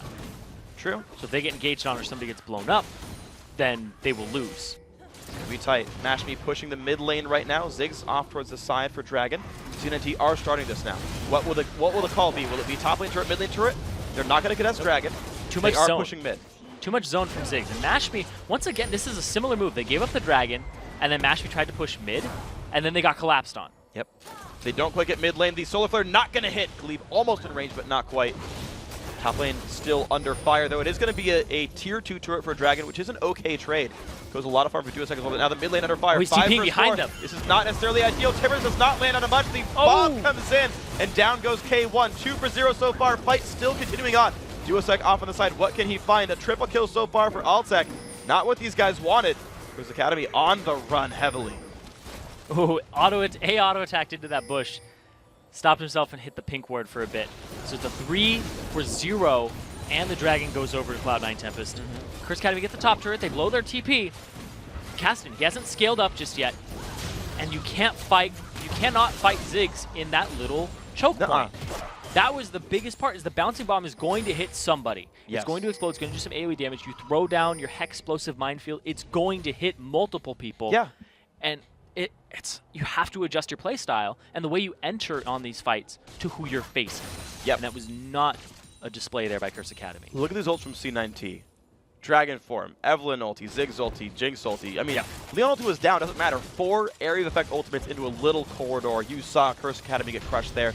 They finally got the mid lane turret back, so they went +1 turret for minus a Dragon, but -3 kills is not what you want to have right here. 1,000 gold now in Cloud9 Tempest's favor, and all of the kills are on Altec right now. Remember last time Altec got going? Kind of won the game. Curse Academy has to be aware of this. I'm almost certain they are. He was on a Vayne, he's on Jinx. Both are late game hyper carries, can push very well, can deal in team fights. Now he has a bit more range and wiggle room later on. And he does have a decent amount of gold. All those kills, Targon's, at this point doesn't give him the bonus, but just splits it, so just there's more good gold on the team overall. But, oh man, it's not looking good for Cloud9 Tempest at this point. Because Curse Academy had, like you said, the Renekton, the Caitlyn, a little more early game oriented. Now they have to deal with the Ziggs, the Jinx, and the Shyvana all scaling up. Now there we go, Ziggs, and the poke coming out from Jinx as well. Gonna be the contest for the blue buff right now, so Curse Academy finally starting to show up again for some invades. They're gonna find that. It's gonna be the slow onto K1. The engage comes in and down she goes. Pat's not in a good spot either, flashes over the wall, but here comes Yatsuki. Gonna be another kill traded back up, jumps over onto a ward, but the burst is enough. Down goes Lee Sin, 2 for 0. Blue buff goes back in. All these deaths are on junglers and supports. And mostly junglers on the side of Cloud9 Tempest too, because they're just being so aggressive and trying to get up in each other's business. Yeah. And then the whole team reinforces, say, whoa, uh-oh, I'm out of position now. Yeah. And I also want to point out that Duosec talked about how this Caston is waiting to scale. He bought tier very recently. Yeah. He completed the Roa before he even got tier. So that's ramping up, but the tiers ramp up time, they're looking to at least get to the 35-minute mark before Duosec is going to be very impactful in these fights. Well, let's see what these guys do with this one. Just the jungling for Duosec right now. Not efficient, you can see his health bar going low. But really wants to get himself some gold. Glebe and Rux in a bit of a fight. Rux knows there's backup on the way, though, has to back up. 2,000 gold. Puts Cloud9 Tempest ahead, and they can play much more patiently. They've got a 5-1 and 2 Jinx. They can wait a little while. Play the late game fights right here. Curse Academy squandered a bit of an early lead. They tried to make their way back in, but they got punished for it the last 2 times they tried. It's good zone control. And I love the Ziggs pick. Every time you fight him in the jungle, he's going to come out on top. Great choice by these guys. Still a really fun champion to play as well. I like all his skins. He's an awesome bro. You know, I think almost all of them, aside from maybe one of his skins, have custom sounds on them. The Ziggs? Yeah. So I know that Mad Scientist Ziggs has special effects because he has like flasks. Snow Day as well as Pool Party definitely have different sounds. I think it's just I think it's General Ziggs. Yeah. Might have the same sounds as the base skin, but I actually don't know about that one. Just random, did you know? Yeah. I did not know. I didn't even think about it. Yep. But did you know Shyvana's pants are no longer going to be falling down? She has belts. Lots of belts. 2 belts. She's like Jinx. I've got lots of belts. No, she doesn't. She got 0. No, Jinx. No, Jinx. I know. It's her VO. I got you. I got you. Okay, Yasuki good. has belts for a real reason. Wants more health. Yeah, one of them will be a Randu and Zome, and the other one, Warmogs eventually? It could be Warmogs. It could be He's not caring about a magic frozen resist. mallet, or it could just be a Giant's belt. Yeah, he just doesn't care about magic resist or Spectre's Cowl, because the only threat would be Duosec, and look at how weenie He's not going to go for Yasuki. It's a waste of damage he goes for. I mean, health is still a pretty good option against mages, because mages tend to be bursty, and they don't want to waste that. Like, they lose their cooldowns when hitting tanks compared to like an AD carry or something. Using an auto attack is not exactly an opportunity cost, really. They can just redirect later on when someone does get in range. Gotta say it again. Meanwhile, in Ruxland up top. Oh! Good flash there. The Ziggs bomb comes out as well to zoning the team off of the turret, and the Tier 2 turret does go down. C9T finding their 3rd turret kill of the game. Top lane untouched, but who freaking cares? 4 turrets for Curse Academy. They're still pushing up top. Rux is gonna try to get something for this. Dragon's up in 10 seconds now. We see Duosec off on the side, still is not completed. What it looks like his next item will be the Void Staff to try and be more relevant and do more damage in these team fights. But they're setting up for Dragon, but Yasuki looks like he's back in Duosec! Oh, what a Ziggs bomb! Duosec goes down right away. And Rux didn't have the vision control to know he could keep pushing top right now. He's actually leaving the lane, even though he could take and hip turret down right now. But he had no way of knowing. He was afraid of the Shyvana back because it looked like she was backing and she wasn't in vision. Yeah. And they didn't have the control. So he was backing just in case, and then he canceled it, and now it seems to be completely for naught. And Duosec is down. Strange Rift Walk in. They had vision of him, he didn't have vision of them. Yeah, it wasn't worth it. He said, I have to do it. Didn't have to, but unfortunately it did cost him his life. And I know Jat talked about this actually in the LCS today. He said, you know, it's actually okay for Renekton to have really low minion kills by mid to late game because it's gonna fall off kind of anyway. So donate those minions to another teammate elsewhere. Ooh, this is a pinch though. So wrong side. C9T. Well, C9T can't get back to their base. All of Curse Academy are here. These 3 are safe in this brush. They could look for an engage there if they want it. Are Curse Academy afraid, or can they actually pick these guys up? They're gonna look for it. Can they find it? Gonna jump on in K1. It's gonna find a 2-man stand right here and ulti onto Altec with a big giant rocket fires back. It's gonna be 2 for 1 so far. Another double kill goes to Altec. The fight now on to Rux. He's got nowhere to go. Duosec gonna keep chasing down on the bottom side of this fight though. They are gonna find that Mashmi goes down. Yasuki just pulling so much attention to himself. The slow comes in as well. Duosec is still trying. 3 for 1 in that fight. And Curse Academy picked the battle. Started it up, completely got routed and picked off. I guess the good news here for Curse Academy is that Altec doesn't have 100% kill participation anymore. That's about it. We saw. Woe is you. Yeah, Yasuki went ahead and actually soloed Pat on the side. Oh, not Pat on the side. Soloed Nash. Just off. The positioning against this AoE team composition, Curse Academy is not adapted to, and I think it might be too late. It might be, honestly. They would have to stall a long time. Yeah, they have no way of killing the front line.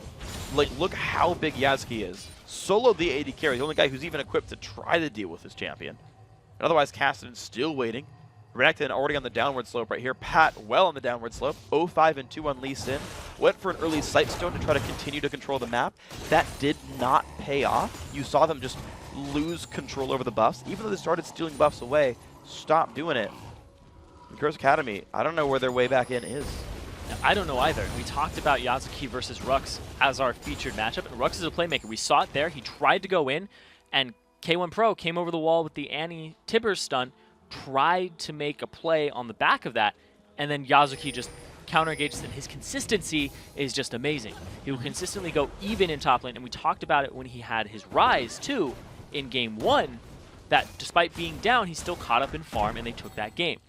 In Game 2, he was shut down, and it's just the game falling all around them. But now Cloud9 Tempest lost the early game, back in it again. The story of Game 1 all over again.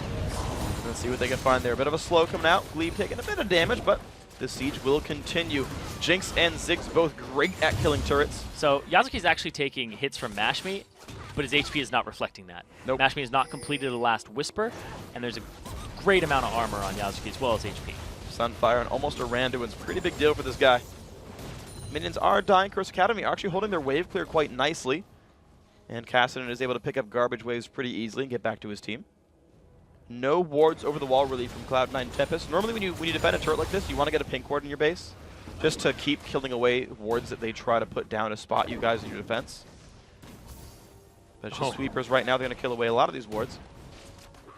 Mashme is still shooting 124 damage crit.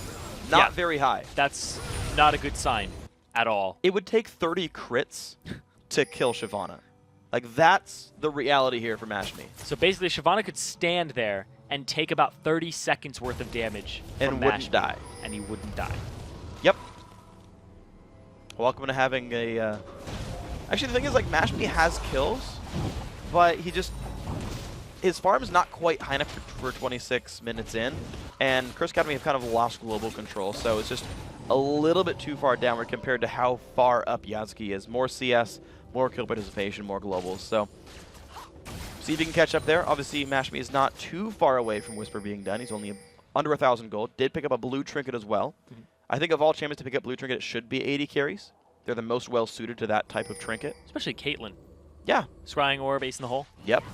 Seen it happen. Last Good. shot. 41 CS now for the face of the mountain, Glebe Glarbu. 42, 009. Perfect score for support.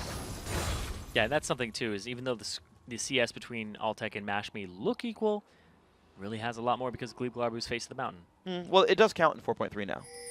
We had the trigger go in.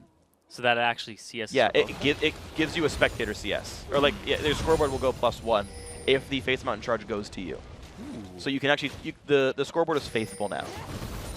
That was a spectator change accurate. I did not read. Yep, 4.3. Actually in there. The first week of Challenger where it was here.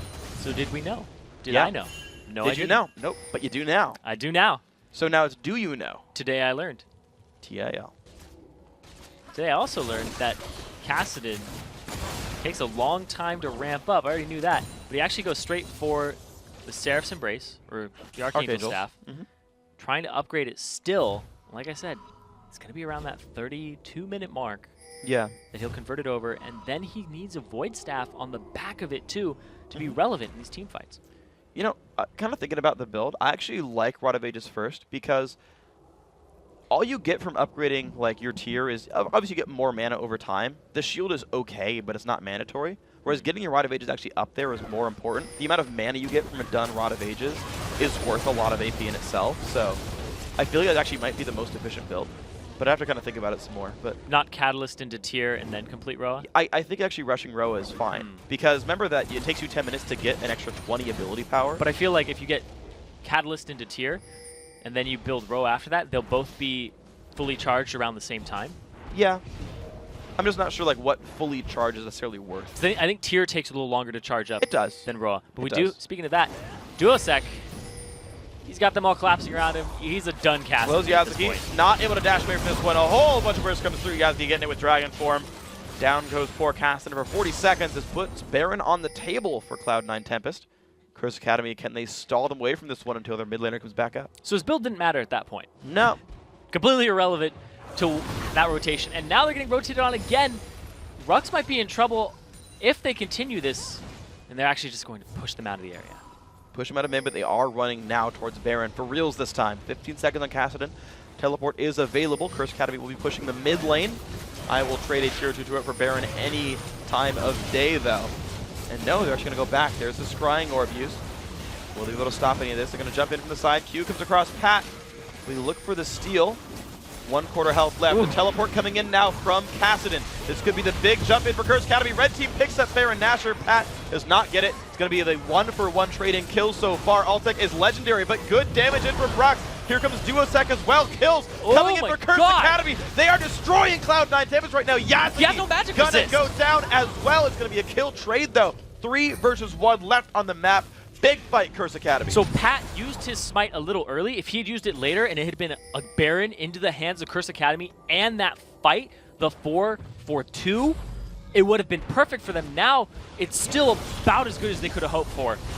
Now they get this turret. They could get one more, but they don't have their 80 carry and attack speed with them.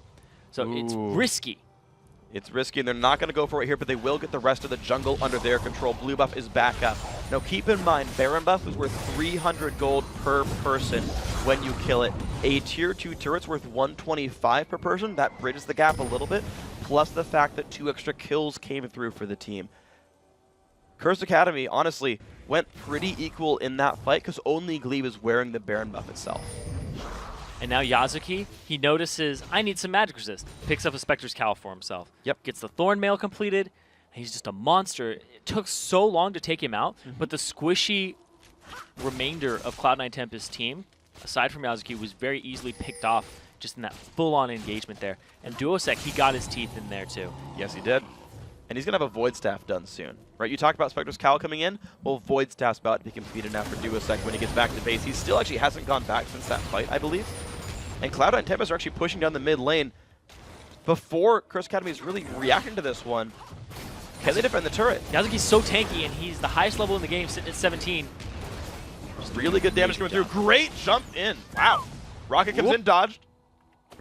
Those satchels so good from Bishu, though. With a little perspective, too. Yazuki's level 17, Bishu's 14. He's Yeah. doing so well for himself. Highest CS in the game, highest level in the game, 2 over Rux. And his consistency, his farm, is just great. And the fact he has so much tankiness, he now has HP, tons of armor, and he's now stacking on the magic resistance. Yep. And he stops at Cowl, actually. Deadly. Picks up a giant spell on top of that one. So Duosec actually, instead of completing the Void Staff, goes for a needlessly large rod. Okay. So that could be Deathcap or DFG, very unlikely, or Zonia's. I'm actually very surprised to not see Void Staff, though. I think that's actually very important at this stage. All of your key targets have some MR, and you will get more out of Void than Deathcap at this stage. We're going to have to see. He's still split pushing. His TP is not available, and they have to know this. He used it last time. So it's a 4v5 in this mid lane. But now Duosec's backing.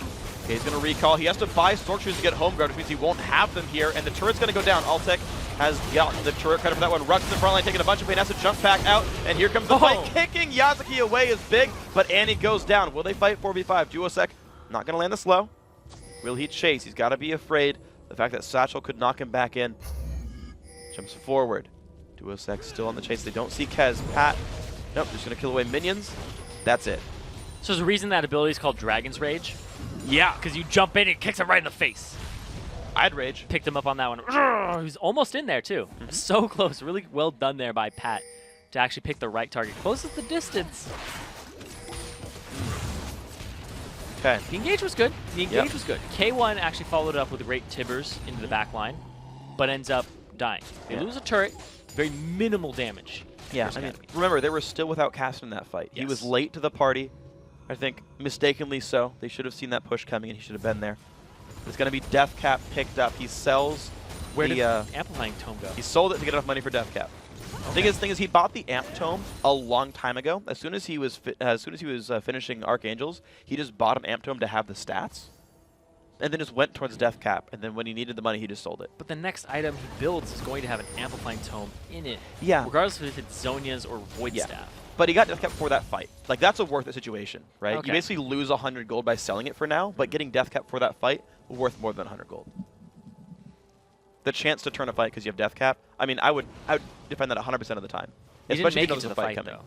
But if there was one, that's right? True. Like, you can't say, oh, well, they're going to run away. Like, well, the fact that he didn't make it to it makes it not gold effective. I win. You're right. It wasn't worth it in that case, but I would still make that same decision again.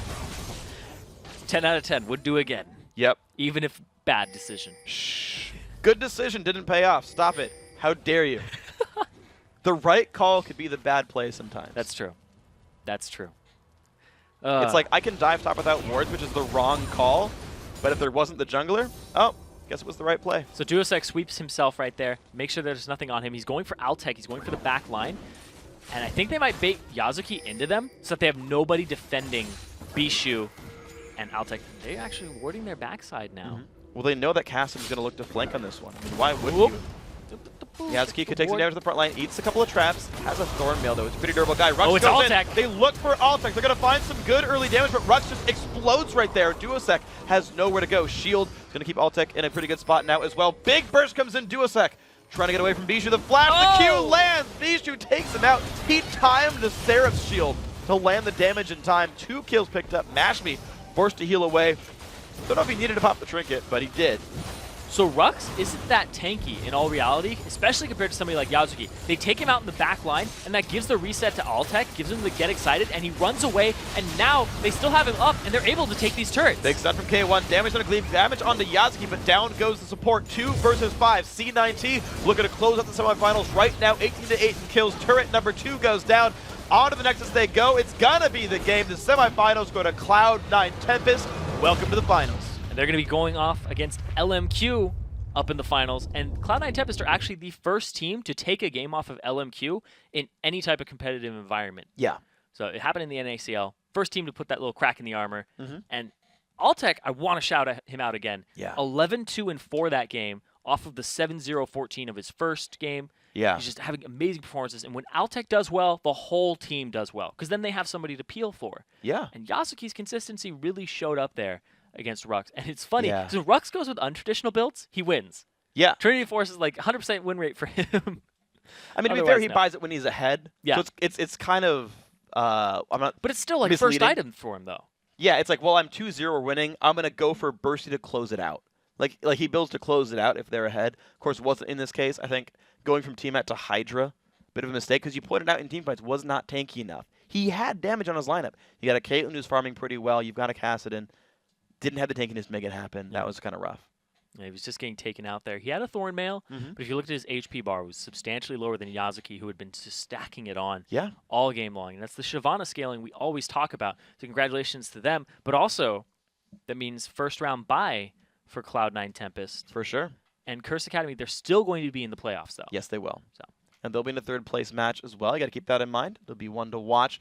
Now, guys, the bracket is set. Cloud9 Tempest will face off with LMQ for a best-of-3 match for the Series 2 title. And the second place, the second North American Spring Challenger Series Finals will hit the Rift on Sunday, March 30th. And we will also see the return of VVV when they play Curse Academy for third place. And immediately following the third place match, we will have a one-game playoff between the fourth place team and Complexity Red because they are tied in points. And all that action will kick off on March 29th. But up first, on Tuesday, March 27th, the LCS makes its triumphant return as the European LCS kicks off Week 10 of the Spring Split, starting with Millennium and their new jungler taking on Amazing and the Copenhagen Wolves. And then after the pros finish their night on the Rift, the European Challenger Series third place match between Never Give Up and Reason Gaming kicks off.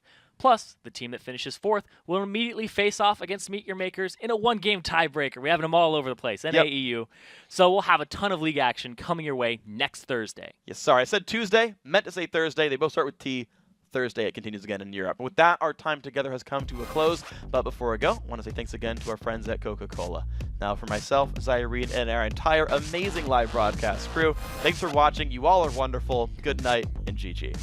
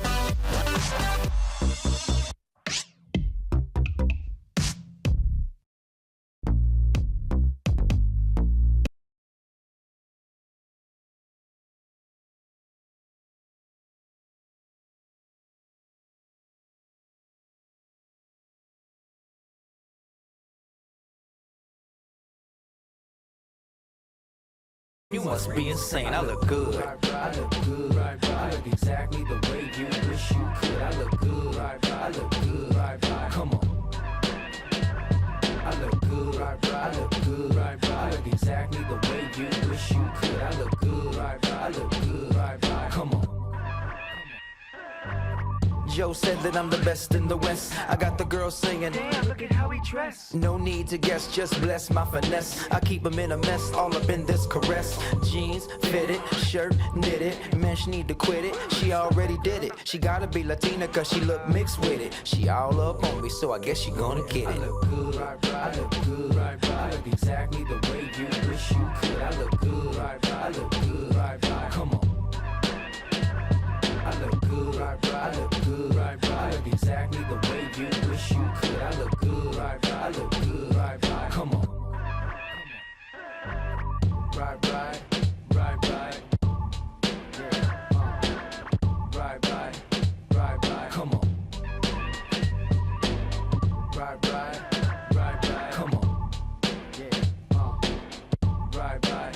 Right, come on. I look good, right.